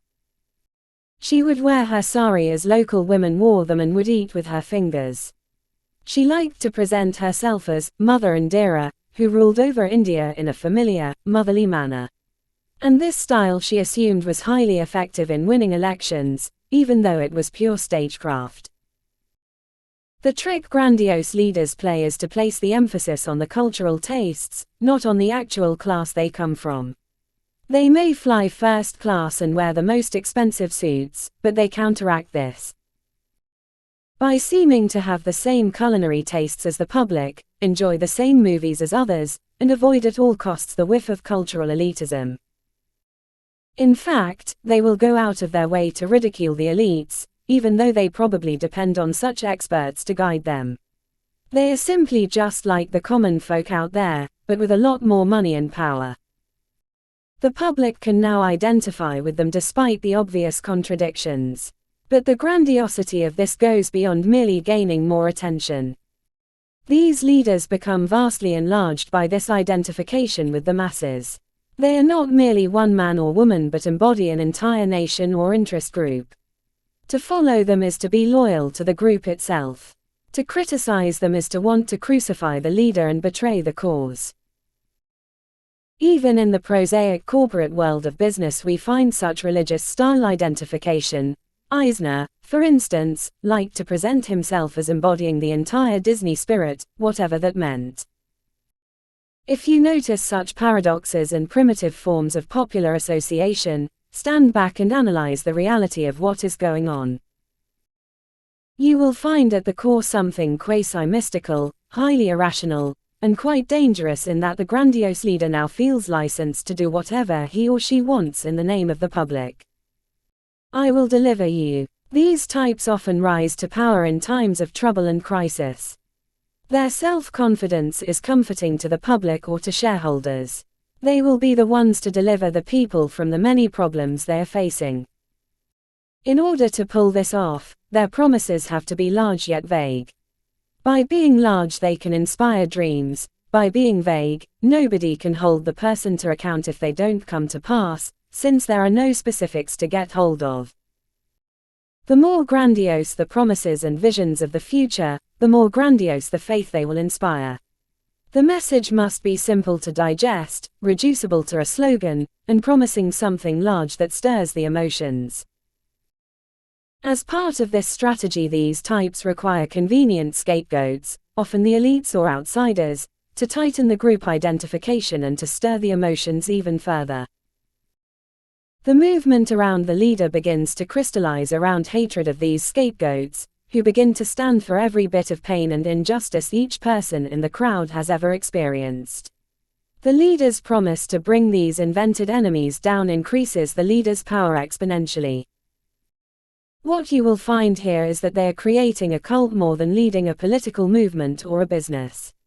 You will see that their name, image, and slogans must be reproduced in large numbers and assume a godlike ubiquity. Certain colors, symbols, and perhaps music are used to bind the group identity and appeal to the basest human instincts. People who now believe in the cult are doubly mesmerized and ready to excuse any kind of action. At such a point nothing will dissuade true believers, but you must maintain your internal distance and analytic powers. I rewrite the rules. A secret wish of humans is to do without the usual rules and conventions in place in any field, to gain power just by following our own inner light.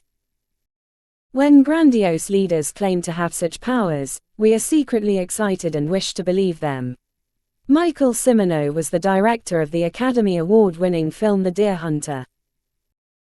To those who worked with and for him, however, he was not simply a film director but rather a special genius on a mission to disrupt the rigid, corporate Hollywood system.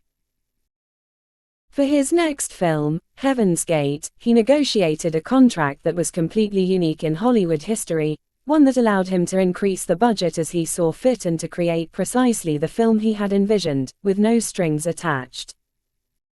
On the set, Cimino spent weeks rehearsing the actors in the right kind of roller skating he needed for one scene. One day he waited hours before rolling cameras, just so the perfect kind of cloud could pass into frame. The cost soared and the film he initially turned in was over 5 hours long.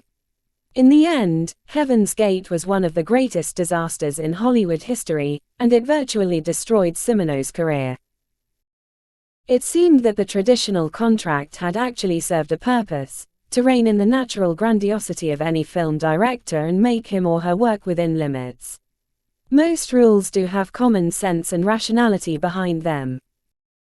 As a variation on this, grandiose leaders will often rely on their intuitions, disregarding the need for focus groups or any form of scientific feedback. They have a special inside connection to the truth. They like to create the myth that their hunches have led to fantastic successes, but close scrutiny will reveal that their hunches miss as often as they hit. When you hear leaders present themselves as the consummate maverick, able to do away with rules and science, you must see this only as a sign of madness, not divine inspiration. I have the golden touch. Those with heightened grandiosity will try to create the legend that they have never really failed. If there were failures or setbacks in their career, it was always the fault of others who betrayed them.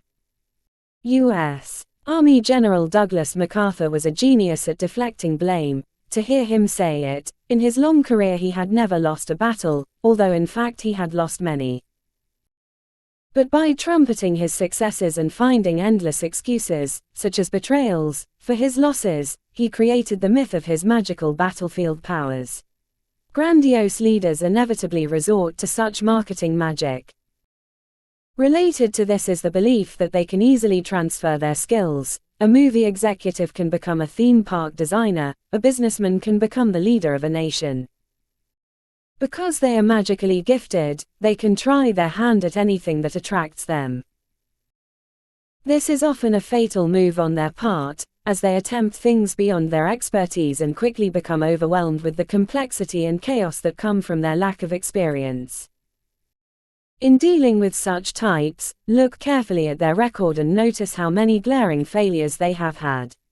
Although people under the influence of the grandiosity will probably not listen, publicize the truth of their record in as neutral a manner as possible. I'm invulnerable. The grandiose leader takes risks. This is what often attracts attention in the first place, and combined with the success that often attends the bold, they seem larger than life. But this boldness is not really under control. They must take actions that create a splash in order to keep the attention coming that feeds their high self-opinion. They cannot rest or retreat, because that would cause a lapse in publicity.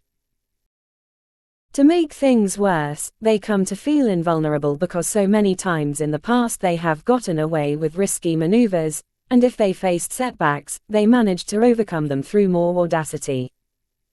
Furthermore, these daring activities make them feel alive and on edge. It becomes a drug. They need bigger stakes and rewards to maintain the feeling of godlike invulnerability. They can work 20 hours a day when under this form of pressure. They can walk through fire. In fact, they are rather invulnerable, until that fatal hubristic maneuver in which they finally go too far and it all crashes down. This could be MacArthur's grandiose tour of the United States after the Korean War, in which his irrational need for attention became painfully apparent, or Mao's fatal decision to unleash the cultural revolution, or Stan O'Neill, CEO of Merrill Lynch, sticking with mortgage-backed securities when everyone else was getting out, essentially destroying one of the oldest financial institutions in the country. Suddenly the aura of being invulnerable is shattered. This occurs because their decisions are determined not by rational considerations but by the need for attention and glory, and eventually reality catches up, in one hard blow. In general, in dealing with the grandiose leader, you want to try to deflate the sacred, glorious image they have forged. They will overreact and their followers will become rabid, but slowly a few followers may have second thoughts. Creating a viral disenchantment is your best hope. Practical grandiosity. Grandiosity is a form of primal energy we all possess. It impels us to want something more than we have, to be recognized and esteemed by others, and to feel connected to something larger. The problem is not with the energy itself, which can be used to fuel our ambitions, but with the direction it takes. Normally, grandiosity makes us imagine we are greater and more superior than is actually the case. We can call this fantastical grandiosity because it is based on our fantasies and the skewed impression we get from any attention we receive. The other form, which we shall call practical grandiosity, is not easy to achieve and does not come naturally to us, but it can be the source of tremendous power and self-fulfillment. Practical grandiosity is based not on fantasy but on reality. The energy is channeled into our work and our desire to reach goals, to solve problems, or to improve relationships. It impels us to develop and hone our skills. Through our accomplishments we can feel greater. We attract attention through our work. The attention we receive in this way is gratifying and keeps us energized, but the greater sense of gratification comes from the work itself and from overcoming our own weaknesses. The desire for attention is under control and subordinate. Our self-esteem is raised, but it is tied to real achievements, not to nebulous, subjective fantasies. We feel our presence enlarged through our work, through what we contribute to society. Although the precise way to channel the energy will depend on your field and skill level, the following are 5 basic principles that are essential for attaining the high level of fulfillment that can come from this reality-based form of grandiosity. Come to terms with your grandiose needs. You need to begin from a position of honesty. You must admit to yourself that you do want to feel important and be the center of attention. This is natural. Yes, you want to feel superior. You have ambitions like everyone else. In the past, your grandiose needs may have led you into some bad decisions, which you can now acknowledge and analyze. Denial is your worst enemy. Only with this self-awareness can you begin to transform the energy into something practical and productive.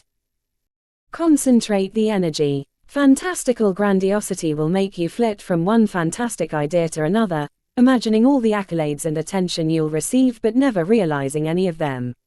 You must do the opposite. You want to get into the habit of focusing deeply and completely on a single project or problem. You want the goal to be relatively simple to reach, and within a time frame of months and not years. You will want to break this down into mini steps and goals along the way. Your objective here is to enter a state of flow, in which your mind becomes increasingly absorbed in the work, to the point at which ideas come to you at odd hours. This feeling of flow should be pleasurable and addicting. You don't allow yourself to engage in fantasies about other projects on the horizon. You want to absorb yourself in the work as deeply as possible.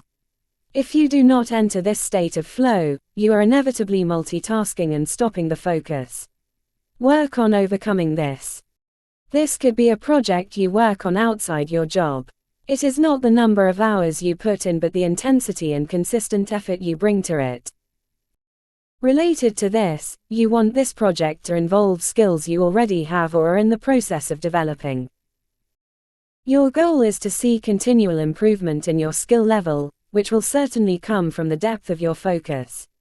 Your confidence will rise. That should be enough to keep you advancing. Maintain a dialogue with reality.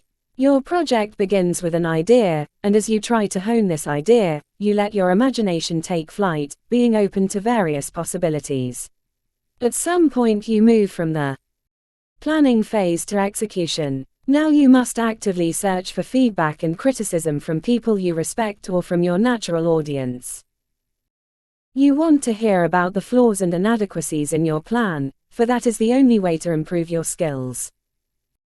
If the project fails to have the results you imagined, or the problem is not solved, embrace this as the best way to learn. Analyze what you did wrong in depth, being as brutal as possible. Once you have feedback and have analyzed the results, you then return to this project or start a new one, letting your imagination loose again but incorporating what you have learned from the experience. You keep cycling endlessly through this process, noticing with excitement how you are improving by doing so. If you stay too long in the imagination phase, what you create will tend to be grandiose and detached from reality. If you only listen to feedback and try to make the work a complete reflection of what others tell you or want, the work will be conventional and flat. By maintaining a continual dialogue between reality and your imagination, you will create something practical and powerful. If you have any success with your projects, that is when you must step back from the attention you are receiving. Look at the role that luck may have played, or the help you received from others. Resist falling for the success delusion. As you now focus on the next idea, see yourself back at square one. Each new project represents a new challenge and a fresh approach. You might very well fail. You need the same level of focus as you had on the last project. Never rest on your laurels or let up in your intensity. Seek out calibrated challenges. The problem with fantastical grandiosity is that you imagine some great new goal you will achieve, that brilliant novel you will write, that lucrative startup you will create. The challenge is so great that you may start, but you will soon peter out as you realize you are not up to it. Or if you are the ambitious, assertive type, you might try to go all the way, but you will end up in the Euro Disney syndrome, overwhelmed, failing in a large fashion, blaming others for the fiasco, and never learning from the experience. Your goal with practical grandiosity is to continually look for challenges just above your skill level. If the projects you attempt are below or at your skill level, you will become easily bored and less focused. If they are too ambitious, you will feel crushed by your failure. However, if they are calibrated to be more challenging than the last project, but to a moderate degree, you will find yourself excited and energized. You must be up to this challenge so your focus levels will rise as well. This is the optimum path toward learning. If you fail, you will not feel overwhelmed and you will learn even more. If you succeed, your confidence increases, but it is tied to your work and to having met the challenge. Your sense of accomplishment will satisfy your need for greatness. Let loose your grandiose energy. Once you have tamed this energy, made it serve your ambitions and goals, you should feel safe to let it loose upon occasion. Think of it as a wild animal that needs to roam free now and then or it will go mad from restlessness. What this means is that you occasionally allow yourself to entertain ideas or projects that represent greater challenges than you have considered in the past. You feel increasingly confident and you want to test yourself. Consider developing a new skill in an unrelated field, or writing that novel you once considered a distraction from the real work. Or simply give freer rein to your imagination when in the planning process. If you are in the public eye and must perform before others, let go of the restraint you have developed and let your grandiose energy fill you with high levels of self-belief. This will animate your gestures and give you greater charisma. If you are a leader and your group is facing difficulties or a crisis, let yourself feel unusually grandiose and confident in the success of your mission, to lift up and inspire the troops. That was the kind of grandiosity that made Winston Churchill such an effective leader during World War II. In any event, you can allow yourself to feel ever so godlike because you have come so far with your improved skills and actual achievements. If you have taken the time to properly work through the other principles, you will naturally return back down to earth after a few days or hours of grandiose exuberance. Finally, at the source of our infantile grandiosity was a feeling of intense connection to the mother. This was so complete and satisfying that we spend much of our time trying to recapture that feeling in some way. It is the source of our desire to transcend our banal existence, to want something so large we cannot express what it is. We have glimmers of that original connection in intimate relationships and in moments of unconditional love, but these are rare and fleeting. Entering a state of flow with our work or cultivating deeper levels of empathy with people will give us more such moments and satisfy the urge. We feel oneness with the work or with other people. We can take this even further by experiencing a deeper connection to life itself, what Sigmund Freud called the oceanic feeling. Consider this in the following way: the formation of life itself on the planet Earth so many billions of years ago required a concatenation of events that were highly improbable. The beginning of life was a tenuous experiment that could have expired at any moment early on.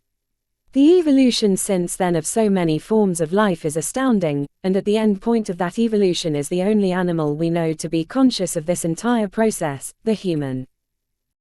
Your being alive is an equally unlikely and uncanny event. It required a very particular chain of events leading to the meeting of your parents and your birth, all of which could have gone very differently. At this moment, as you read this, you are conscious of life along with billions of others, and only for a brief time, until you die. Fully taking in this reality is what we shall call the sublime. It cannot be put into words. It is too awesome. Feeling a part of that tenuous experiment of life is a kind of reverse grandiosity. You are not disturbed by your relative smallness but rather ecstatic at the sense of being a drop in this ocean. Then, overwhelmed by the afflictions I suffered in connection with my sons, I sent again and inquired of the God what I should do to pass the rest of my life most happily. And he answered me, "Knowing thyself, O Croesus, thus shall you live and be happy." Spoiled by the wealth I had and by those who were begging me to become their leader, by the gifts they gave me and by the people who flattered me, saying that if I would consent to take command they would all obey me and I should be the greatest of men, puffed up by such words. When all the princes round about chose me to be their leader in the war, I accepted the command, deeming myself fit to be the greatest, but, as it seems, I did not know myself. For I thought I was capable of carrying on war against you, but I was no match for you. Therefore, as I was thus without knowledge, I have my just deserts. Xenophon, The Education of Cyrus. 12. Reconnect to the masculine or feminine within you. The law of gender rigidity. All of us have masculine and feminine qualities. Some of this is genetic, and some of it comes from the profound influence of the parent of the opposite sex. But in the need to present a consistent identity in society, we tend to repress these qualities, over-identifying with the masculine or feminine role expected of us. And we pay a price for this. We lose valuable dimensions to our character. Our thinking and ways of acting become rigid. Our relationships with members of the opposite sex suffer as we project onto them our own fantasies and hostilities. You must become aware of these lost masculine or feminine traits and slowly reconnect to them, unleashing creative powers in the process. You will become more fluid in your thinking. In bringing out the masculine or feminine undertone to your character, you will fascinate people by being authentically yourself. Do not play the expected gender role, but rather create the one that suits you. The authentic gender. As a young girl, Caterina Sforza dreamed of great deeds that she would be a part of as a member of the illustrious Sforza family of Milan. Born in 1463, Caterina was the daughter out of wedlock of a beautiful Milanese noblewoman and Galeazzo Maria Sforza, who became Duke of Milan upon the death of his father in 1466. As Duke, Galeazzo ordered that his daughter be brought into the castle, Porta Giovia, where he lived with his new wife, and that she be raised like any legitimate member of the Sforza family. His wife, Caterina's stepmother, treated her as one of her own. The girl was to have the finest education. The man who had served as Galeazzo's tutor, the famous humanist Francesco Filelfo, would now serve as Caterina's tutor. He taught her Latin, Greek, philosophy, the sciences, and even military history.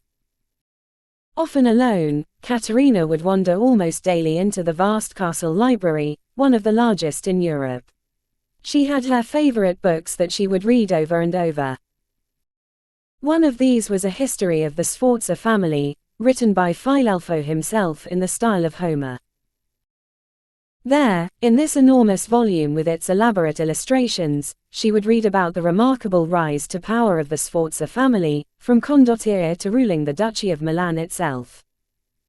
The Sforzas were renowned for their cleverness and bravery in battle.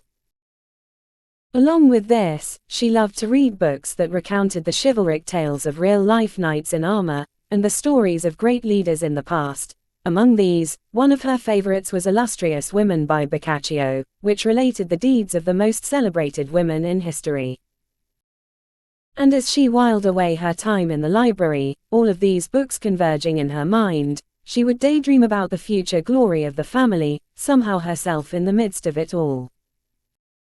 And at the center of these fantasies was the image of her father, a man who to her was as great and legendary as anyone she had read about. Although the encounters with her father were often brief, to Caterina they were intense. He treated her as an equal, marveling at her intelligence and encouraging her in her studies. From early on, she identified with her father, experiencing his traumas and triumphs as if they were her own. As were all the Sforza children, girls included, Caterina was taught sword fighting and underwent rigorous physical training. As part of this side of her education, she would go on hunting expeditions with the family in the nearby woods of Pavia. She was trained to hunt and kill wild boars, stags, and other animals. On these excursions she would watch her father with awe. He was a superior horseman, riding with such impetuosity, as if nothing could harm him.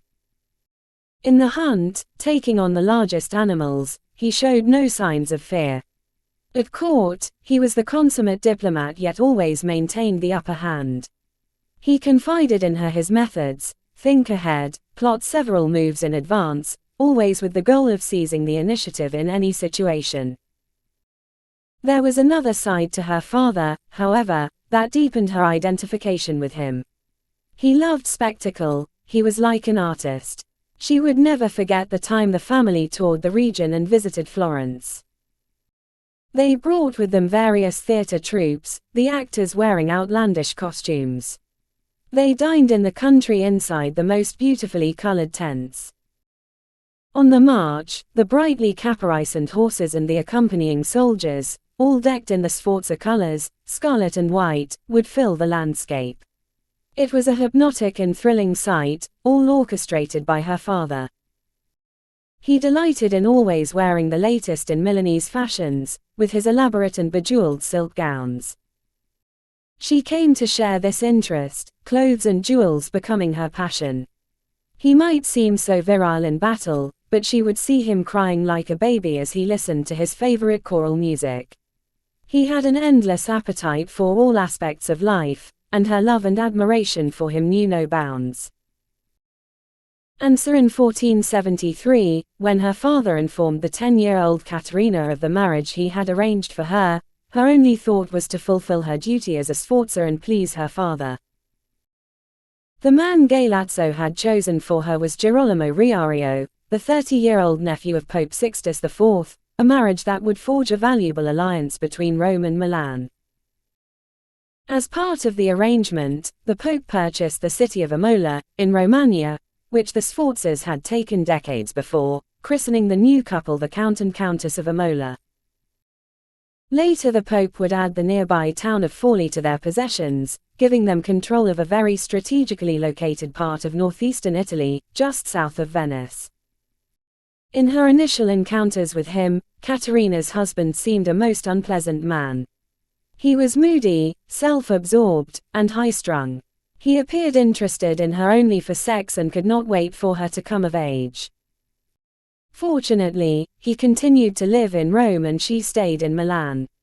But a few years later some disgruntled nobleman in Milan murdered her beloved father, and the power of the Sforzas seemed in jeopardy. Her position as the marriage pawn solidifying the partnership with Rome was now more important than ever.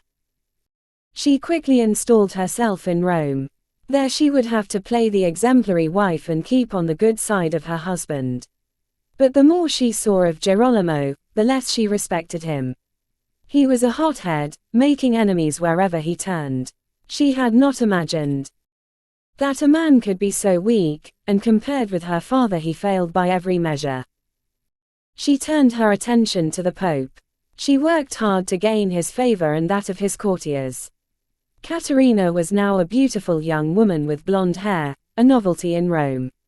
She ordered the most elaborate gowns to be sent from Milan. She made sure to never be seen wearing the same outfit twice. If she sported a turban with a long veil, it suddenly became the latest craze. She reveled in the attention she received as the most fashionable woman in Rome, Botticelli using her as a model for some of his greatest paintings. Being so well-read and cultivated, she was the delight of the artists and writers in town, and the Romans began to warm up to her. Within a few years, however, everything unraveled. Her husband instigated a feud with one of the leading families in Italy, the Colonnas. Then in 1484 the Pope suddenly died, and without his protection Caterina and her husband were in grave danger. The Colonnas were plotting their revenge. The Romans hated Girolamo. And it was almost a certainty that the new Pope would be a friend of the Colonnas, in which case Caterina and her husband would lose everything, including the towns of Forli and Imola. Considering the weak position of her own family in Milan, the situation began to look desperate. Until a new pope was elected, Girolamo was still the captain of the papal armies, now stationed just outside Rome. For days Caterina watched her husband, who was paralyzed with fear and unable to make a decision. He dared not enter Rome, fearing battle with the Colonnas and their many allies in the crowded streets. He would wait it out, but with time their options seemed to narrow, and the news kept getting worse. Mobs had sacked the palace they lived in. What few allies they had in Rome had now deserted them. The cardinals were congregating to elect the new pope. It was August and the sweltering heat made Caterina, 7 months pregnant with her 4th child, feel faint and continually nauseated. But as she contemplated the impending doom, the thought of her father began to occupy her mind. It was as if she could feel his spirit inhabiting her. Thinking as he would think about the predicament she faced, she felt a rush of excitement as she formulated an audacious plan. Without telling a soul of her intentions, in the dark of night she mounted a horse and snuck out of camp, riding as fast as she could to Rome.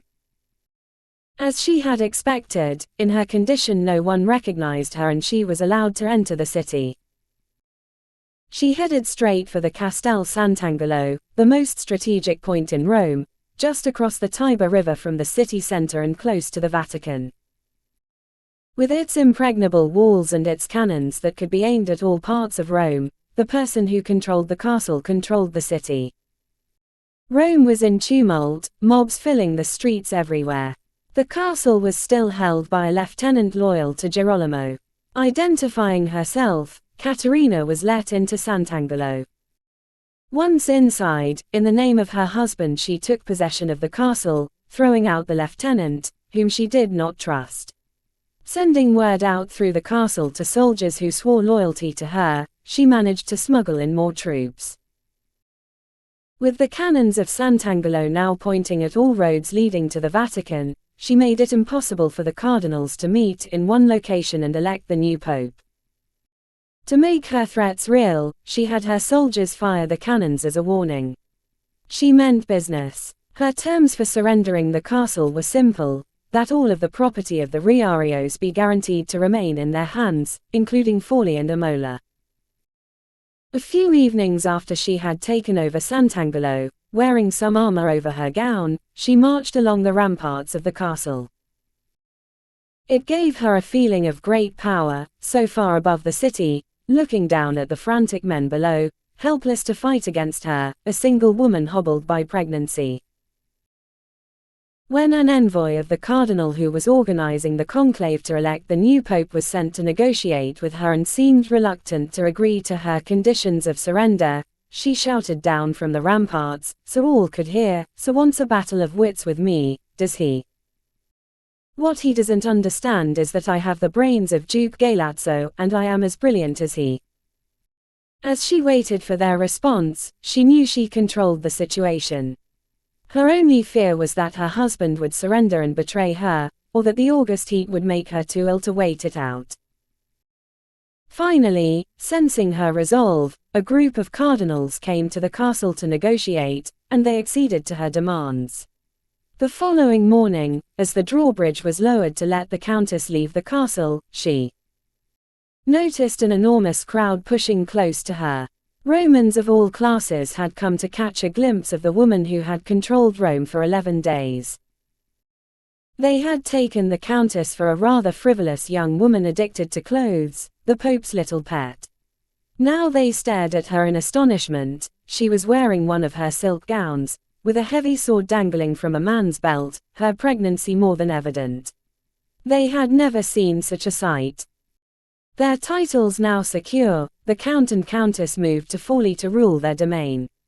With no more funds coming from the papacy, Girolamo's main concern was how to get more money.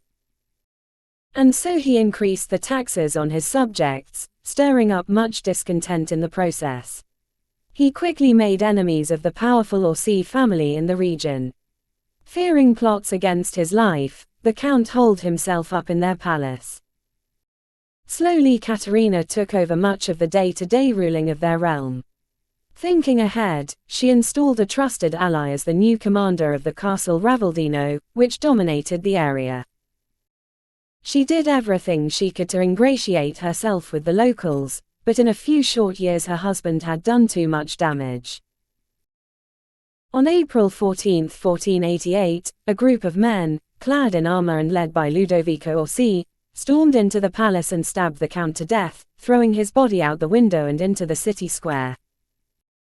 The Countess, dining with her family in a nearby room, heard the shouts and quickly shuffled her 6 children into a safer room in the palace's tower.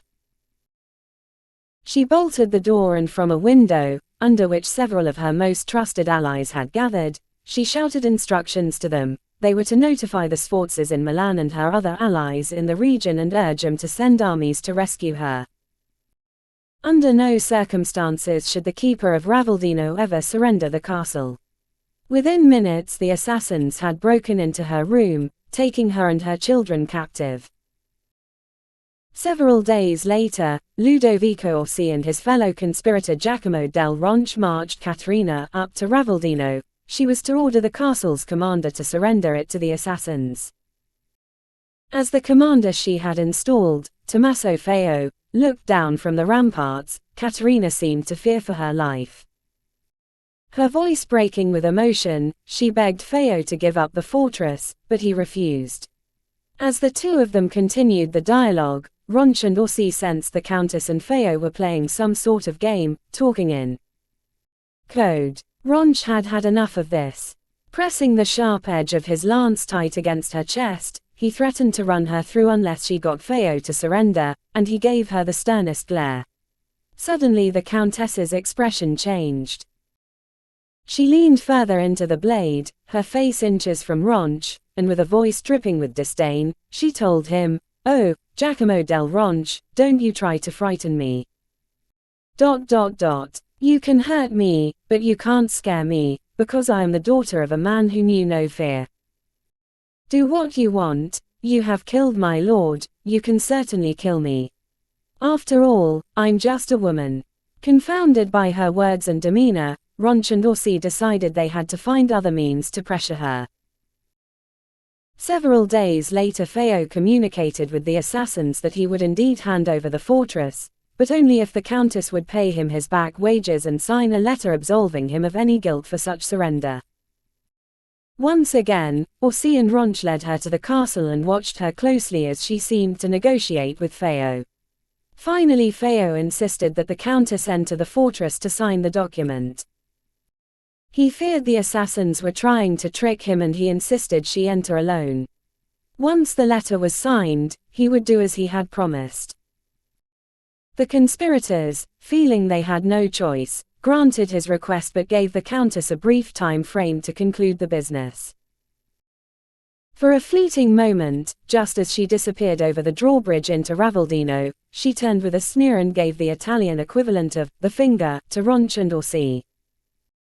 The entire drama of the past few days had been planned and staged by her and Feo, with whom she had communicated through various messengers. She knew that the Milanese had sent an army to rescue her and she only had to play for time. A few hours later Feo stood on the ramparts and yelled down that he was holding the Countess hostage, and that was that. The enraged assassins had had enough. The next day they returned to the castle with her 6 children and called Caterina to the ramparts. With daggers and spears pointed at them in the most menacing fashion, and with the children wailing and begging for mercy, they ordered Caterina to surrender the fortress or they would kill them all. Surely they had already proven they were more than willing to shed blood. She might be fearless and the daughter of a Sforza, but no mother could possibly watch her children die before her eyes. Caterina wasted no time. She shouted down, "Do it then, you fools! I am already pregnant with another child by Count Riario, and I have the means to make more," at which she lifted her skirts, as if to emphasize her meaning. Caterina had foreseen the maneuver with the children and had calculated that the assassins were weak and indecisive. They should have killed her and her family on that first day, amid the mayhem. Now they would not dare to kill them in cold blood. The assassins knew that the Sforzas, on their way to Forli, would take terrible revenge on them if they ever did such a deed. And if she surrendered now, she and her children would all be imprisoned, and some poison would find its way into their food. She didn't care what they thought of her as a mother. She had to keep stalling. To emphasize her resolve, after refusing to surrender, she had the cannons of the castle fire at the Orsi Palace. 10 days later a Milanese army arrived to rescue her, and the assassins scattered. The Countess was quickly restored to power, the new pope himself confirming her rule as regent until her eldest son, Ottaviano, came of age. And as word of all that she had done, and what she had yelled down to the assassins from the ramparts of Ravaldino, spread throughout Italy, the legend of Caterina Sforza, the beautiful warrior Countess of Forli, began to take on a life of its own. Within a year after the death of her husband, the Countess had taken a lover, Giacomo Feo, the brother of the commander she had installed in Ravaldino. Giacomo was 7 years younger than Caterina, and he was the polar opposite of Girolamo. Handsome and virile, he had come from the lower classes, having served as the stable boy to the Riario family. Most important, he not only loved Caterina, he worshipped her and showered her with attention. The Countess had spent her whole life mastering her emotions and subordinating her personal interests to practical matters. Suddenly feeling herself overwhelmed by Giacomo's affection, she lost her habitual self-control and fell hopelessly in love. She made Giacomo the new commander of Ravaldino. As he now had to live in the castle, she built a palace for herself inside it and soon barely left its confines. Giacomo was decidedly insecure about his status. Caterina had him knighted, and in a secret ceremony they married. To allay his self-doubts, she increasingly handed over to him governing powers of Forli and Imola, and began to retire from public affairs.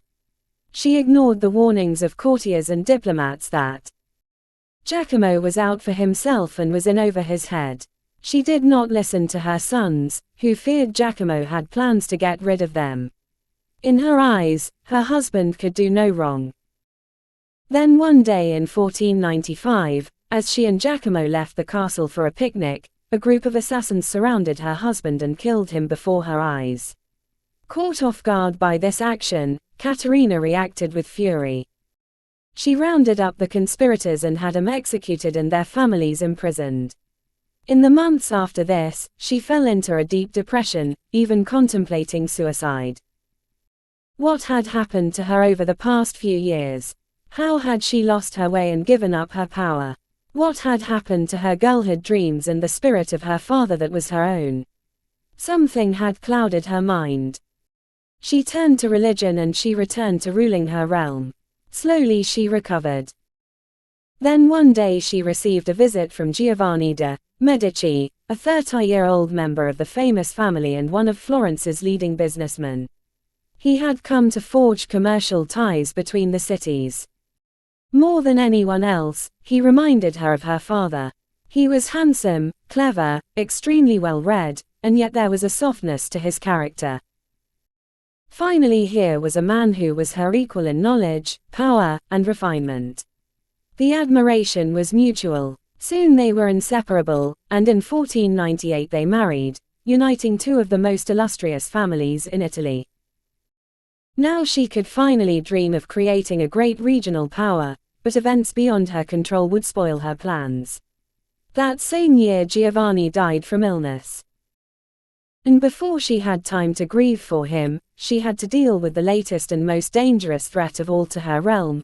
The new Pope, Alexander VI, had his eye on Forli. He wanted to extend the papal domains through conquest, his son Cesare Borgia serving as the commander of the papal forces. Forli would be a key acquisition for the Pope, and he began to maneuver to politically isolate Caterina from her allies. To prepare for the imminent invasion, Caterina forged a new alliance with the Venetians and built an elaborate series of defenses within Ravaldino. The Pope tried to pressure her to surrender her domain, making her all kinds of promises in return. She knew better than to trust a Borgia. But by the fall of 1499, it seemed that the end had finally come. The Pope had allied himself with France, and Cesare Borgia had appeared in the region with an army of 12,000. Fortified by the addition of 2,000 experienced French soldiers, they quickly took Imola and easily entered the city of Forli itself. All that remained was Ravaldino, which by late December was surrounded by Borgia's troops. On December 26, Cesare Borgia himself rode up to the castle on his white horse, dressed all in black, quite a sight. As Caterina looked down from the ramparts and contemplated the scene, she thought of her father. It was the anniversary of his assassination. He represented everything she valued, and she would not disappoint him. She was the most like him of all his children. As he would have done, she had thought ahead. Her plan was to play for time until her remaining allies could come to her defense. She had cleverly fortified Ravaldino in a way that would allow her to keep retreating behind barricades if the walls were breached. In the end, they would have to take the castle from her by force, and she was more than prepared to die in defense of it, sword in hand. As she listened to Borgia address her, it was clear he had come to flatter and flirt. Everyone knew his reputation as a devilish seducer, and many in Italy thought Caterina had rather loose morals. She listened and smiled, occasionally reminding him of her past deeds and her reputation as a Sforza. If he wanted her to surrender, he would have to do better. He persisted in his courtship and asked to parley with her personally. She appeared to finally succumb to his charm. She was a woman, after all. She ordered the drawbridge to be lowered and started walking toward him. He continued to press his case, and she gave him certain looks and smiles that indicated she was falling under his spell. Now only inches away, he reached for her arm, and she playfully withdrew it. They should discuss matters in the castle, she said with a coy expression, and began to walk back, inviting him to follow. As he stepped onto the drawbridge to catch up with her, it began to rise, and he leaped back to the other side just in time. Enraged and embarrassed by the trick she had tried to play, he swore revenge. During the next few days he unleashed a torrent of cannon fire at the castle walls, finally opening a breach. Borgia's troops flooded in, led by the more experienced French. It was now hand-to-hand combat, and at the front of her remaining troops was Caterina. The head of the French troops, Yves d'Allegre, stared at her in amazement as the beautiful countess, her ornamented cuirass over her dress, charged at his men from the front line, handling her sword deftly, without a trace of fear. She and her men were about to withdraw further into the castle, hoping to prolong the battle for days, as she had planned, when one of her own soldiers grabbed her from behind and, his sword at her throat, marched her over to the other side. Borgia had put a price on her head, and the soldier had betrayed her for the reward. The siege was over, and Borgia himself took possession of his great prize. That night he raped her and kept her confined in his rooms, trying to make it seem to the world that the infamous warrior countess had willingly succumbed to his charms. Even under duress she refused to sign away her domain, and so she was brought to Rome and soon thrown into the dreaded prison at Castel Sant'Angelo. For 1 long year, in a small and windowless cell, she endured her loneliness and the endless tortures devised by the Borgias. Her health deteriorated and she seemed destined to die in prison, defiant to the end, but the chivalric French captain Yves d'Allegre had fallen under her spell. He persisted in demanding, in the name of the French king, to have her freed, and he finally succeeded, getting her safe passage to Florence. In retirement from public life, Caterina began to receive letters from men from all parts of Europe. Some had seen her over the years, most had only heard of her. They obsessed over her story, confessed their love, and begged for some memento, some relic to worship. One man who had caught a glimpse of her when she had first come to Rome wrote to her, "If I sleep, it seems that I am with you. If I eat, I leave my food and talk to you. You are engraved in my heart." Weakened by her year in prison, the Countess died in 1509. Interpretation. In Caterina Sforza's time, the roles that a woman could play were severely restricted. Her primary role was to be the good mother and wife, but if unmarried, she could devote her life to religion, or in rare cases she could become a courtesan. It was as if a circle had been drawn around each and every woman, and she dared not explore beyond that circle. It was in a woman's earliest years and education that she internalized these restrictions. If she studied only a limited number of subjects and practiced only certain skills, she couldn't expand her role even if she wanted to. Knowledge was power. Caterina stands out as a remarkable exception, and it was because she benefited from a unique confluence of circumstances. The Sforzas were new to power. They had discovered in their rise to the top that a strong and capable wife could be of great assistance. They developed the practice of training the daughters in hunting and sword fighting as a way to toughen them up and make them fearless, important qualities to have as marriage pawns. Caterina's father, however, took this further. Perhaps he saw in his daughter a female reflection of himself. Giving her his own tutor signaled some sort of identification he felt between them. And so a unique experiment began in the castle at Porta Giovia. Isolated from the outside world and allowed a tremendous degree of freedom, Caterina could develop herself in any direction she desired. Intellectually she could explore all forms of knowledge. She could indulge herself in all of her natural interests, in her case, fashion and the arts. In her physical training, she could give free rein to her own bold and adventurous spirit. In this early education, she could bring out the many different sides of her character. And so when she entered public life at the age of 10, she naturally drifted beyond that restricted circle imposed on women. She could play many roles. As a dutiful Sforza, she could be the loyal wife. Naturally empathetic and caring, she could be the devoted mother. She felt great pleasure in being the most fashionable and beautiful young woman at the papal court. But when the actions of her husband appeared to doom her and her family, she felt herself called to play another role. Trained to think for herself and inspired by her father, she could turn into the daring soldier, bringing an entire city under her control. She could become the keen strategist, plotting several moves ahead in a crisis. She could lead her troops, sword in hand. As a young girl she had fantasized about playing these various roles, and it felt natural and deeply satisfying to do so in real life. We could say of Caterina that she had a feminine spirit with a pronounced masculine undertone, the reverse of her father. And these feminine and masculine traits were blended together, giving her a unique style of thinking and acting. When it came to ruling, she displayed a high degree of empathy, something quite unusual for the time. When plague struck Forli, she comforted the sick, at great risk to her own life. She was willing to suffer the worst conditions in prison to safeguard the inheritance for her children, a rare act of self-sacrifice for a person of power. But at the same time she was a shrewd and tough negotiator, and she had no tolerance for the incompetent or the weak. She was ambitious and proud of it. In conflicts, she always strategized to outwit her aggressive male opponents and avoid bloodshed.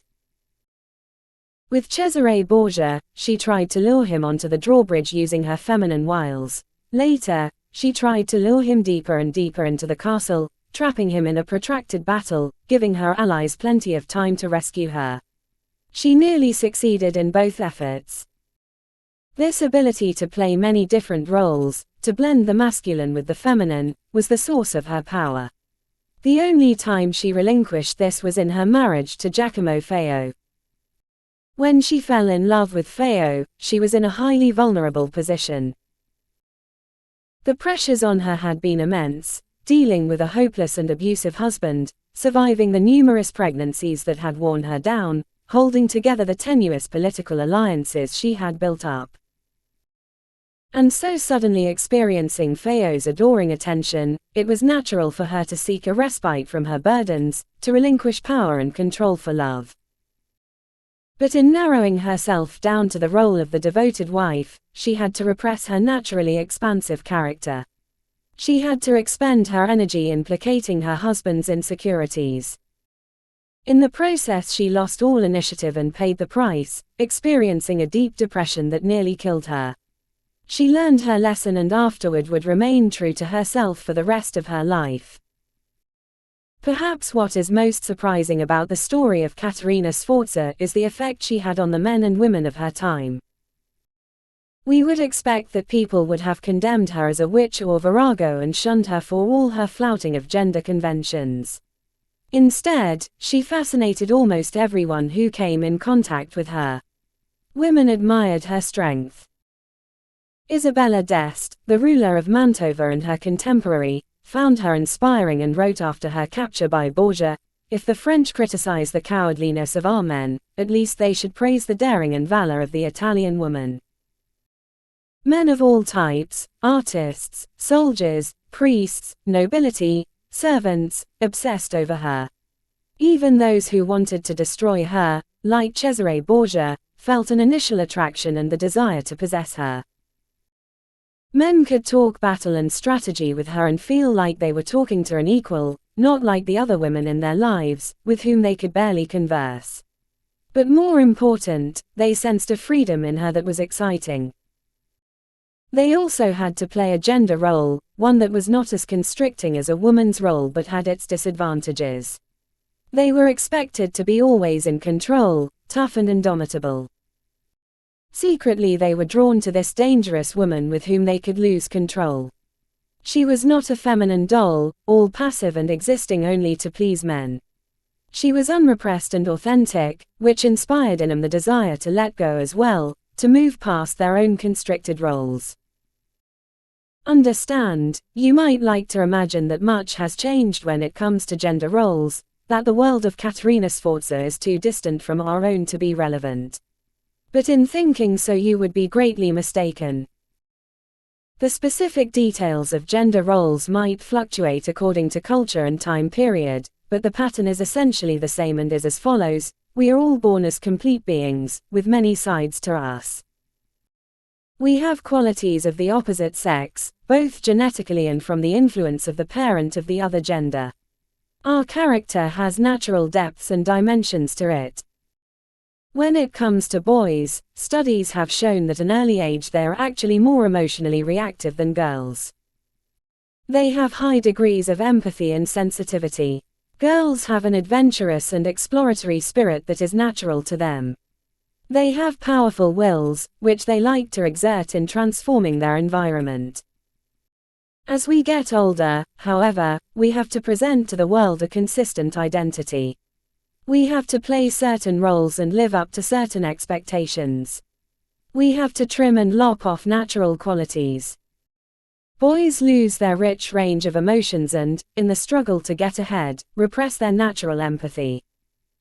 Girls have to sacrifice their assertive sides. They are supposed to be nice, smiling, deferential, always considering other people's feelings before their own. A woman can be a boss, but she must be tender and pliant, never too aggressive. In this process, we become less and less dimensional. We conform to the expected roles of our culture and time period. We lose valuable and rich parts to our character. Sometimes we can realize this only when we encounter those who are less repressed and we feel fascination with them. Certainly Katerina Sforza had such an effect. There are also many male counterparts to this in history. The 19th century British Prime Minister Benjamin Disraeli, Duke Ellington, John F. Kennedy, David Bowie, all men who displayed an unmistakable feminine undertone and intrigued people all the more for this. Your task is to let go of the rigidity that takes hold of you as you over-identify with the expected gender role. Power lies in exploring that middle range between the masculine and the feminine, in playing against people's expectations. Return to the harder or softer sides of your character that you have lost or repressed. In relating to people, expand your repertoire by developing greater empathy, or by learning to be less deferential.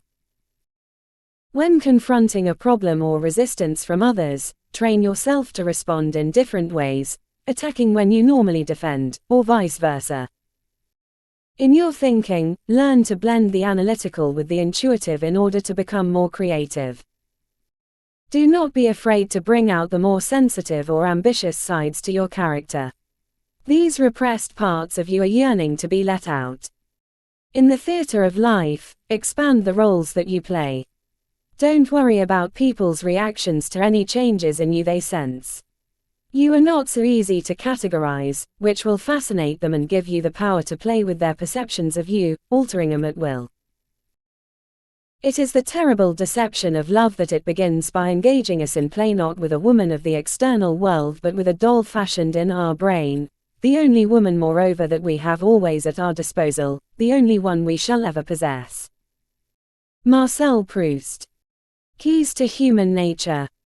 We humans like to believe that we are consistent and mature, and that we have reasonable control over our lives.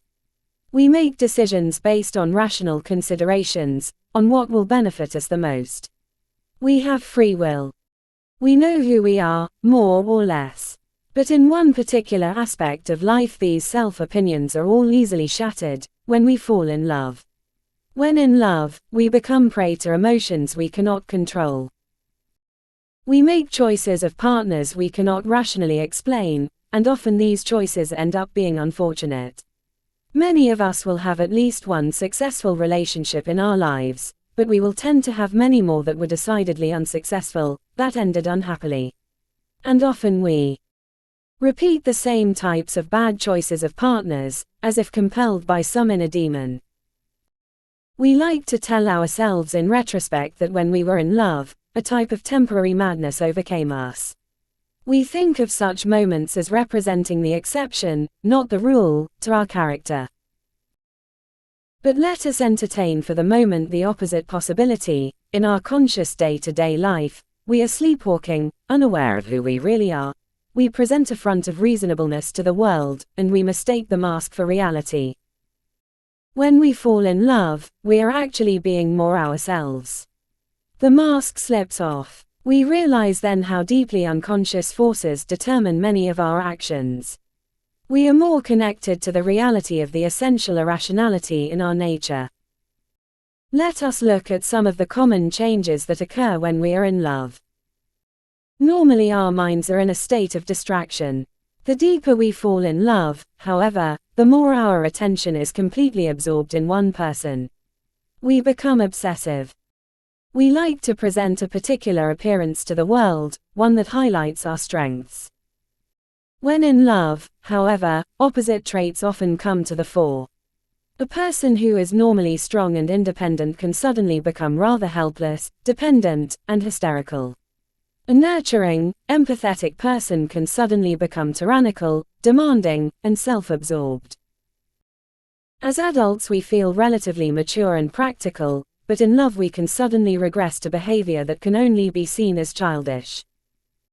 We experience fears and insecurities that are greatly exaggerated. We feel terror at the thought of being abandoned, like a baby who has been left alone for a few minutes.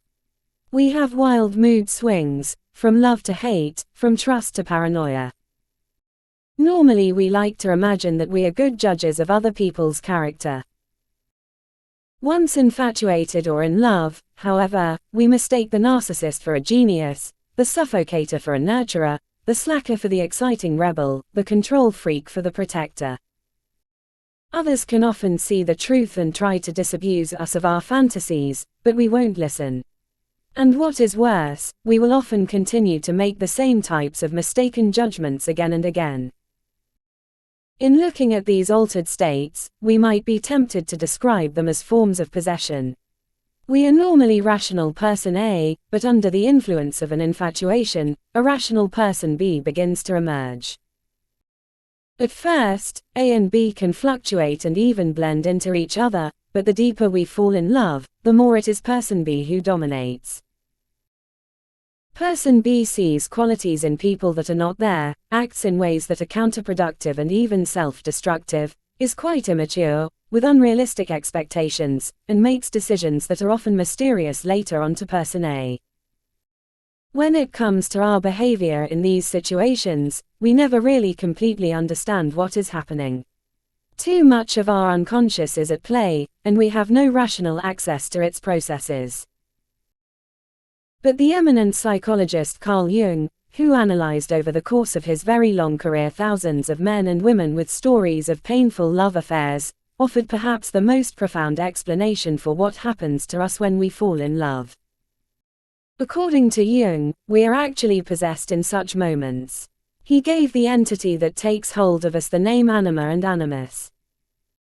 This entity exists in our unconscious but comes to the surface when a person of the opposite sex fascinates us. The following is the origin of the anima and the animus, and how they operate. We all possess hormones and genes of the opposite sex. These contrasexual traits are in the minority, but they are within us all and they form a part of our character. Equally significant is the influence on our psyche of the parent of the opposite sex, from whom we absorb feminine or masculine traits. In our earliest years we were completely open and susceptible to the influence of others. The parent of the opposite sex was our first encounter with someone dramatically different from us. As we related to their alien nature, much of our personality was formed in response, becoming more dimensional and multifaceted. For instance, small boys are often comfortable expressing emotions and traits that they've learned from the mother, such as overt affection, empathy, and sensitivity. Small girls, conversely, are often comfortable expressing traits they've learned from the father, such as aggression, boldness, intellectual rigor, and physical prowess. Each child may also naturally possess these opposite gender traits in him or herself. In addition, each parent will also have a shadow side that the child must assimilate or deal with. For instance, a mother may be narcissistic rather than empathetic, and a father may be domineering or weak rather than protective and strong. Children must adapt to this. In any event, the boy and the girl will internalize the positive and the negative qualities of the parent of the opposite sex in ways that are unconscious and profound. And the association with the parent of the opposite sex will be charged with all kinds of emotions, physical and sensual connections, tremendous feelings of excitement, fascination, or disappointment at what one was not given. Soon, however, comes a critical period in our early lives in which we must separate from our parents and forge our identity. And the simplest and most powerful way to create this identity is around gender roles, the masculine and the feminine. The boy will tend to have an ambivalent relationship to his mother that will mark him for life. On the one hand, he craves the security and adoring attention she gives him. On the other hand, he feels threatened by her, as if she might suffocate him in her femininity and he would lose himself. He fears her authority and her power over his life. From a certain age forward, he feels the need to differentiate himself. He needs to establish his own sense of masculine identity. Certainly the physical changes that occur as he gets older will fuel this identity with the masculine, but in the process he will tend to over-identify with the role, playing up his toughness and independence to emphasize his separation from the mother. The other sides to his character, the empathy, the gentleness, the need for connection, which he absorbed from the mother or were naturally a part of him, will tend to become repressed and sink into the unconscious. The girl may have an adventurous spirit and may incorporate the willpower and determination of her father into her own personality. But as she gets older, she will most likely feel pressure to conform to certain cultural norms and to forge her identity around what is considered feminine. Girls are supposed to be nice, sweet, and deferential. They are supposed to put the interests of others before their own. They are supposed to tame any wild streaks, to look pretty, and to be objects of desire. For the individual girl, these expectations turn into voices she hears in her head, continually judging her and making her doubt her self-worth. These pressures may be subtler in our day and age, but they still exert a powerful influence. The more exploratory, aggressive, and darker sides of her character, both naturally occurring and absorbed from the father, will tend to become repressed and sink into the unconscious, if she adopts a more traditionally feminine role. The unconscious feminine part of the boy and the man is what Jung calls the anima. The unconscious masculine part of the girl and woman are the animus. Because they are parts of ourselves that are deeply buried, we are never really aware of them in our daily life. But once we become fascinated with a person of the opposite sex, the anima and animus stir to life. The attraction we feel toward another might be purely physical, but more often the person who draws our attention unconsciously bears some resemblance, physical or psychological, to our mother or father. Remember that this primal relationship is full of charged energy, excitement, and obsessions that are repressed but yearning to come out.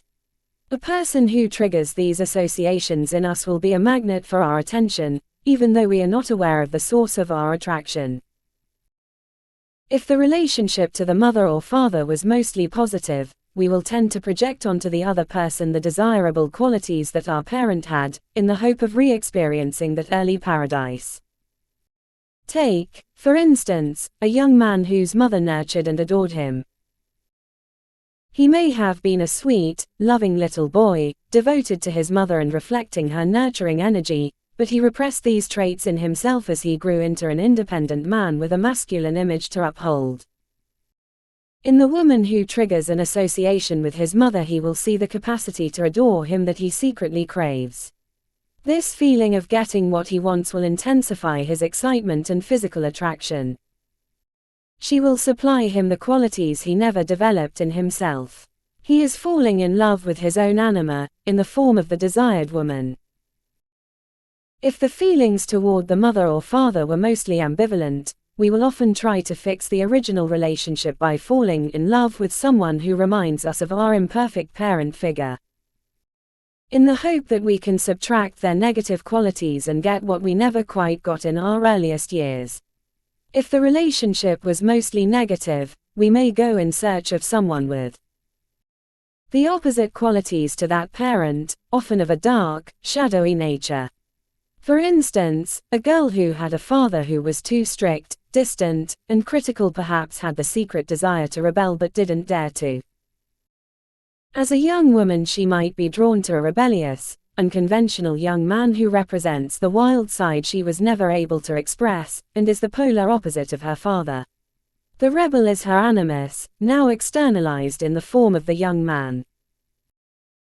In any case, whether the association is positive, negative, or ambivalent, powerful emotions are triggered, and feeling ourselves transported to the primal relationship in our childhood, we act in ways that are often contrary to the persona we present. We become hysterical, needy, obsessive, controlling. The anima and animus have their own personalities, and so when they come to life we act like person B.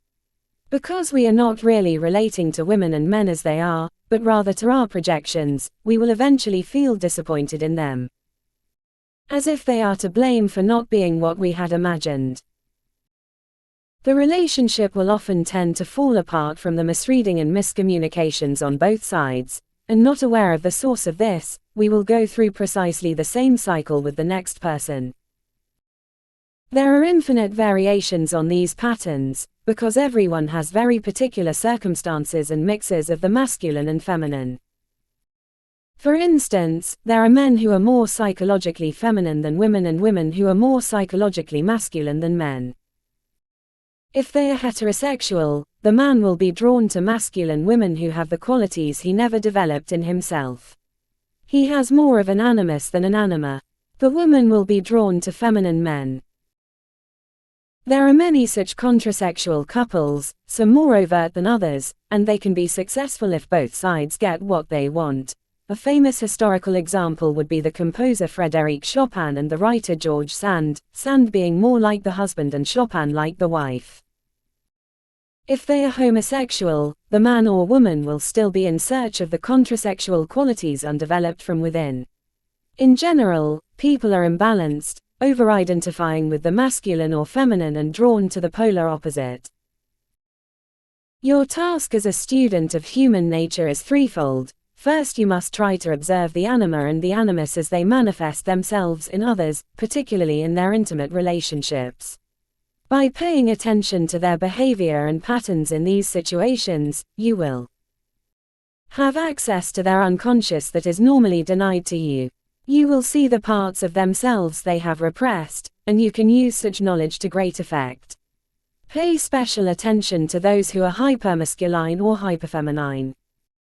You can be sure that below the surface lurks a very feminine anima for the man and a very masculine animus for the woman.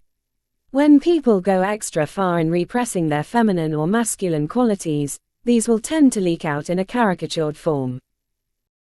The hypermasculine man, for instance, will be secretly obsessed with clothes and his looks. He will display an unusual interest in people's appearances, including other men, and make rather snippy judgments about them. Richard Nixon desperately tried to project a macho image to those who worked for him as president, but he was constantly commenting on and fussing over the color of the suits they wore and the drapes in his office. The hypermasculine man will express strong opinions about cars, technology, or politics that are not based on real knowledge, and when called on this, he will become rather hysterical in his defense, throw a tantrum, or pout. He is always trying to contain his emotions, but they can often have a life of their own. For instance, without wanting to, he will suddenly become quite sentimental. The hyperfeminine woman will often be concealing a great deal of repressed anger and resentment at the role she has been forced to play. Her seductive, girlish behavior with men is actually a ploy for power, to tease, entrap, and hurt the target. Her masculine side will leak out in passive-aggressive behavior, attempts to dominate people in relationships in underhanded ways. Underneath the sweet, deferential facade, she can be quite willful and highly judgmental of others. Her willfulness, always under the surface, will come out in rather irrational stubbornness in petty matters. Your second task is to become aware of the projecting mechanism within yourself. Projections have a positive role to play in your life, and you could not stop them even if you wanted to, because they are so automatic and unconscious. Without them, you would not find yourself paying deep attention to a person, becoming fascinated with him or her, idealizing, and falling in love. But once the relationship develops, you need to have the power and awareness to withdraw the projections, so that you can begin to see women and men as they really are. In doing so, perhaps you will realize how truly incompatible you are, or the opposite. Once connected to the real person, you can continue to idealize him or her, but this will be based on actual positive qualities he or she possesses. Perhaps you can find his or her faults charming. You can accomplish all of this by becoming aware of your own patterns and the types of qualities you tend to project onto others. This also has relevance to relationships with the opposite sex that are not intimate. Imagine that in an office situation a colleague criticizes your work or postpones a meeting you asked for. If that person happens to be of the opposite sex, all kinds of emotions, resentments, fears, disappointments, hostility, will be stirred up, along with various projections, whereas with someone of your own gender there would be much less of a reaction. Seeing this dynamic in everyday life, you will be better able to control it and have smoother relationships with those of the opposite sex. Your third task is to look inward, to see those feminine or masculine qualities that are repressed and undeveloped within you. You will catch glimpses of your anima or animus in your relationships with the opposite sex. That assertiveness you desire to see in a man, or empathy in a woman, is something you need to develop within yourself, bringing out that feminine or masculine undertone. What you are doing in essence is integrating into your everyday personality the traits that are within you but are repressed. They will no longer operate independently and automatically, in the form of possession. They will become part of your everyday self, and people will be drawn to the authenticity they sense in you. Finally, when it comes to gender roles, we like to imagine a continual line of progress leading to perfect equality, and to believe that we are not far from reaching this ideal. But this is hardly the truth. Although on one level we can see definite progress, on another level, one that is deeper, we can see increasing tension and polarization between the sexes, as if the old patterns of inequality between men and women exert an unconscious influence upon us. This tension can sometimes feel like a war, and it stems from a growing psychological distance between the genders, in which people of the opposite sex seem like alien creatures, with habits and patterns of behavior we cannot begin to fathom. This distance can turn into hostility among some. Although we can see this in both men and women, the hostility is stronger among men. Perhaps this is related to the latent hostility many men feel toward the mother figure, and the feeling of dependency and weakness she unconsciously triggers.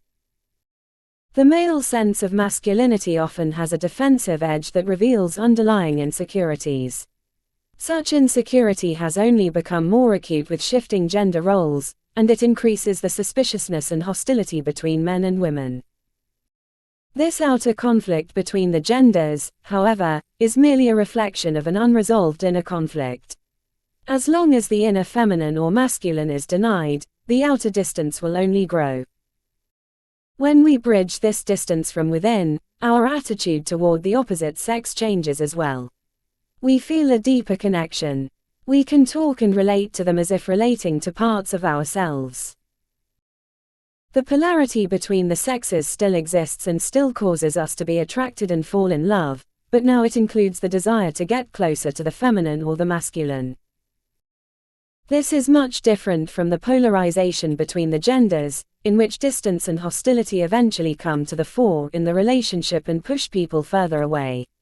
The inner connection will vastly improve the outer connection and should be the ideal we aim for. Gender projection, types. Although there are infinite variations, below you will find 6 of the more common types of gender projections. You must use this knowledge in 3 ways. First, you must recognize in yourself any tendency toward one of these forms of projection. This will help you understand something profound about your earliest years and make it much easier for you to withdraw your projections on other people. Second, you must use this as an invaluable tool for gaining access to the unconscious of other people, to seeing their anima and animus in action. And finally, you must be attentive to how others will project onto you their needs and fantasies. Keep in mind that when you are the target of other people's projections, the temptation is to want to live up to their idealization of you, to be their fantasy. You get caught up in their excitement and you want to believe you are as great, strong, or empathetic as they imagine. Without realizing it, you begin to play the role they want you to play. You become the mother or father figure they crave. Inevitably, however, you will come to resent this. You cannot be yourself. You are not appreciated for your true qualities. Better to be aware of this dynamic before it entraps you. The devilish romantic, for the woman in this scenario, the man who fascinates her, often older and successful, might seem like a rake, the type who cannot help but chase after young women.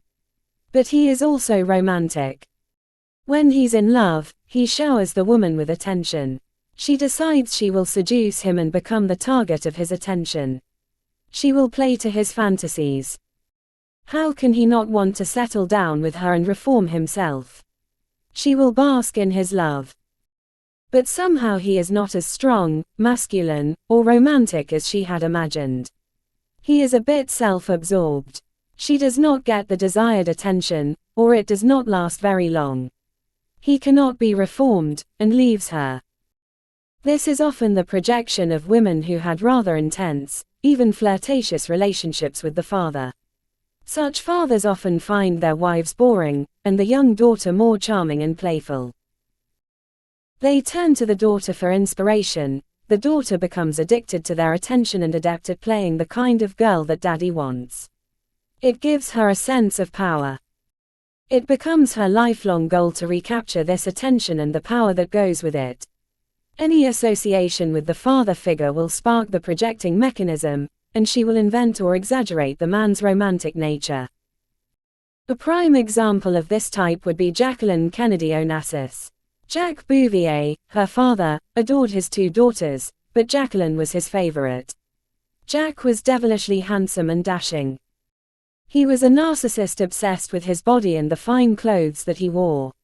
He considered himself macho, a real risk-taker, but underneath the facade he was in fact quite feminine in his tastes and totally immature. He was also a notorious womanizer. He treated Jackie more like a playmate and lover than a daughter. For Jackie, he could do no wrong. She took perverse pride in his popularity with women. In the frequent fights between her mother and father, she always took his side. Compared to the fun-loving father, the mother was prudish and rigid. Spending so much time in his company, even after her parents divorced, and thinking of him constantly, Jackie deeply absorbed his energy and spirit. As a young woman, she turned all of her attention to older, powerful, and unconventional men, with whom she could recreate the role she had played with her father, always the little girl in need of his love, but also quite flirtatious. And she was continually disappointed in the men she had chosen. John F. Kennedy was the closest to her ideal, for in so many ways he was just like her father in looks and in spirit. Kennedy, however, would never give her the attention she craved. He was too self-absorbed. He was too busy having affairs with other women. He was not really the romantic type. She was continually frustrated in this relationship, but she was trapped in this pattern, later marrying Aristotle Onassis, an older, unconventional man of great power who seemed so dashing and romantic but who would treat her horribly and cheat on her continually. Women in this scenario have become trapped by the early attention paid to them by the father. They have to be continually charming, inspiring, and flirtatious to elicit that attention later on. Their animus is seductive, but with an aggressive, masculine edge, having absorbed so much of the father's energy. But they are in a continual search for a man who does not exist. If the man were completely attentive and tirelessly romantic, they would grow bored with him. He would be seen as too weak. They are secretly drawn to the devilish side of their fantasy man and to the narcissism that comes with it. Women trapped in this projection will grow resentful over the years about how much energy they have to expend playing to men's fantasies and how little they get in return. The only way out of the trap for such women is to see the pattern itself, to stop mythologizing the father, and to focus instead on the damage he has caused by the inappropriate attention he paid to them. The elusive woman of perfection, he thinks he has found the ideal woman. She will give him what he's been missing in his prior relationships, whether that's some wildness, some comfort and compassion, or a creative spark. Although he has had few actual encounters with the woman in question, he can imagine all kinds of positive experiences with her. The more he thinks of her, the more he's certain he cannot live without her. When he talks of this perfect woman, you will notice there's not a lot of concrete detail about what makes her so perfect. If he does manage to forge a relationship, he will quickly become disenchanted. She's not who he thought she was, she misled him.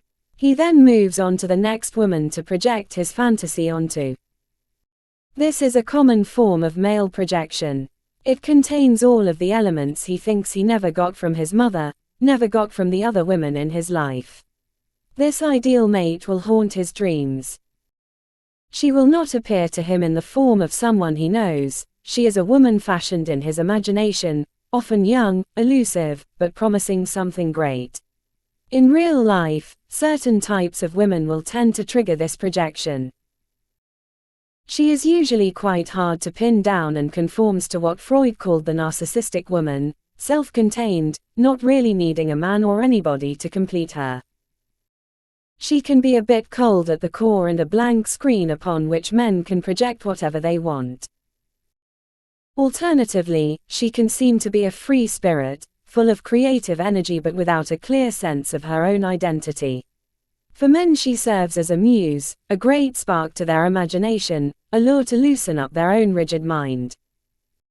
The men prone to this projection often had mothers who were not totally there for them. Perhaps such a mother expected the son to give her the attention and validation she was not getting from her husband. Because of this reversal, when the boy becomes a man, he feels a great emptiness inside that he constantly needs to fill. He cannot exactly verbalize what he wants or what he missed, hence the vagueness of his fantasy.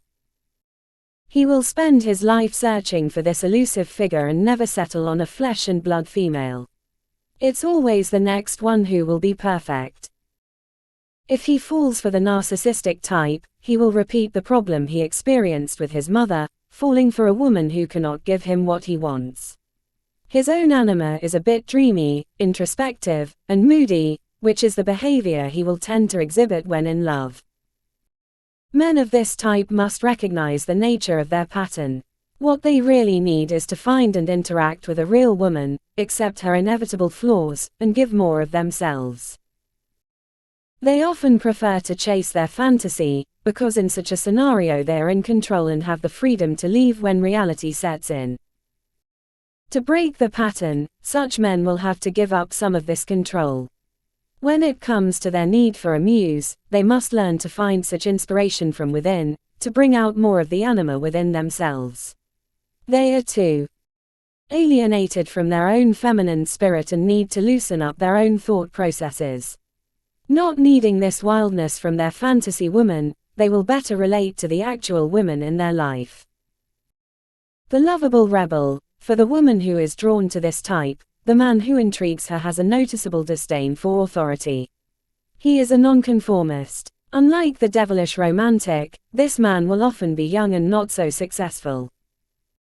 He will also tend to be outside her usual circle of acquaintances. To have a relationship with him would be ever so slightly taboo, certainly her father would not approve, and perhaps not her friends or colleagues. If a relationship does ensue, however, she will see a totally different side to him. He can't hold down a good job, not because he's a rebel but because he's lazy and ineffectual. Despite the tattoos and shaved head, he's quite conventional, controlling, and domineering. The relationship will break apart, but the fantasy will remain. The woman with this projection often had a strong, patriarchal father who was distant and strict. The father represents order, rules, and conventions. He was often quite critical of his daughter. She was never good or pretty or smart enough. She internalized this critical voice and hears it in her head all the time. As a girl she dreamed of rebelling and asserting herself against the father's control, but too often she was reduced to obeying and playing the deferential daughter. Her desire to rebel was repressed and went into her animus, which is quite angry and resentful. Instead of developing the rebelliousness herself, she looks to externalize it in the form of the rebellious male. If she senses a man might be like this, based on his appearance, she will project fantasies that are charged and sexual. Oftentimes she chooses a man who is relatively young because this makes him less threatening, less of a patriarch. But his youth and immaturity make it almost impossible to form a stable relationship, and her angry side will come out as she grows disenchanted. Once a woman recognizes she is prone to this projection, she must come to terms with a simple fact. What she really wants is to develop the independence, assertiveness, and power to disobey in herself. It is never too late to do so, but these qualities must be built up and developed in small steps, everyday challenges in which she practices saying no, breaking some rules, etc. Becoming more assertive, she can begin to have relationships that are more equal and satisfying. The fallen woman. To the man in question, the woman who fascinates him seems so different from those he has known. Perhaps she comes from a different culture or social class. Perhaps she is not as educated as he is.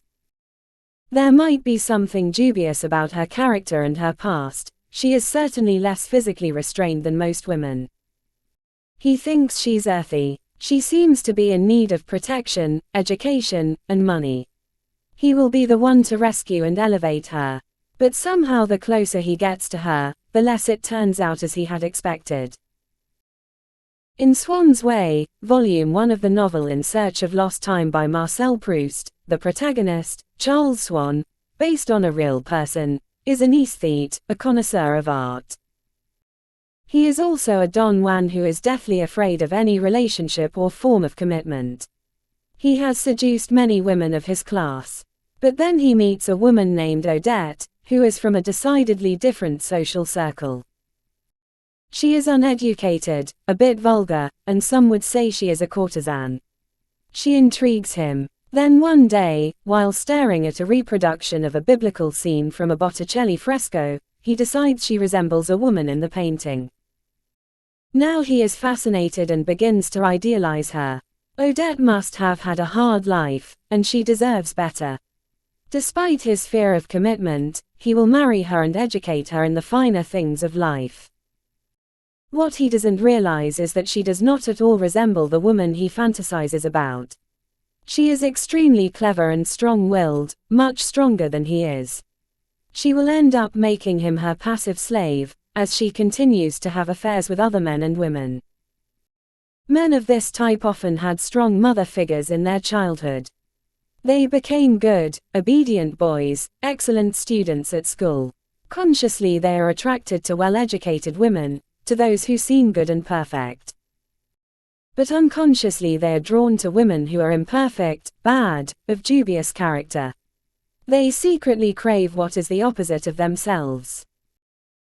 It is the classic split of the mother, whore. They want the mother figure for a wife but feel a much stronger physical attraction to the whore, the fallen woman, the type who likes to display her body. They have repressed the playful, sensual, and earthy sides of the character they had as boys. They are too rigid and civilized. The only way they can relate to these qualities is through women who appear to be so different from themselves. Like Swann, they find a way to idealize them with some highbrow reference that has no relation to reality. They project onto such women weakness and vulnerability. They tell themselves they want to help and protect them. But what really attracts them is the danger and naughty pleasures these women seem to promise. Underestimating the strength of such women, they often end up as their pawns. Their anima is passive and masochistic. Men who engage in this kind of projection need to develop the less conventional sides of their character. They need to move outside their comfort zone and try new experiences on their own. They require more challenges, and even a bit of danger that will help loosen them up. Perhaps they need to take more risks at work. They also need to develop the more physical and sensual side of their character.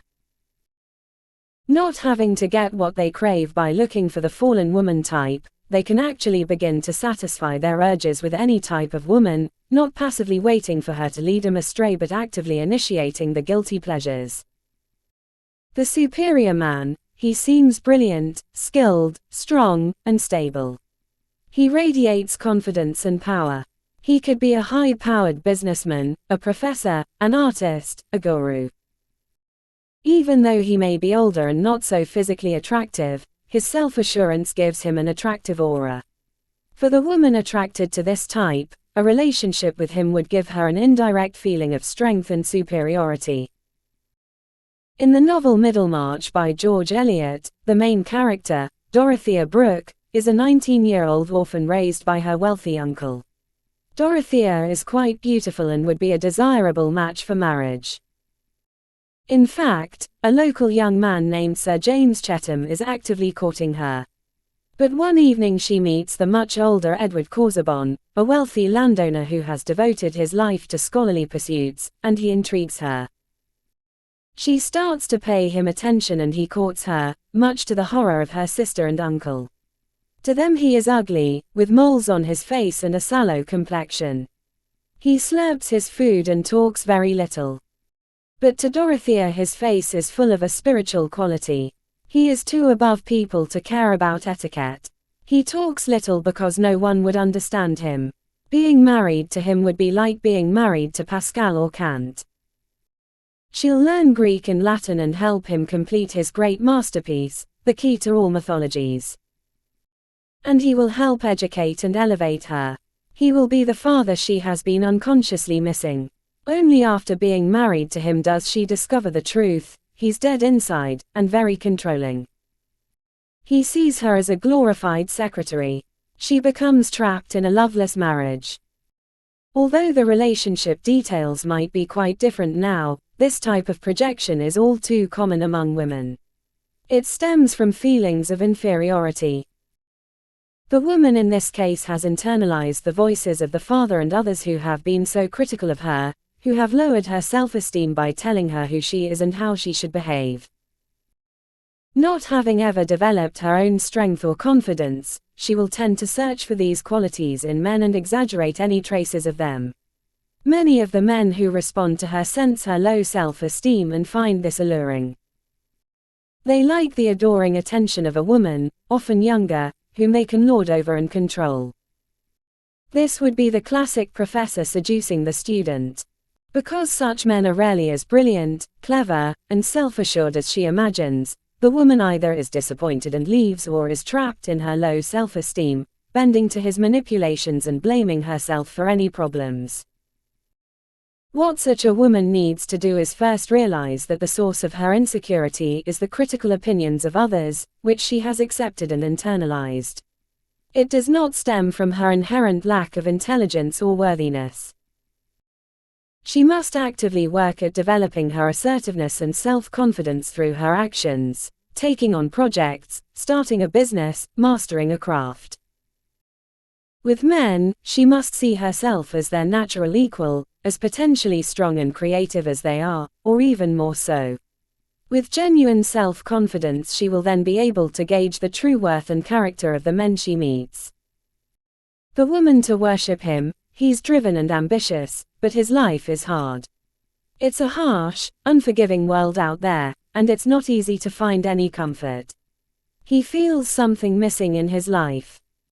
Then along comes a woman who is attentive to him, warm, and engaging. She seems to admire him. He feels overwhelmingly drawn to her and her energy. This is the woman to complete him, to help comfort him. But then, as the relationship develops, she no longer seems quite so nice and attentive. She certainly has stopped admiring him. He concludes that she has deceived him or has changed. Such a betrayal makes him angry. This male projection generally stems from a particular type of relationship with the mother. She adores her son and showers him with attention. Perhaps this is to compensate for never quite getting what she wants from her husband.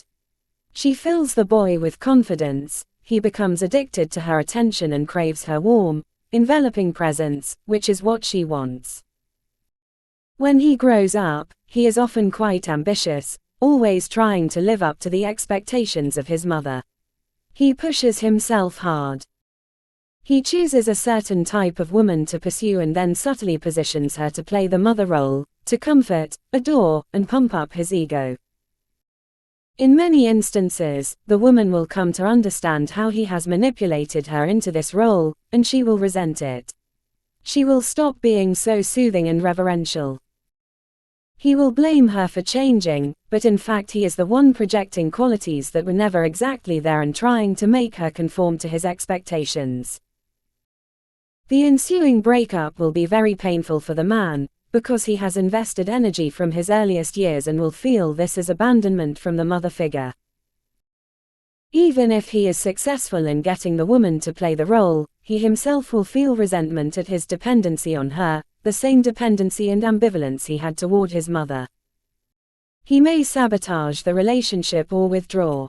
His anima has a sharp, recriminating edge, always ready to complain and blame. The man in this case must see the pattern of these relationships in his life. What this should signal to him is that he needs to develop from within more of the mothering qualities that he projects onto women. He must see the nature of his ambition as stemming from his desire to please his mother and live up to her expectations. He tends to drive himself too hard. He must learn to comfort and soothe himself, to withdraw from time to time and be satisfied with his accomplishments. He needs to be able to care for himself. This will drastically improve his relationships. He will give more, instead of waiting to be adored and taken care of. He will relate to women as they are, and in the end they will perhaps feel unconsciously impelled to provide more of the comfort he needs, without being pushed into this. The original